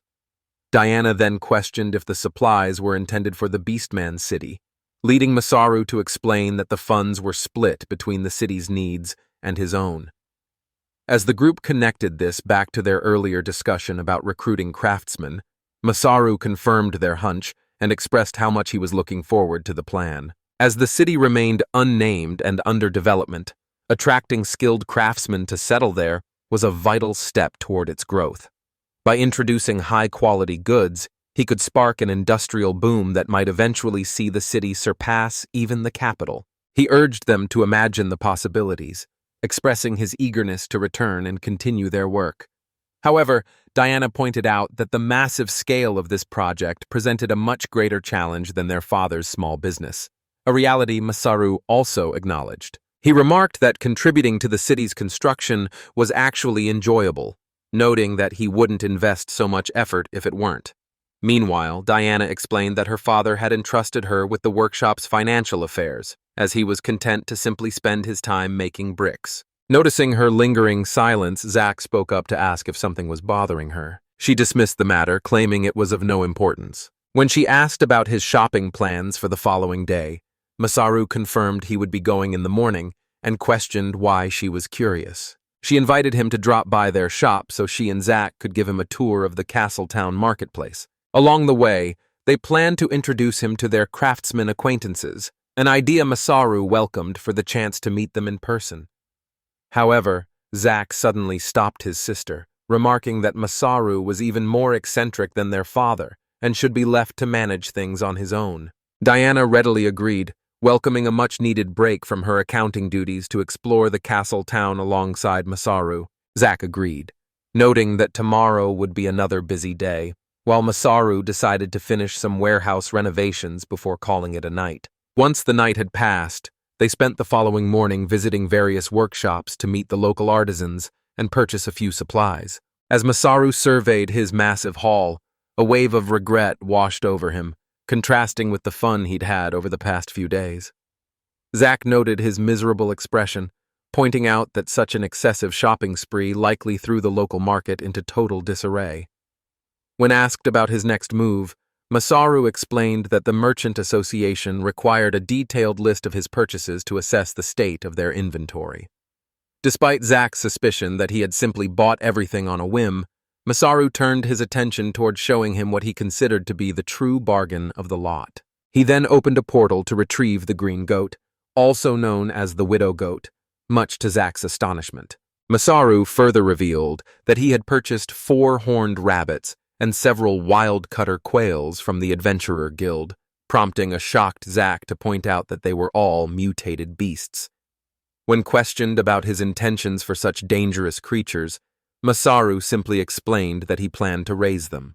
He detailed the productivity of the local livestock, explaining that wild-cutter quails lay 5 eggs every 3 days, while horned rabbits produce 14 offspring annually and are quite delicious, and widow goats provide a steady supply of milk. Having completed his preparations, Masaru looked on with pride, ready to finally begin raising livestock. Zack urged him to stay out of danger, especially with Diana's expected move to Masaru City, admitting he couldn't help but worry since he wouldn't be there to accompany her.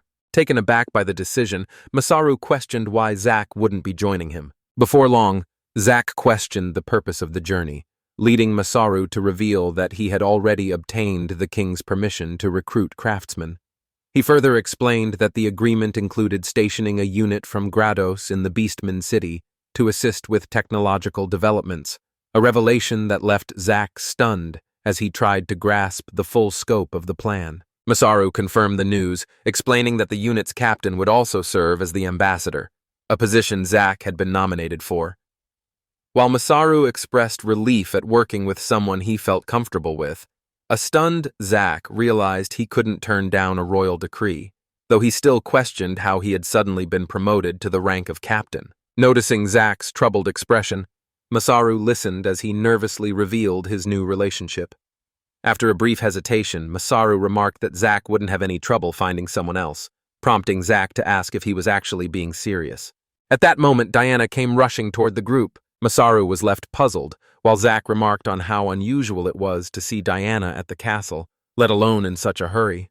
She explained that she had come to accept Masaru's proposal to move to the Beastman City, much to his delight, though Zack questioned if she had made the trip solely for that purpose. Denying the claim, she explained she was only there to sell their shop and land in preparation for the move, but as she headed straight for the merchant guild inside the castle, Masaru wondered if she had run into some trouble. She handed him a document and insisted that he examine it closely. Masaru reviewed a notice from the guild, which expressed gratitude for his continued patronage and provided the final valuation for his house and land. Due to its unfavorable location and the building's advanced state of decay, they were warned that they would be held financially responsible for the demolition fees. Stunned by the news, the group headed to the Merchant Guild, where Masaru went inside to file a formal complaint against Tranny. While they waited, Diana expressed her concerns to Zack about Masaru's safety, but Zack reassured her, confident that someone who had successfully negotiated with the king could handle a situation like this. Upon Masaru's return, It was immediately clear to the others that the negotiations had not gone in their favor. Masaru appeared visibly annoyed, leading the others to suspect that he wasn't doing well. When the group asked for an update, Masaru explained that although he had managed to slightly increase the property's valuation, the initial assessment was largely accurate. He admitted that the brick store was simply in too much disrepair to argue for a better price. Zack was blindsided by the news, especially since the demolition fees were outrageously high. Diana had hoped that handling the teardown themselves would streamline their move, but instead, they were facing even more financial setbacks.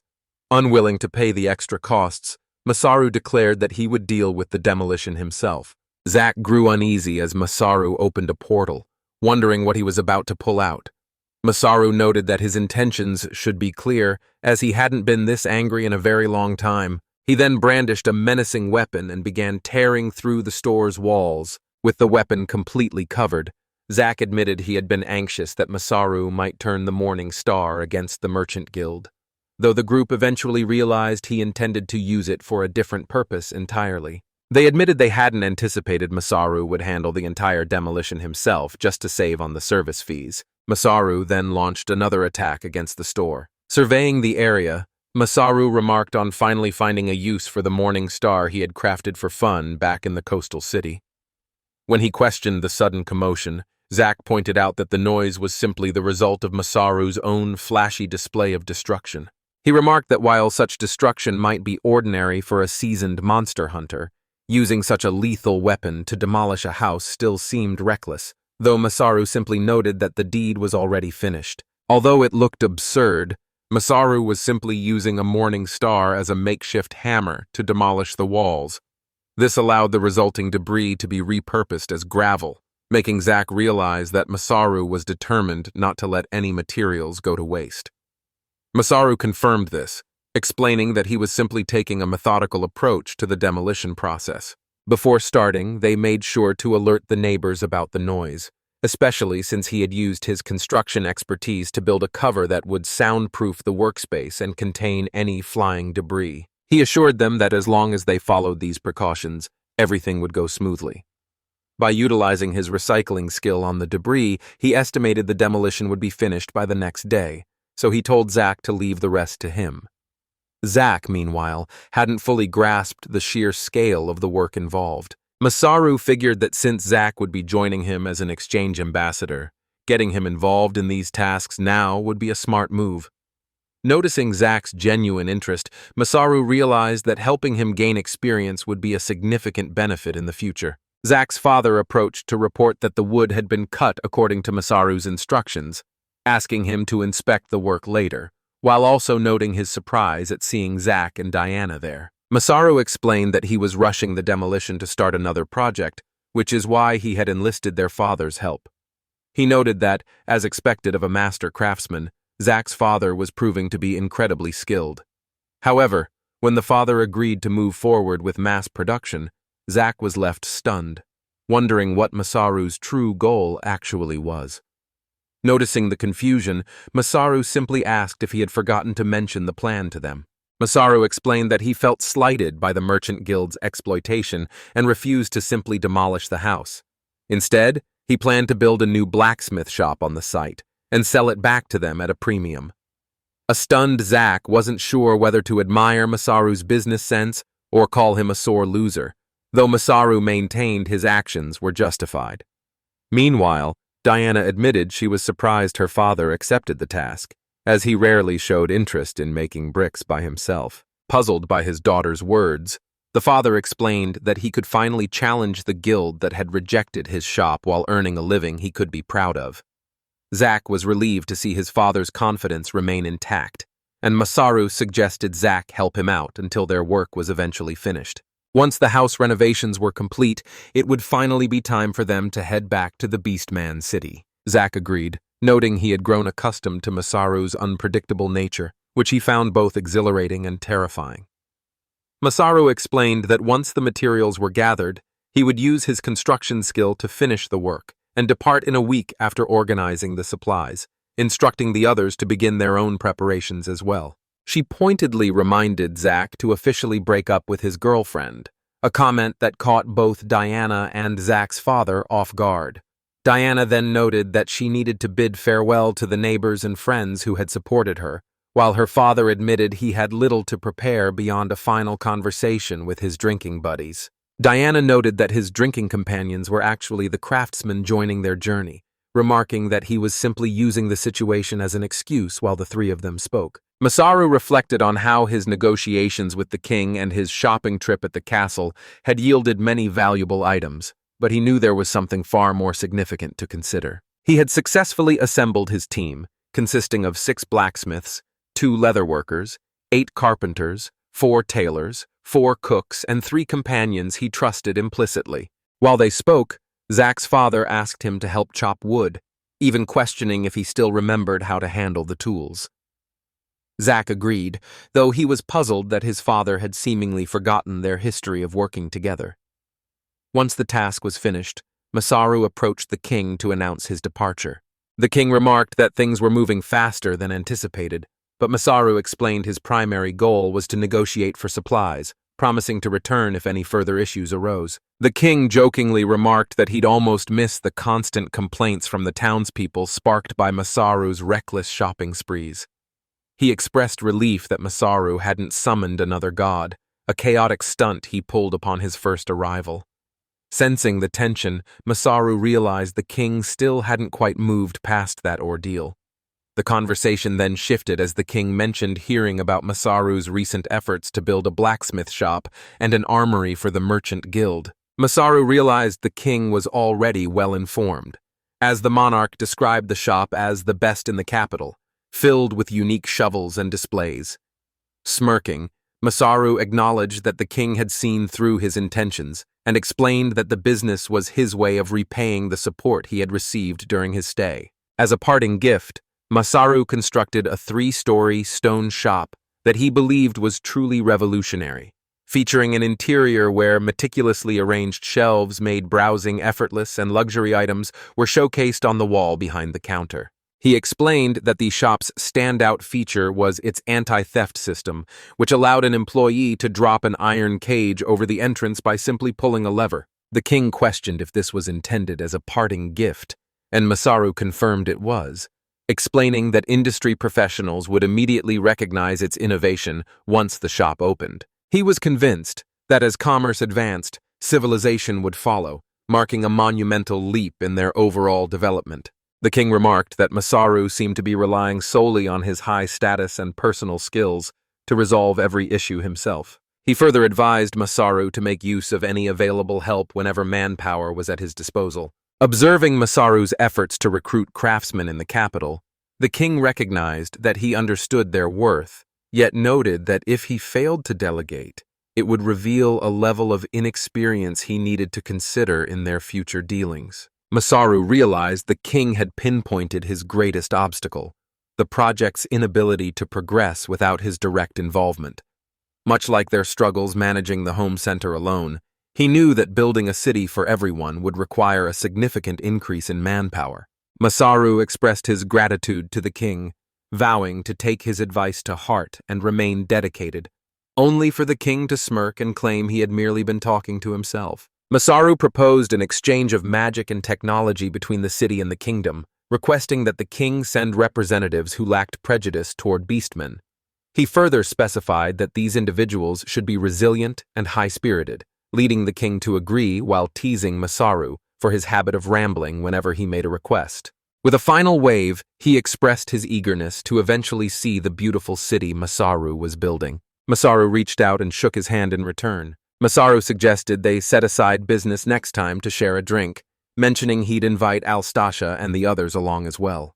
This sent the king into a panic, as he begged Masaru to reconsider, reminding him that deities weren't meant to be summoned so casually. Upon reaching the capital gates, Zach noted how busy Masaru had been, prompting Masaru to explain his lengthy meeting with the king. Zach then reported that the supplies were already loaded, and a group of travelers would be joining them for the trip. A traveler remarked on how lively and spirited the group was compared to typical caravans, but the girl beside him quickly cautioned him to stay humble, as they had only just been granted permission to join the journey. Masaru noticed their numbers had grown, now including 8 human and elven adventurers who hoped to retire within the city. Though they seemed cheerful and rather carefree, they were destined to play a vital role in security, just as a man called out to Masaru.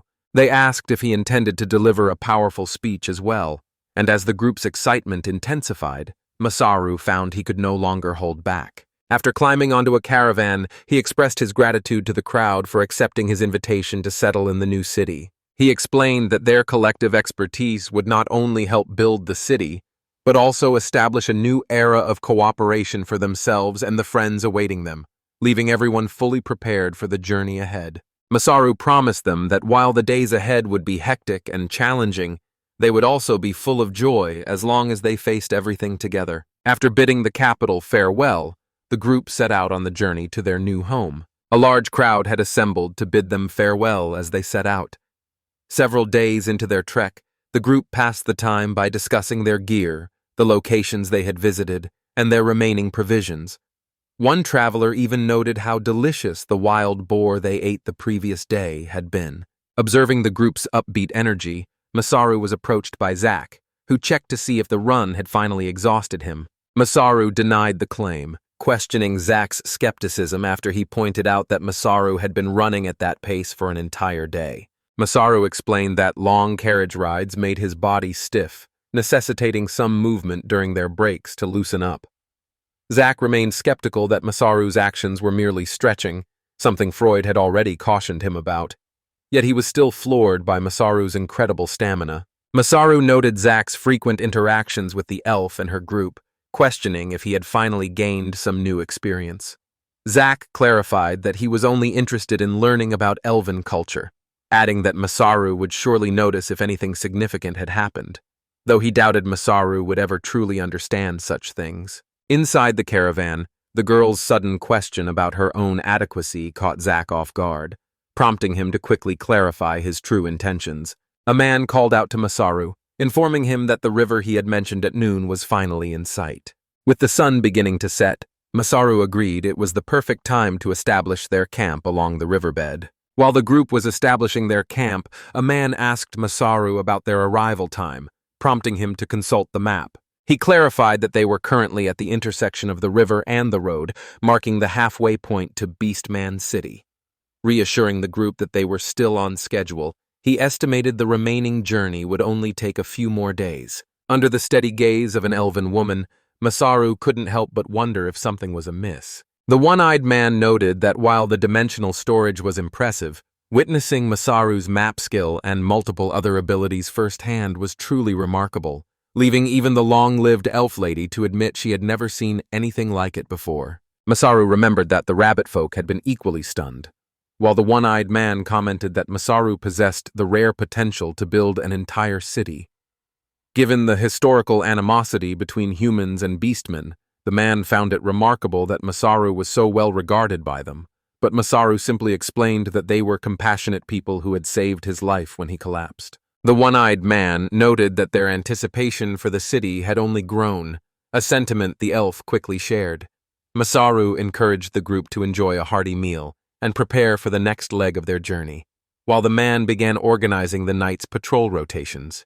Masaru checked to see if they had enough ingredients for the meal, and a man assured him they still had leftover meat from lunch that he could work with. He mentioned wanting to stock up further and asked if they could hunt some wild birds, as he was curious how they tasted compared to regular meat.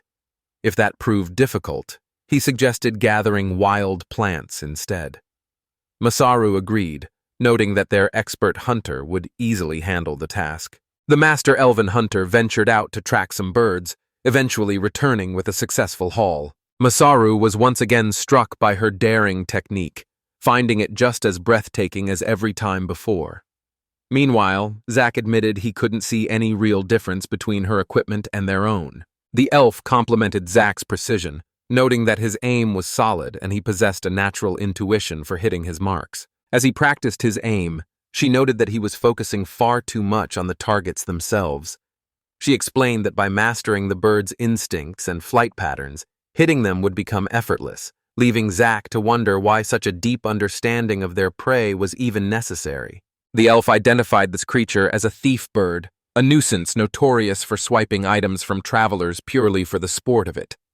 Having once lost her own water pouch to one, she explained that these birds usually discard their loot shortly after, only to repeat the cycle with their next victim. Curious about their flavor, Masaru asked how the birds tasted, and upon hearing they were a delicacy, he immediately encouraged the group to hunt down even more of the troublesome creatures. Approaching the elf, Zack admitted he would feel more at home hunting wild boars than dealing with this, though the elf insisted his instincts were sharp and that quitting now would be a mistake. She offered him her own bow as a solution, explaining that while it was difficult to master, it would give him the edge needed to strike the bird before it took flight. Masaru had already cautioned Zack to remain vigilant, reminding him that the bow was a particularly dangerous weapon. The elf turned to Masaru, questioning how he possessed such specific knowledge.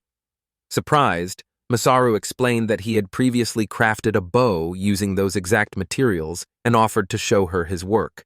She immediately urged him to produce the weapon, eager to verify the materials herself since she found the bow's tension to be nearly impossible. Masaru explained that the bow was reinforced with mithril and crafted specifically to match his own strength, but she doubted his claim and demanded he prove he could actually draw it. Assuming it was a bluff and the strings were just pulled too tight, Masaru grew uneasy, fearing he had once again overstepped a boundary. Experience had already taught him that discussing archery with elves was a recipe for disaster. He explained that after drawing his weapon, he intended to take aim at a tree in the distance. Despite the elf's lingering skepticism, Masaru assured her he was serious, explaining that his past experiences with the bow were ones he hoped would never repeat themselves. Comparing the situation to accidentally stumbling upon a bear, the elf nonchalantly noted it would only add another ingredient to their collection.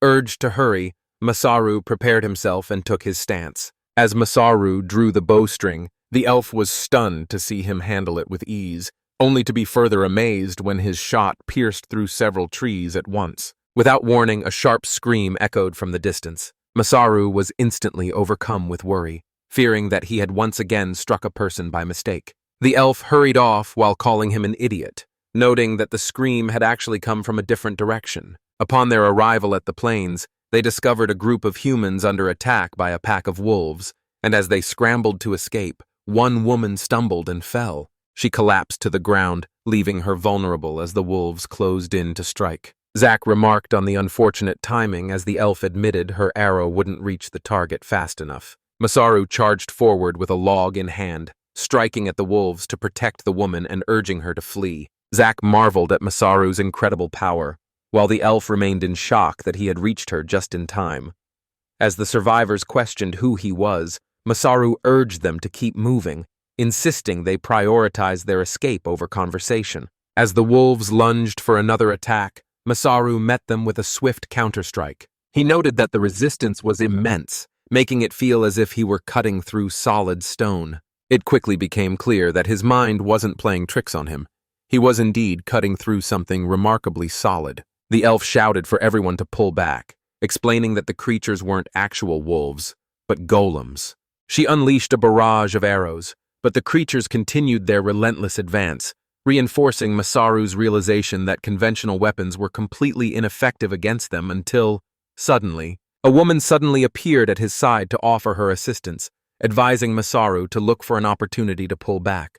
Masaru questioned her sanity since their weapons were ineffective, but she firmly told him to retreat, identifying herself as a knight who refused to ever turn her back on the enemy. As she lunged forward to attack, Masaru intercepted her, suggesting that restraining their targets from behind would be a more effective tactic. Additional golem wolves lunged from behind, and the force of the impact slammed into Masaru.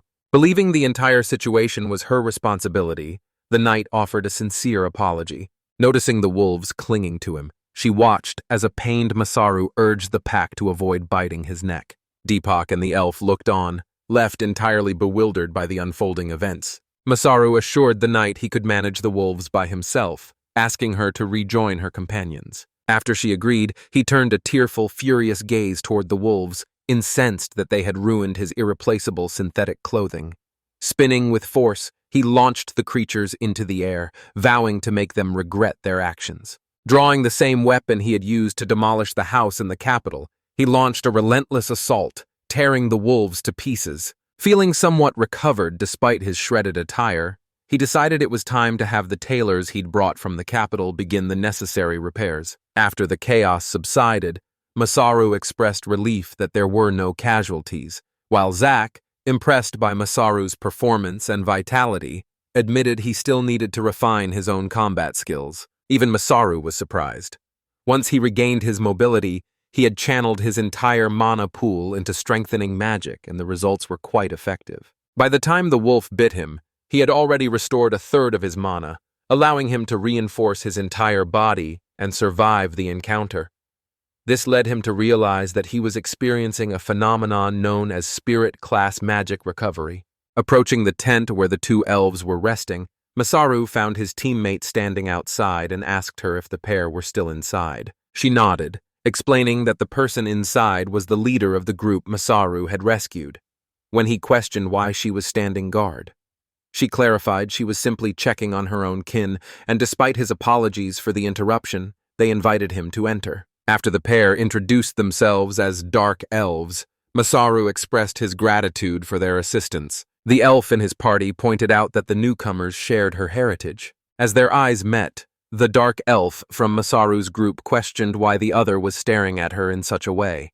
When the question was reciprocated, Masaru encouraged them to get along and stay calm, though his elf companion couldn't help but wonder if he was secretly comparing the two of them. After offering an apology, Masaru suggested they speak further and expressed his genuine relief at their safety, before questioning why the golems were accompanying them and asking for more details about the incident. As a brief silence fell between them, he reassured them that he wouldn't press for answers if they weren't comfortable sharing. He refused to force them, leading one woman to admit that although it might seem shameless, they were struggling to find a place to live and wondered if they could stay. Masaru's party was in a position to take both of them in. Masaru accepted the proposal without a second thought. Acknowledging the difficulty of their request, the two Dark Elves explained that their dire circumstances left them with no other options. Masaru then enlisted Zack's help to prepare the carriage, while the lady noted that the pair were likely exhausted from their travels and still lacked a place to stay. With the situation settled, Masaru and Zack began discussing the logistics of their upcoming journey. The woman voiced her surprise, questioning if they were truly comfortable accepting the Dark Elves, but Masaru reaffirmed that he had already made his decision clear. The elf in Masaru's party mused that she couldn't decide if the newcomers were fortunate or cursed, though she noted they'd soon grow accustomed to Masaru's typical chaos, as he reminded them that their group was far from ordinary. The group, a band of returnees journeying back to their homeland, finally arrived at the Beastman city. May welcomed Masaru back with a warm hug, and he took a moment to ask how she had been doing. Adelina and the other rabid fox greeted him, noting that he was just as unpredictable as ever. Relieved to see she was doing well, Masaru then asked about the chief's whereabouts. Adelina explained that the chief was currently busy in the housing district, but would be arriving shortly. She was surprised to see Masaru return with yet another large group, soon learning they were skilled craftsmen and new companions recruited to help build the city. Masaru explained they had met a group of Dark Elves on their journey who would be staying temporarily, and Adelina agreed to arrange accommodations for everyone. Upon stepping out of the carriage, the Dark Elves were stunned to discover a fully fledged city hidden deep within the mountain range. One of them voiced their admiration upon discovering that the Beastman city was a joint creation between humans and beastmen. Suspecting Masaru was up to his usual secret schemes, she pointed toward the crowd, noting the enthusiastically smiling faces she recognized all too well. They recognized the expression as one of absolute trust, a look they had encountered many times throughout their past. Masaru approached the two Dark Elves and asked them to join the rest of the group, explaining that the chief was hosting a welcome party for them, their leader, and her aide. He then noted that they still hadn't introduced themselves. The first elf introduced herself as Emeralda, followed by the second, who went by the name Arena. Masaru introduced himself in turn, inviting them to make themselves at home. Later that evening, the entire group gathered to share a meal together. Alpha and Beta followed suit, heading off to meet with the chief. Masaru spotted Saphira surrounded by a group of children, who greeted him and apologized for her lateness, explaining that the kids had been keeping her occupied. The children expressed their gratitude for the fun they had and promised to meet her again the following day. Masaru questioned if she had fully adjusted to her role as a teacher, and she expressed her gratitude for his observation. He then noted that she had successfully taught magic to all the children as promised, prompting Saphira to remind him that gods always keep their word. She explained that she rarely interfered with the lives of those in the lower world, though she admitted the experience had been unexpectedly delightful. She found great fulfillment in teaching magic, a field where she truly excelled. After expressing her sincere gratitude to Masaru for the opportunity, she shared her regret about having to leave, leaving Masaru confused and seeking an explanation. She explained that her time as his instructor had come to an end, noting that with Masaru's return, she had nothing left to teach him. Stunned by the news, Masaru questioned how a god of magic could possibly run out of lessons, but Saphira reminded him that divine laws restricted her from excessive meddling. Because she was teaching the citizens on his behalf, she was limited to the magic he himself was capable of using, and she had already finished instructing everyone on the fundamentals of magic perception. With her tasks finally complete, the children invited her to join them for a meal. The turn of events left Masaru completely at a loss for words. Saphira expressed her satisfaction with the experience and confirmed that her promise had been fulfilled. She explained that their contract was nearing its end, but informed Masaru that he could still reach her via the status screen if he needed anything else, prompting Masaru to acknowledge the situation. Beginning the following day, he requested an hour of private magic tutoring each morning to ensure he could provide the craftsman with accurate instructions. Stunned, she questioned his reasoning since it violated the rules, but Masaru countered that it would be fine as long as he had the aptitude, asking only that she teach him the magic he hadn't yet realized he could use. As a local resident, he felt entitled to her guidance, suggesting that if he mastered new spells, she could finally reopen her classes for the rest of the town.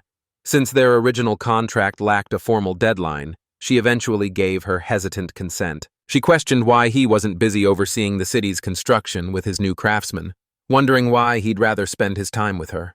Masaru simply replied that he was doing it because it was fun. After she agreed to cooperate, a surprised Masaru asked if he had said something strange, but she clarified that she had simply reached a new realization. She finally understood why her sister frequently observed or visited the lower world, though she opted to explain the details later. For now, she instructed him to be ready for their lessons starting the next day, and Masaru accepted her guidance. Arriving for class the next morning, he quickly grew restless and complained about the early start, but she sternly reminded him that the lessons were his idea, leaving him with no grounds to protest. Saphira inquired if Masaru had already grasped the fundamentals of magic under Victinius's tutelage. Masaru confirmed he had, explaining that the core principle revolved around the power of imagination. Accepting his answer, Saphira decided to skip the basic overview and the theory of magical reinforcement. She then explained that the first practical step was learning how to externalize the magic stored within his body. Masaru reached for a T branch, confidently stating that he had already mastered that technique. Without a moment's delay, he released his full strength. Saphira pointed out that he had overlooked a fundamental step, instructing him to release his magic into the air first, since it offered less resistance than a physical object.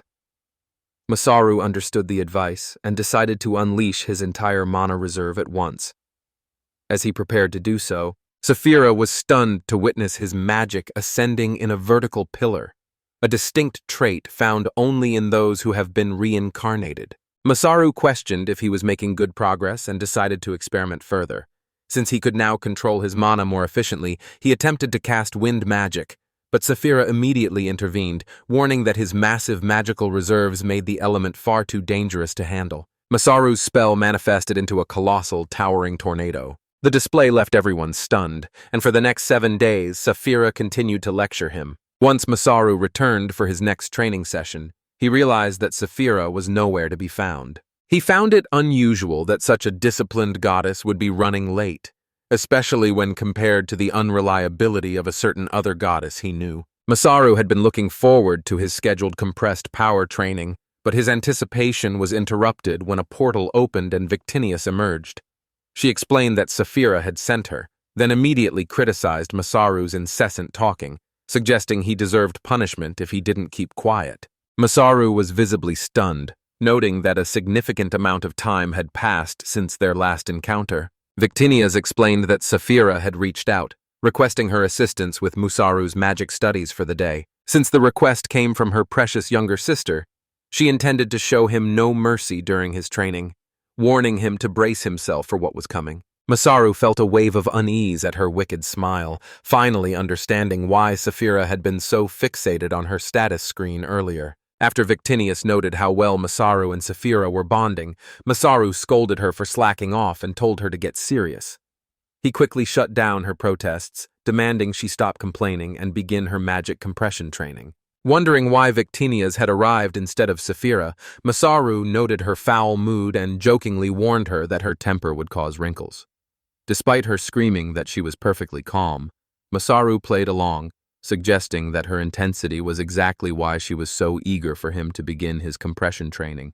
As their session continued, she warned him that failing to master the technique would lead to a disaster far worse than the tornado he had triggered the day before, though Masaru believed he could succeed by simply visualizing the way air is compressed. He recalled an incident from his time working at a home center, when a gas cylinder fell off a truck and damaged its cap.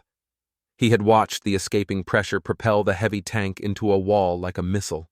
Victinius instructed him to concentrate his magic and unleash it once more, leading Masaru to agree to another attempt.